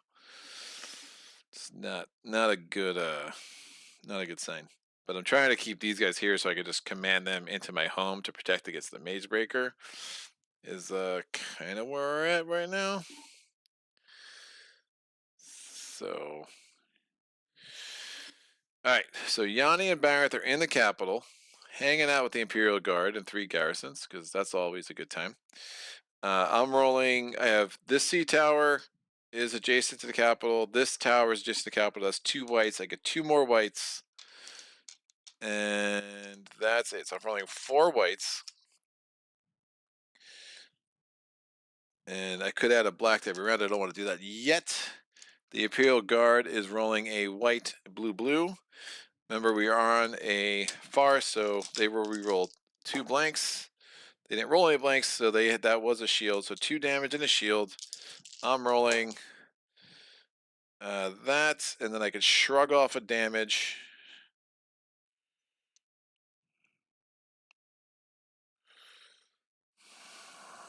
So I got 1 through, so it's down to 6. I mean, just an unbelievable number of dice, man. It's so much damn shield. Even the thing where you could move. I mean, there's that. If I didn't take that curse, I mean, getting that curse off there, that was important. That's a lot of salt every round. And just it gave me a place to really build out my empire. Plus, like the chaos was just throwing so many curses out. But there's that thing where you could just like move them. Like getting him on a place where there's a curse would be so much better. Oh wait, I have to fight the garrisons first. And why am I rolling 2 yellows? Because my glasses are making everything funky. Pretend this never happened. We're gonna go back. Sorry, I'm a mess. So these glasses are not for show. They are. I mean, they are. I mean, they're anti-glare glasses. I'm still getting a lot of ocular migraines post my heart surgery. There you go. That's the full truth. Let me try this one more time. I have to fight the garrisons first. So the garrisons are rolling 3 white dice. Ooh! I'm rolling 4. Yeah, that's not any damage. They rolled 3 shields, so I could ignore 1, but that doesn't do much for me. So now we have to do this again. All right, they are rolling a white, yellow, yellow, blue, blue. I'm rolling a red, red. Oh wait. They rolled 3 shield. I had that. I get to re-roll 2. Yeah, it doesn't matter because again, It's all coming back to me, kids. I'm really losing it right now. They're rolling that. I'm rolling 2 reds, a blue, a black, and 2 whites. Remember, I get the blue because I have 2 wills 4 in there. They're rolling their 5 dice. There's no rerolls now. That's only for archery. Just 2 damage and nothing else. Don't hate that. I'm rolling. Perfect. So I have 1 shield. I can turn this into a shield. So I negated everything. I have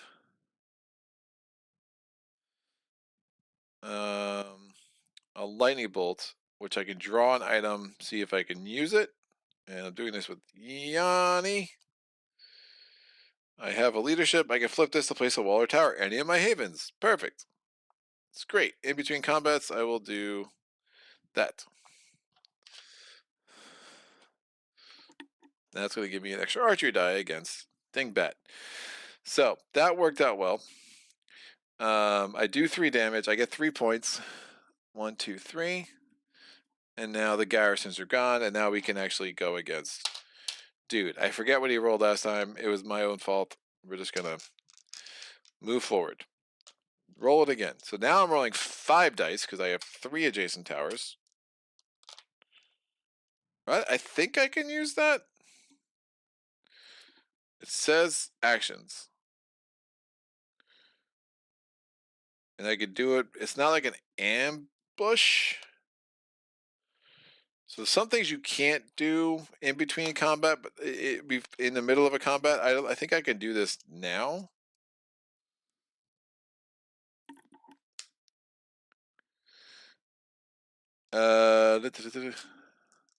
Rerolling blanks for you. Yeah, Jazz pointed out like I forgot to reroll blanks, and then I realized I was fighting the wrong thing, and I just negated all of it. The real question is, can I use this Drac Architect in between my combat with the garrisons and before my combat with the Imperial Guard? And I think I can.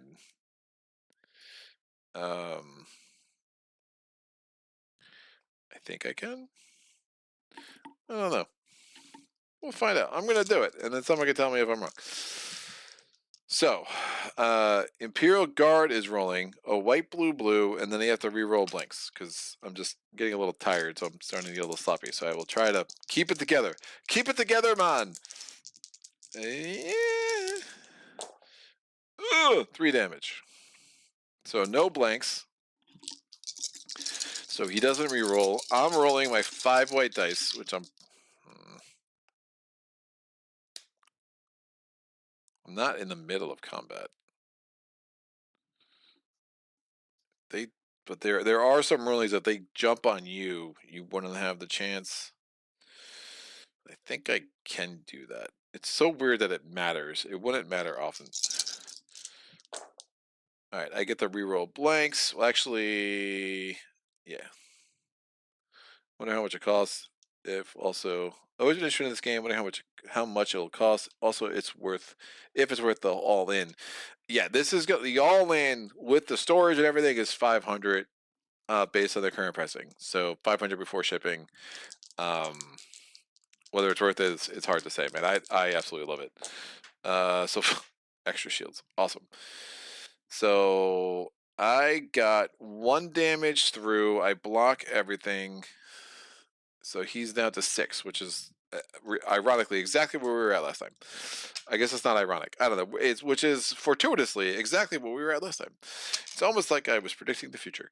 Now the Imperial Guard rolls 2 purple, 3 blue, and a red. I'm rolling. I think the prices are already listed in the Gamefound. They are. They indeed are. Like 500 for the all in. Like for the secondary market pricing for this game before the new content, 500 would have been a great price. I mean, that just kind of put it in perspective. It's really really good, and the quality is off the chain. I mean, it's the production quality. All right, I'm rolling 2 reds and a blue. I add 2 whites and another blue. This all feels vaguely familiar. Oh, wait, I am lying. Not another blue and a black. Liar. Alright, let's make this happen. This is Imperial Guard. Ugh! 3 shield, 4 damage.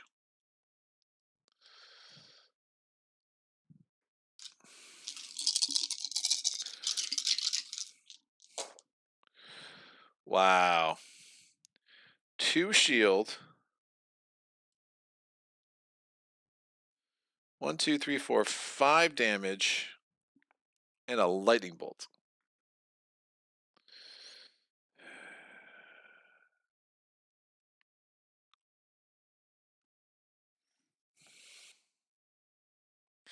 Having that druid, which would negate a thing, is like so freaking awesome. You know, I could have done that, actually. Before this, I'm going to give it one try. Because I really should have thought this through. I'm going to do this one quest one time to see if I could have gotten those druids back. Because now that I have a black, I'm rolling that a lot more.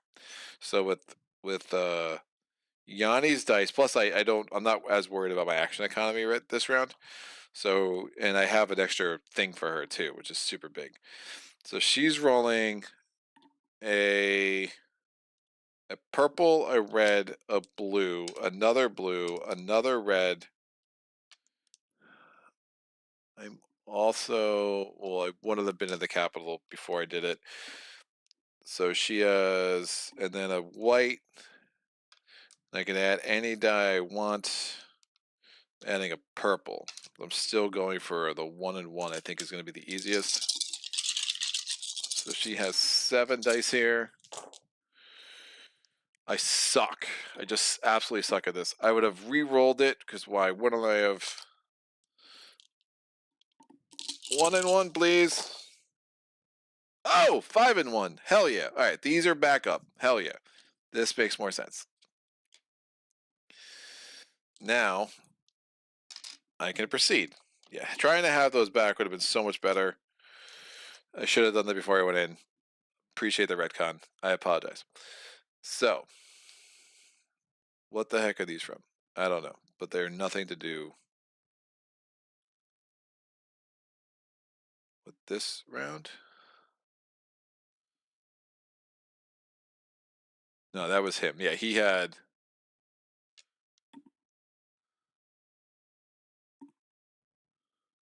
Right, that was me. So I can negate the damage on one die. That's a hell of a roll, man.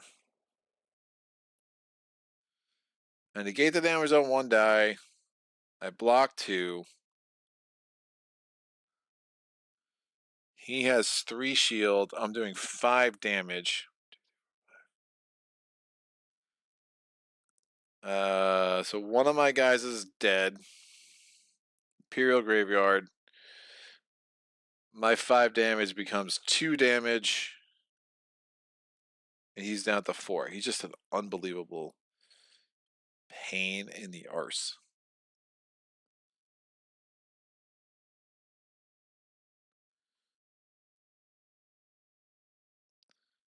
No more purple.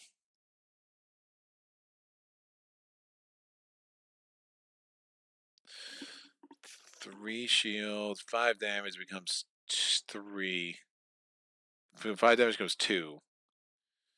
His 4 damage becomes 1. Or I just make it become 0. But I only do 1 damage, and that's not good.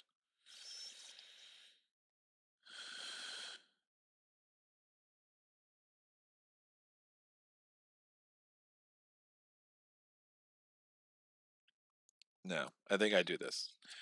I make this a shield. I only do 1 damage to him. He's still rolling 6 dice, but this is fine. And then I have these 5. I'm going to use the Urn of Malice. Everyone adds a black. black, black, and one of his purples becomes a yellow, which is perfect.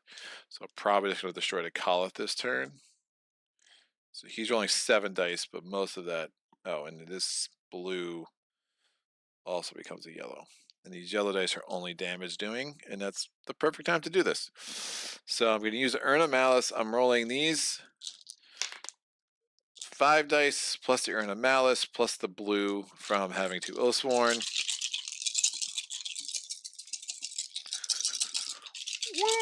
I'm probably destroying my Colith. Oh, that's a lot of damage. Alright, this is the goal of just trying to wipe him out. He's rolling these 7 dice. I'm coming in with 8 damage. I'm hoping he only has 3 shield. He has 3 shield. Great. I'm going to destroy my Colith to ignore all skulls on my enemy's dice. And then he only has 3 shield. I have 1, 2, 3, 4, 5, 6, 7, 8 damage. So 5 gets through. He's dead. Marth. Yeah, that's a nice. The Urn of Malice and the comboed with the Colith is really, really nice. So I only have 4 units left, but again, I could get another thing in there. Like I have some things I could do to make this work. So his thing comes over here. If destroyed, move his target. I gain 5 points. I go from 49 to 54. And I destroy 1 unit. I will destroy you. Which is it's such a nasty little man you are, Imperial Guard. That's fine. He's out. Number 12. And these all are done. And you roll any lightning bolts. Yellow, yellow, blue, blue,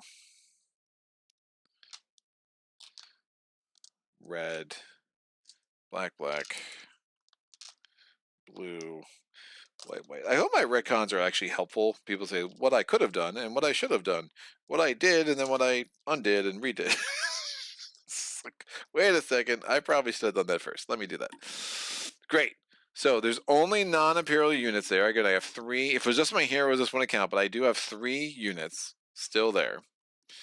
I'm going to get another legion because there's only non-imperial units there, and that's on the rules for the Iron Capital. In the main capital, it's on the actual hex.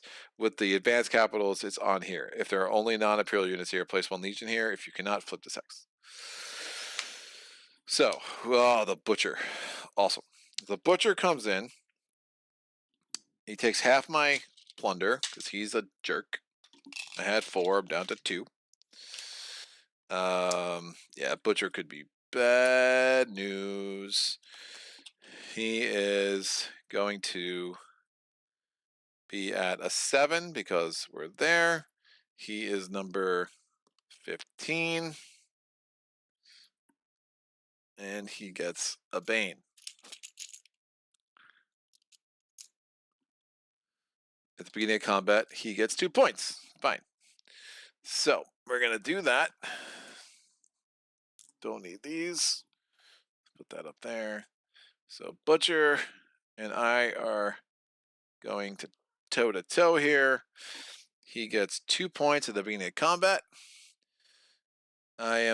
He's rolling 2 blues, and we're on far, so he's going to reroll blanks. He just gets 2 shield. I'm rolling 1, 2, 3 towers, so I get 3 whites, plus a white for my 1 remaining Spear Singer. I can ignore a shield in archery, so a couple of damage would be nice. Oh, dear God. I'm going to try to do this again. So I really think this is a good chance to get him down. So I'm going to get a reroll. I would like at least 2 skulls. Hell yeah, 3 skulls. So 1, 2, 3. I can ignore a shield. because of this, and then I'm going to get him down to 5, which is better. He's not rolling any black dice. Now, in Clash.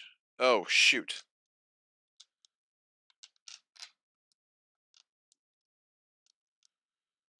And I have to decide if I'm re-rolling before I use that capability. I still had a blank. I can re-roll that because I have a chance. Doesn't matter how much shield I had; he wasn't doing damage to me, so I do still have a re-roll from the forest, but it didn't work anyway. All right, definitely. Sorry, getting a little tired, a little sloppy. We're trying to keep it together. Keep it together, man. All right, we have 4 reds and a blue.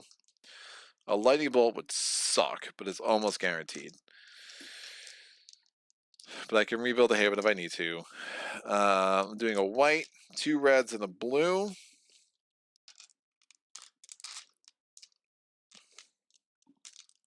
So definitely, again, the fact that the Imperial Guard took out one of my friggin' units on the way out is super annoying. But that's fine. Please don't roll the lightning bolt. Ah! 3 damage and a lightning bolt.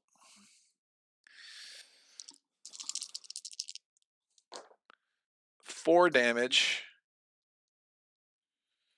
And I can't do anything.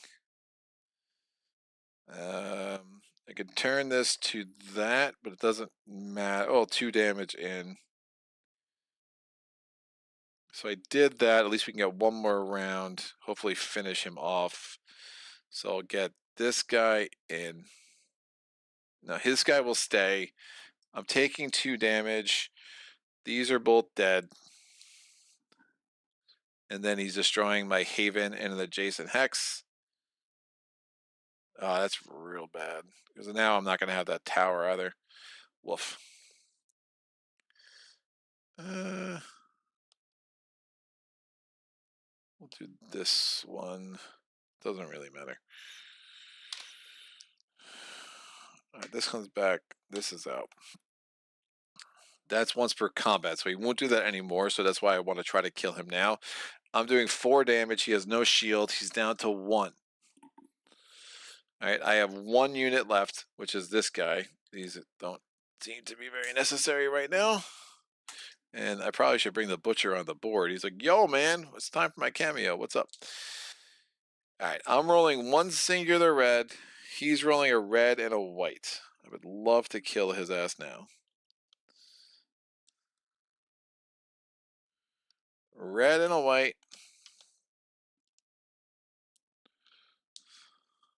1 singular red.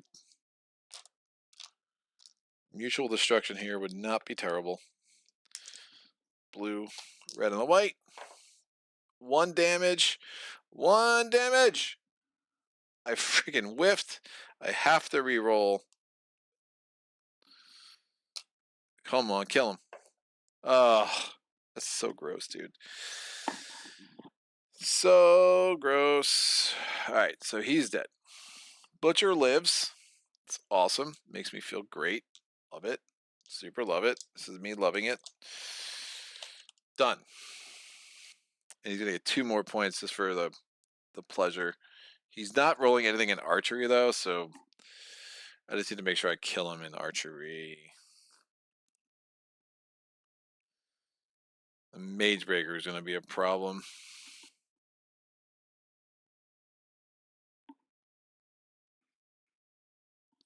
The Juggernaut. Yeah, it's bad. All right, we're gonna move. I don't even want to do that. The Juggernaut's gonna come in there, and there's nothing I can really. I'm not even trying to keep him out, man. It doesn't make any sense.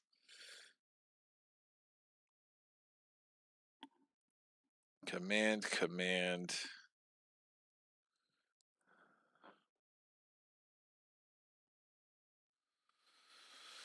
All right, let's command another group in.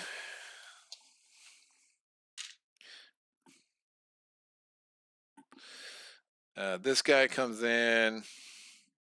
This will be my new army. This guy comes in. This guy comes in.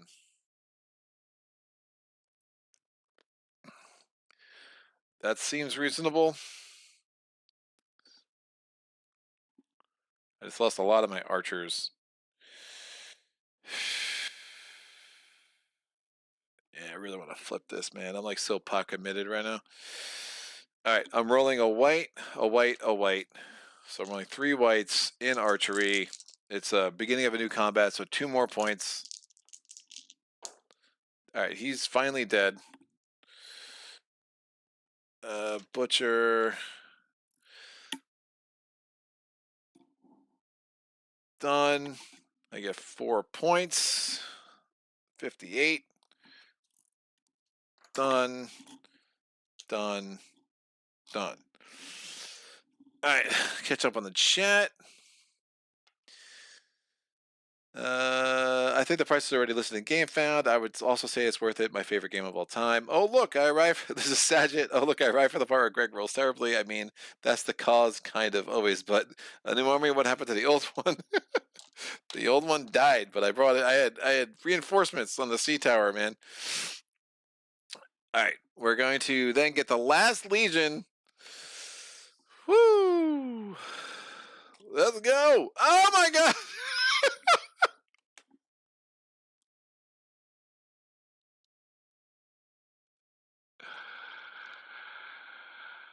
Huh.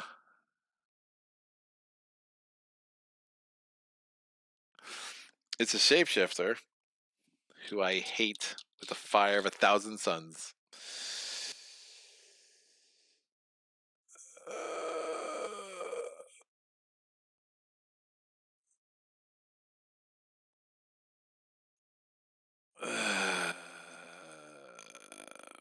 Dear Lord.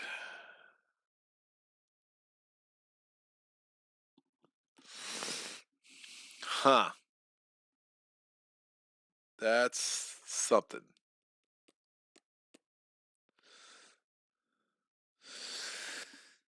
Shapeshifter. So it's actually a horde. You got the Juggernaut and the Shapeshifter, which we'll let the Juggernaut deal with the Shapeshifter. I'm fine with that. I think I definitely have a rules quagmires.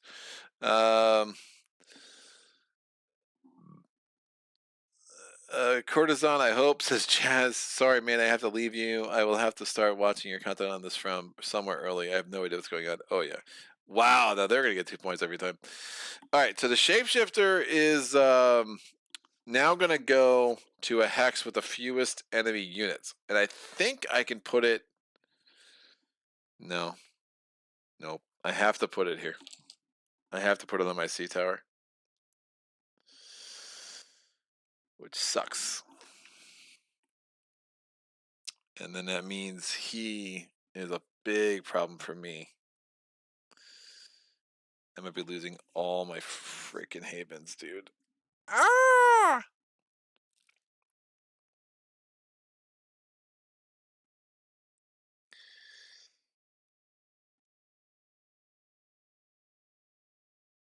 Yeah, my havens are at serious risk right now. So the shapeshifter comes in. He is when the unit is placed or moved onto the capital, place it on the hex with the fewest enemy units instead. The place with the fewest enemy units, if I had left 3 there, I think I could choose. If I had left 4 there, I could have definitely chosen one of these places, one of these garrisons. But since I only left 2 there, I have to put him here, which is awesome. By awesome, I mean terrible. That my army is there. That's these guys over here.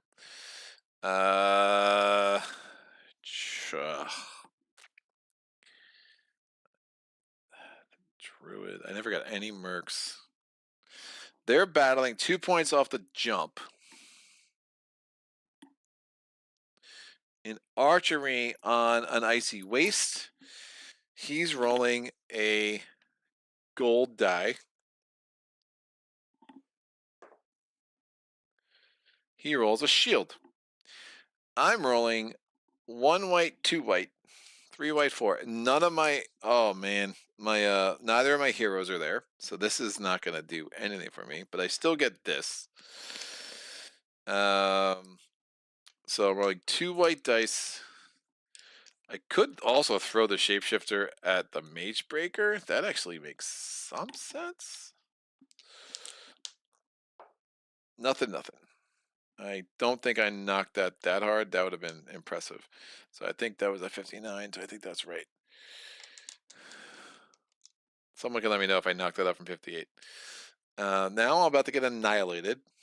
So the shapeshifter on Icy Waste is rolling a gold, 2 blue, 2 whites.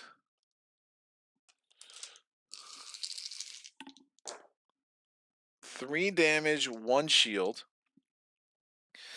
I'm rolling 3 blues and a white because I have a tower and a thing there. 2 shield, 3 damage. So 2 gets through, down to 5. 1 gets through to me, so this guy's out. He goes to the Chaos Graveyard. I'm rolling 2 and 1 now. The shapeshifter rolls the same dice every time. 2 and 2. That's unfortunate. Oh, on any of your havens, you may move 1 wall and 1 tower there instead of a unit. All right. 1 and 1. I mean, I might as well just remove the tower.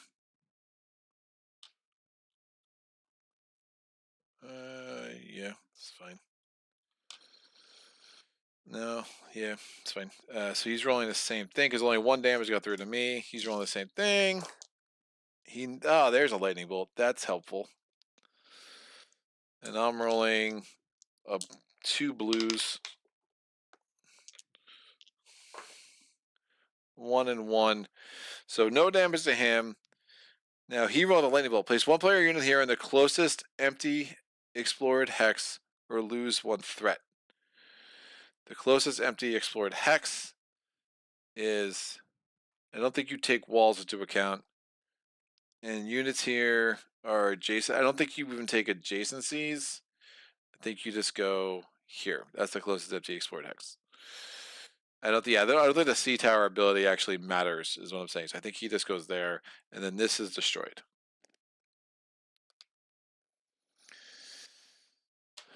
Now, that combat's resolved. Other things happen. There's only non-imperial units here, so this actually flips. The Empire loses 5 points because the hex is flipped.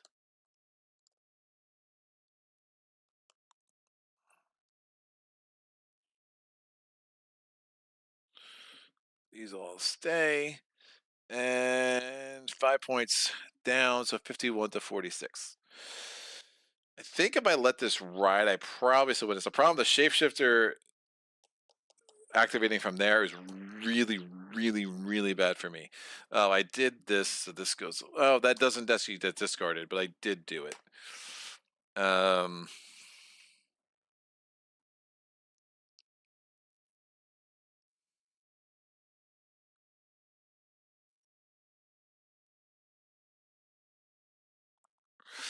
If there's a mountain there, that could be good. So I'm going to quest with a deal with demons. And I'm questing with Yanni. So again, she has 1 of each on her card. Taking a gold, blue, a red, a blue, and then I'm throwing a black in there.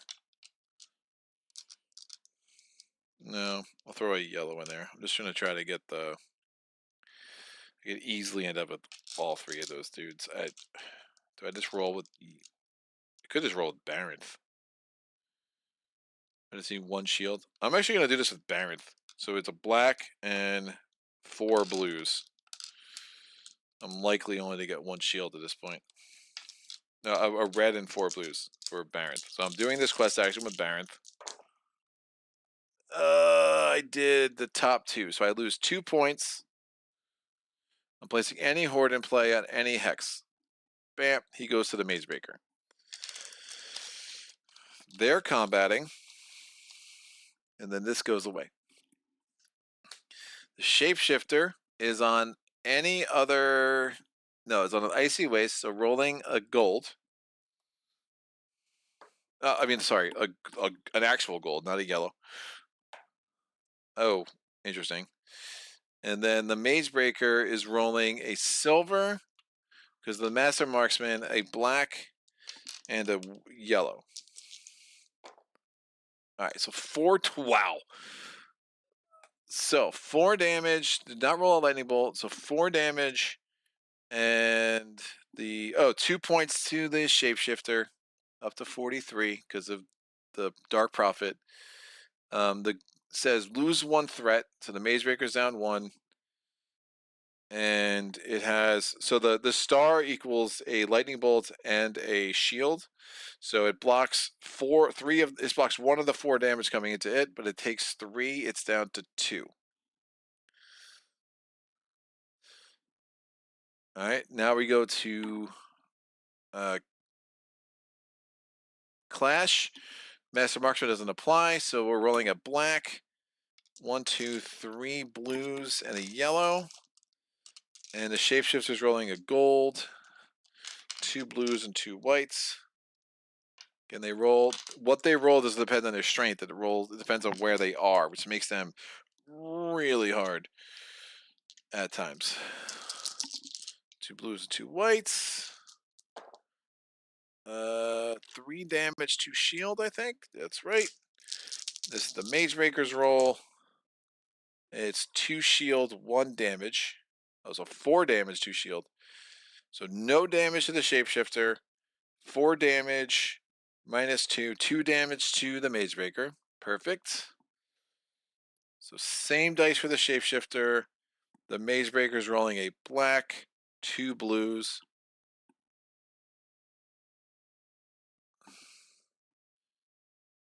A yellow and a white. So a blue got replaced with a white. Mazebreaker's roll 3 damage straight up. Shapeshifter. Alright. Lightning Bolt gives it 2 shield. It still takes 1 damage, so it's almost dead. The Lightning Bolt means lose 1 threat here. So we applied the 1 damage as a 2 shield. 2 damage comes back to the Mazebreaker. Mazebreaker's also down to 1. Because it lost 1 because of the lightning bolt, and then it lost 2 because of that. It had no shield. So the Mazebreaker's rolling a black, a yellow, and a white. Mutual destruction here would be amazing. 2 damage. Never roll the lightning bolt. The lightning bolt's really nasty for the Mazebreaker. Same stuff for the Shapeshifter. 3. Wow. All the shield in the world. And does 1 damage. So kills the Mazebreaker. And only has 1 health left. So Mazebreaker's not going to kill my things. How many points? Remove the target, gain 1 point. And +1 per magic. But obviously the Horde does not have any magic. Discard the market. Mazebreaker here. 1. Ooh, that would have been helpful earlier. 2, 3. Yeah, that thing is awesome. And Baronth has all the leadership in the world. That could have been really good. Alright, 2 blues. All the whites. Gold, yellow, black. Okay. I mean, if I just let the Juggernaut take the capital, the problem is where the Shapeshifter are going to go.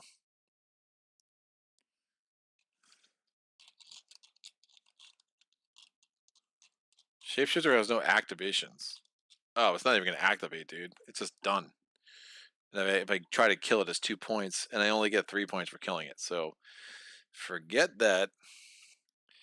The Imperial Guard, the Juggernaut's gonna kill it. The Juggernaut's gonna go here, kill it, and then go back there. And I don't think I'm gonna have what it takes to even try to destroy it.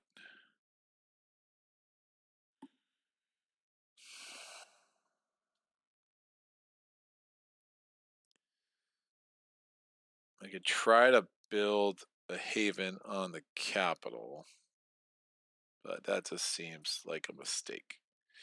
And I don't think I'm getting back to Z-Guard. This guy is just lost in space. I could do that.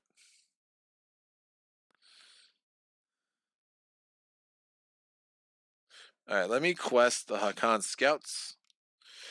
We're doing all of Yanni's things. I am on a forest too, so I'm going to get a yellow for being on a forest, a purple, a red, a blue, another red, another blue, a white, or oh, I was actually taking. Sorry, it's guile, not leadership up there. Sorry, I switched it out. So not another blue. Purple or right, purple or red, a blue, another red, a yellow because of that. Then I get 2 guiles, so I can do 2 whites, 2 yellows, or 1 of each. I will do 2 yellows.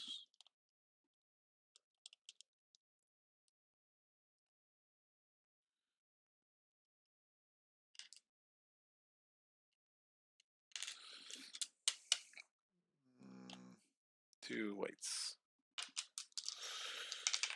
Getting the 1 shield could be good.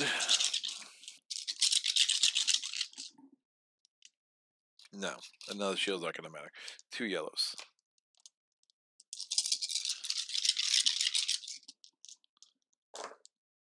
Whoa, 7,000 skulls. I counted. That's a point for that.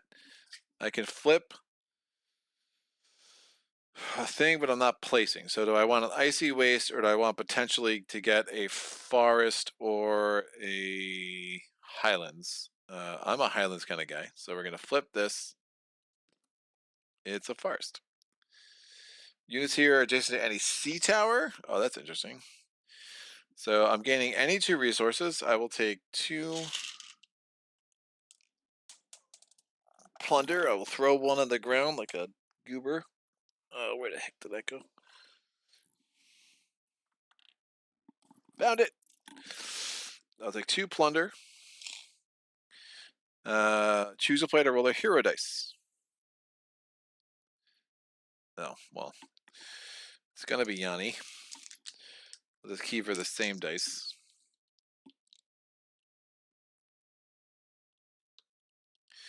Yeah, if I fail this, it's really bad. So we're gonna try to not fail this. Didn't fail it. So I have 4 plus skulls. I get 2 resources. I'll take 2 plunder. I don't have 2 things. I do have 2 lightning bolts. I gain a point. I didn't have 2 shields. I had 2 lightning bolts.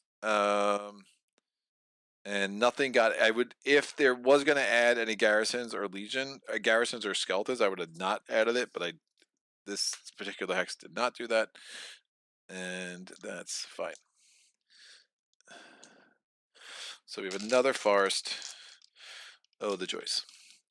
Now, I'm going to command into here. My whole army is here with Baranth and Yanni.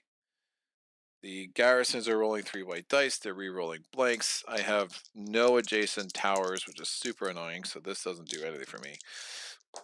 But blanks, it rolls 2 blanks again. So a shield and a damage. I roll 1 die. I get to re-roll a blank.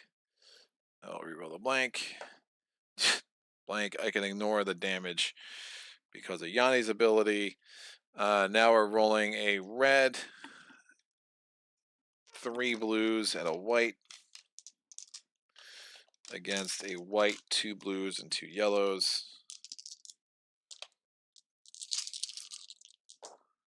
Oh, dear God. 3 damage, 2 shield. That's disgusting. Alright, 2 damage. I could turn this into a shield. Barrett's ability. Oh, man, that's really bad.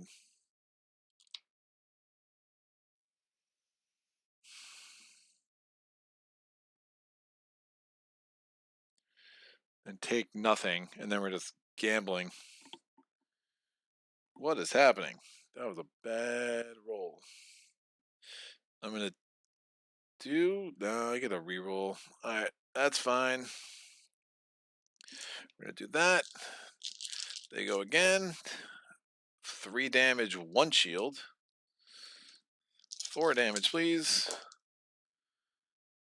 2 damage.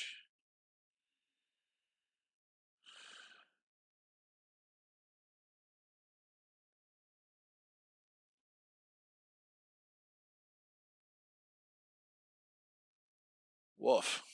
Am I literally not gonna beat these guys? So 2 of my guys are dead. Imperials are getting a lot of points from that graveyard. 1 of its guys are dead. Point.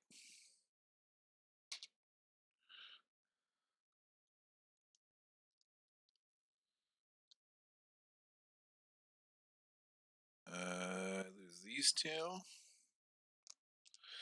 It loses this. So 4 dice. Oh my gosh, 2 damage, 2 shield. What a disgusting sequence of rolls. 3 damage, 1 shield. So 1 of my guys are dead. I kill this, I get a point. Yeah, this is net 0 in terms of points for me. So I have a red and a blue left. It's rolling a white and a blue. Hey, it rolled blanks. Look at this. Killing it, kids. Damage and a lightning bolt. Alright, I'm going to use that lightning bolt to gain a point. I'm also going to draw an item because I can. I can keep it if I can use it. Oh, I can use it with Yanni. So I think if both heroes are there, I think that's fine. I still needed that clarification, so I'll use that for that purpose. I kill this guy, I get a point. So I get the 1 point because I used that, because that made sense. So that helps. I can make that a net 0, and at least it's 1 less point for them because I'll have 1 less place with the garrison. And then I'm going to use my last thing to build a haven here. Alright, and my last, I have 1 unit chilling out over here. I got 2 units on there, and that can go away. Animate legions and hordes. Legion activates, it goes from here to here. They're combating. It's a red and a bronze. 2 points for the chaos. And they're rolling a gold. So gold die. It's 1 damage. Red and the bronze. Nothing. Oh, did he never destroyed anyone, right? Yeah, because she just ran away. So 1 down. It's going to be a silver, 2 bronze, a purple, and a red versus it's gold, 2 blue, 2 white. All right, 1 shield, 2 shield, 3 shield. Holy crap. So the lightning bolt is +1 threat. This lightning bolt is -1 threat, 3 damage, but 3 shield, 1 damage with 4 shield. So nothing happens. 1 damage, 2 shield. 2 damage, 1 shield. Nothing happens again. No, 2 damage, 2 shield. No, nothing happens again. 3 damage, 4 shield. This is ridiculous, dude. 2 damage, 2 shield. So shapeshifter shields everything. 3 damage. 1 gets through against a Juggernaut. So the Juggernaut is now trading out this bronze for a blue. Did not expect this to be 7 rounds, but here we are. All right, Juggernaut. This is the Juggernaut. Gains a threat, and then has an extra lightning bolt to play with. It has 3 shield and 2 damage. All right, loses a threat because of that lightning bolt. It's only doing 2 damage, but it has an extra lightning bolt. So it negates one of the shields and then finally gets through and kills this. Since it kills it, it gets 3 points, 49. It also gains its Bane. That was the end of its first activation. That comes off. Shapeshifter out.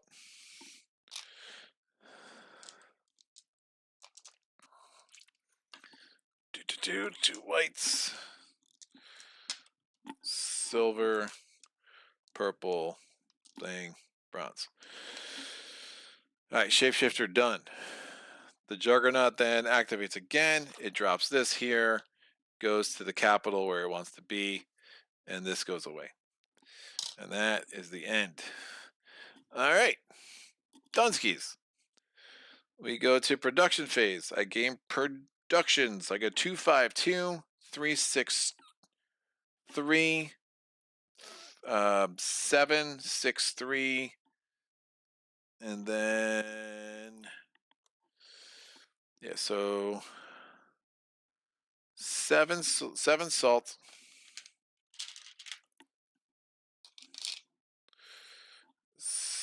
8 plunder,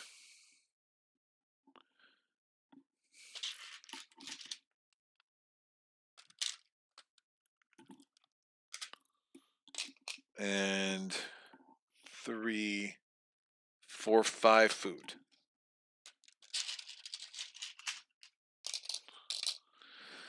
Dunsky's the Empire scoring 7, 8, and then a bunch of points over here. So that's 2. There's 8 in here, so that's 16. So 24 points for the Empire. Goes to 53 up to 73. So 70, 73. I had to skip those 2.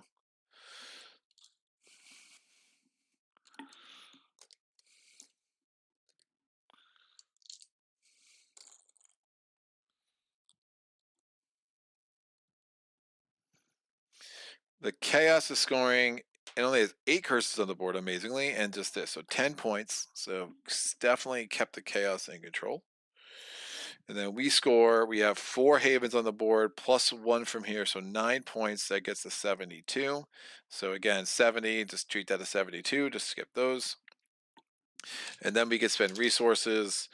And I have just an absolute ton of resources. Because remember, I didn't have to build anything going into that last round.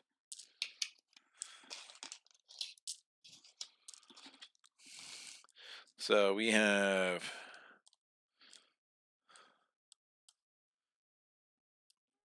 15.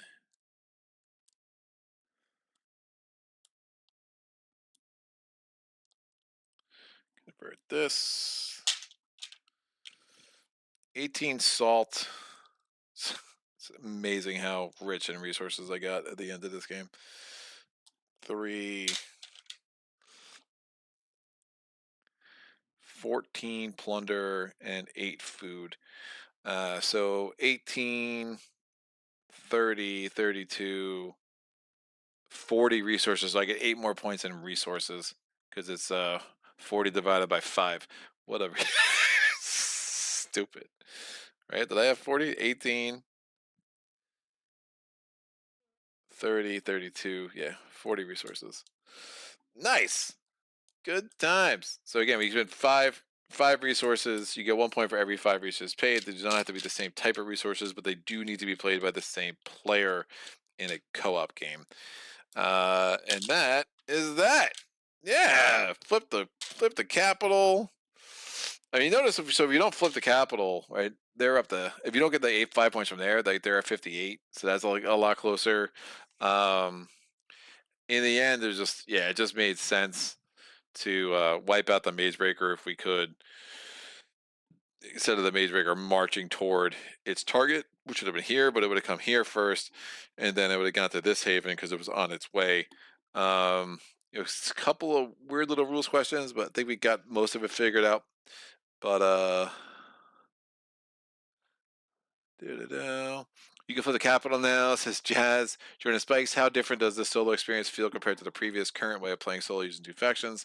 Anything other than less overhead but not running two factions? Jazz kind of answered that for me. Different events deck feels totally same as the original game and not watered down, which can be rare for solo gaming. Agreed. Slightly different end scoring and starting resources. Only caveat is you can't use Titans. And Jordan says thanks. Yeah, I echo that. I mean, I think the conversation with Cornelius and Dirk in the beginning kind of got into some of that. I have found. Look, I'm playing. The scoring is bananas when you're playing with 2 points per. So I'm curious how that's the final rule set's going to be and how that's tweaked. Um, and I think that's kind of why I'm getting to the point of throwing in Arch-Nemesis and having that challenge and almost like having a mini game of like it was like kind of if I'm playing with Arch-Nemesis, I want to flip the capital and defeat the Arch-Nemesis to really feel like I won, instead of just playing this points game. And I think that that goal-oriented mindset just lends itself a lot more to the solo game. Like when I play this co-op, the whole idea you have to have the points never bothers me.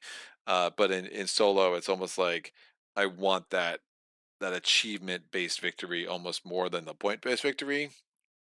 And the reality is, if you flip the capital and beat the Arch-Nemesis, or if you're not playing with the Arch-Nemesis, if you flip the capital, you're probably going to win, right? There's a lot of points that you get along the way. Um, obviously there's also a cost. There's a cost of doing business. I mean, there's a reason why the Legion got 24 points in that last round because it had 8 of our units in its in its graveyard, and when it's scoring points per unit and not necessarily points and not points per faction, that absolutely factors into your how you think through is something worth it. It's like, well, I could get 3 points but I might give them 6. Is that really worth it? Now granted, like again, I'm taking a point away from them by wiping out their things. I'm getting a haven on the board. I mean, I just as easily could have just come here, say, look, screw it, I'll just command everyone there, I'll build a haven, so I get 3 less points, they get one more point, but then they would get 6 less points for not having the 3 units of mine that died during that combat, right? So it's net better to just but again, I had the archery abilities. I didn't think the rolling would go as badly as it did. Unfortunately, it was tough. It was tough to make that work. Now I was also in a place where they had the re-rolls that kind of worked to their advantage. These druids didn't love, and the fact that the Imperial Inquisition like kept really neutered my druids a lot, which was kind of rough. Just having them flipped over, and I wasn't getting the extra Aether. I wasn't getting the rerolls. I didn't buy a Merc. So little things that didn't go well, but ultimately, I mean, this worked out really, really well. Having the new Emperor come in with only 5, having the ability to just really chuck, you know, dice at it. Um, from the watchtowers was super good. So overall, some really kind of solid playthrough. That second round was like, oh, it's like how am I gonna make this work? Oh, the next guy was the Drakes of Sean, but yeah, I just was never rich enough in so well, not early. And once I had that tower there and that haven there, and I was able to take advantage of that double resources, that 4 resources a pop was super nice. Um, for sure. So it was really nice to be able to kind of take advantage of that. But then if I was able to do that earlier, then for sure I grabbed that mercenary. This was, he's adding a purple die in archery. Like, thank you very much. Like, it's super good. And then you could use God powers twice, which if you have something like the right hand or something is super good. Seeing the blessings really come to life was awesome, right? Like that was, I mean, all that red was helpful. That's what let me finally move that curse. This would that added me let me add a bunch of towers. Um, I might have overplayed this 1 feat. I don't think I did, but there's a chance that another unit should have died, which definitely could have had a trickle effect. So, somebody could tell me in the comments when uh, if they feel the need to watch this back. The Tuatan getting all those shields that 1 round for because I rolled 3 blanks. That was super good. the Caliphs, like throwing in the Urn of Malice and just knowing I'm going to kill the Caliphs, that worked out really well because like that was probably the most. That was going to be the biggest challenge. Like the Imperial Guard can be really, really nasty, especially when you know, he's rolling that many dice. So once I got that to level 5, I'm like, all right, those yellows are only adding damage anyway. The unfortunate thing about the Call, I mean, if you have one of those druids that let you bring stuff out of the graveyard, like that's when the Call gets really good because you can bring him back out. Or you have the one quest that prevents you from like anything that gets in the graveyard just goes back to your home, and then you have like the one druid that lets you take guys out of your reserve back in. But remember, at some point, I started this last round with all of my units on the board, and I'm ending the game with 9 of my units in the reserve. They had come out of the graveyard, right? So, like, but that's this game, man. It's you build up, you get torn down, you build up again, you get torn down, you build up again, and you just hope that you're you know on top of things by the time the game comes to a halt. But um I do think the thing with the Arch-Nemesis that makes flipping the capital hard, is that remember this final event added to Legion. So if you're playing with Arch-Nemesis, a lot of times you're like, crap, I would have had 4 Legion left in that deck. So I would have been coming in having to try to wipe out 4 Legion in a row while also dealing with the Arch-Nemesis, and that can be a tall order. So I think with the Arch-Nemesis, you're almost kind of shifting your mentality where you're like, all right, I'm not gonna flip the capital, but I'm just gonna try to defeat the Arch-Nemesis. Doing both would be awesome. The other thing though, if you're not playing the hardest difficulty, you'll only have 5 legions in the deck as opposed to 6. So there's definitely a trade-off there. So a lot of things to kind of consider and how you want to, scale the difficulty and make it the game that you want to play at this time. But um, yeah, no new comments. Just a thanks from Jordan to Jazz. But yeah, super cool that we were able to do this. Again, thanks again to Nemesis.Games, man. Like this is it's cool. I love just had a chance to talk to designers and talk to people that are just clearly love what they do and have been really really really smart about it. Um, and how they thought through this game and what they created. Just like an absolute, like as I said when I was talking to them, this is just an absolute cinematic movie generator, like a cinematic like story generator where just big moments, crazy turns and shifts, and just kind of every game kind of plays out different. You just don't know what's going on. I mean, this is one of the OG factions too. For those who don't know, like this is not an expansion faction. This is a very cool. Every faction does. The more you play, the more you realize just how different each of the factions are, and how you have to approach them differently, and how the little tricks that are there to make them work. I mean, you have one faction only has 4 havens, one faction only has 3, and they can't be adjacent. One faction that faction only has 9 units, and they're all elite. Um, you have the herd, which is I think might be the strongest faction in the game. I've seen some crazy things happen with the herd. Where they just have a ton of units that can all be on one hex, where you only can roll 5 decks at a time, 5 dice at a time, and you can do a double command action where you're just kind of rampaging around. I think the faction I've had the hardest time with, and I think it's just been weird games, but like the Tuaton, I seem to just been struggling with lately. But again, I think I just had a couple of games where some weird things popped up. Didn't get to the 16 card limit, not even close. That's been unusual in my solo games. I do feel like I've been getting more small cards. Just didn't really happen this game, and that's even with this in play, which what I got 2 or 3 cards from that, if not more.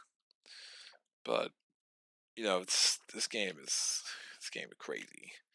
I don't, yeah, I don't think we talked about, yeah, there's definitely some questions and some emails I'll have with Dirk kind of in the upcoming days and weeks, and I'm really looking forward to seeing how this thing launches and hoping it smashes on that day one, man, so people can really get on board. I mean, it's a game like this and a company, and like obviously some of the uncertainties with production and shipping right now, it definitely was.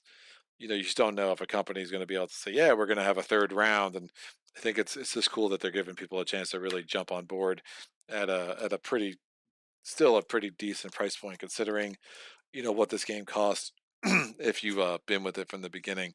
But I don't know. Looking for if anyone has any epiphanies or moments of zen they want to share in the chat. I'll give that a couple more minutes. But other than that, we will be wrapping this up. It's been a pretty long video, but obviously an hour of that was talking to Dirk and Cornelius and getting things set up here. So 1, 2, 3, math. Just kind of organizing these cards. 3, 5. There you go. All right. That.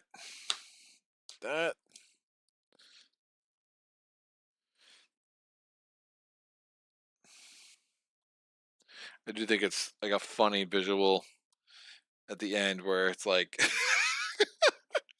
the Juggernaut's like, he goes over here, he kills the shapeshifter, he's like, all right, wait, where did everybody go? It's just like, and it's like, no, man, it's toast. Everything's toast. It got flipped, and you are done. The Durkar reign supreme, and it's got to be the beard. I mean, make no mistake. So, but that's it. I mean, I would I think the new storage system I think will super help.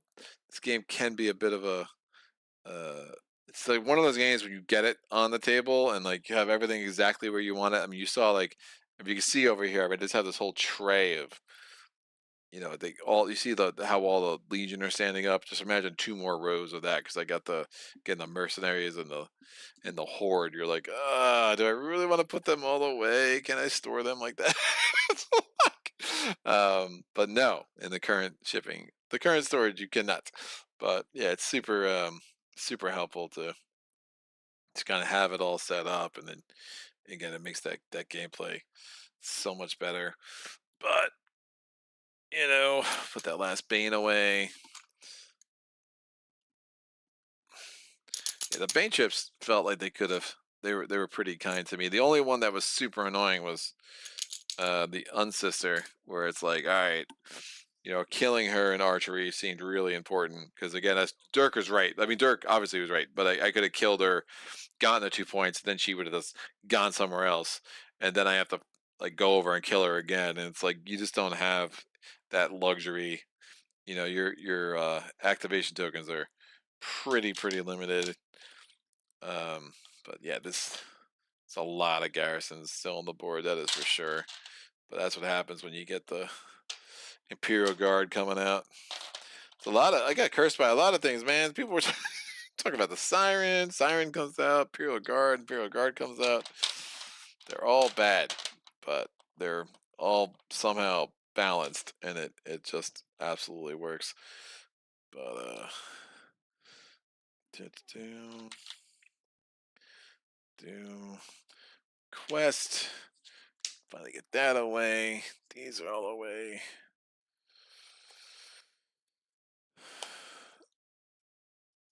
Quests. Blessings. Druid cards. Imperial. Oh, where'd that go? Over here.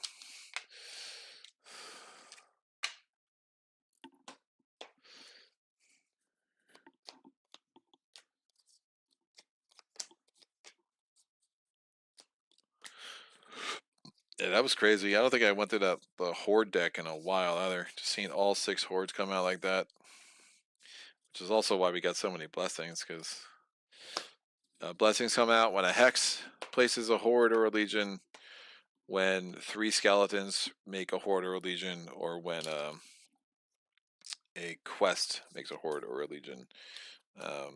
Oh yeah, so technically, because it was this hex that brought out the last two. Who did I kill to do this? Well, the Mage Breaker we got brought out, so that would have been a blessing. And then I finally had to kill the Butcher, and then the Shapeshifter. The Mage Breaker.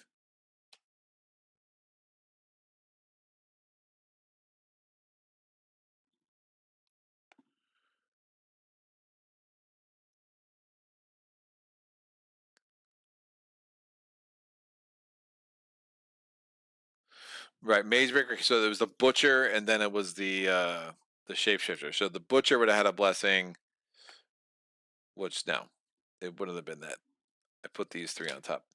The Butcher would have had a blessing, which I would have gotten, which is discard this when any Legion or Horde is destroyed to get double its points, to give its points to any player. Oh, what? When any Legion or Horde, to give its points to any player instead of you. So that's kind of useless in a solo game. And then this would have come out for the Shapeshifter. Discard this to double the archery dice of any player. So yeah, this last blessing would have obviously not been very helpful in a solo game. So I wonder, that's that kind of little things, like that's probably a card that just shouldn't exist in the solo game. So they'll have to work out all those kinks for sure. But yeah, I think that's it. So nothing else I want to talk about here. Seeing no comments, I think everyone's just kind of called it a day, but this was super good. I'll be back in 2 weeks for sure with Uprising. We'll do an Arch-Nemesis game. We'll see how that kind of plays out. But any questions, comments, or other, please put those in the comment section below. I'll get back to you as soon as I can. And thanks again to Dirk and Cornelius, and everyone tune in tune into the crowdfunding campaign on Tuesday, and get those orders in, and let's make this a pretty successful run for Uprising. So that's about it. Thanks again. Until next time, happy gaming. Solo.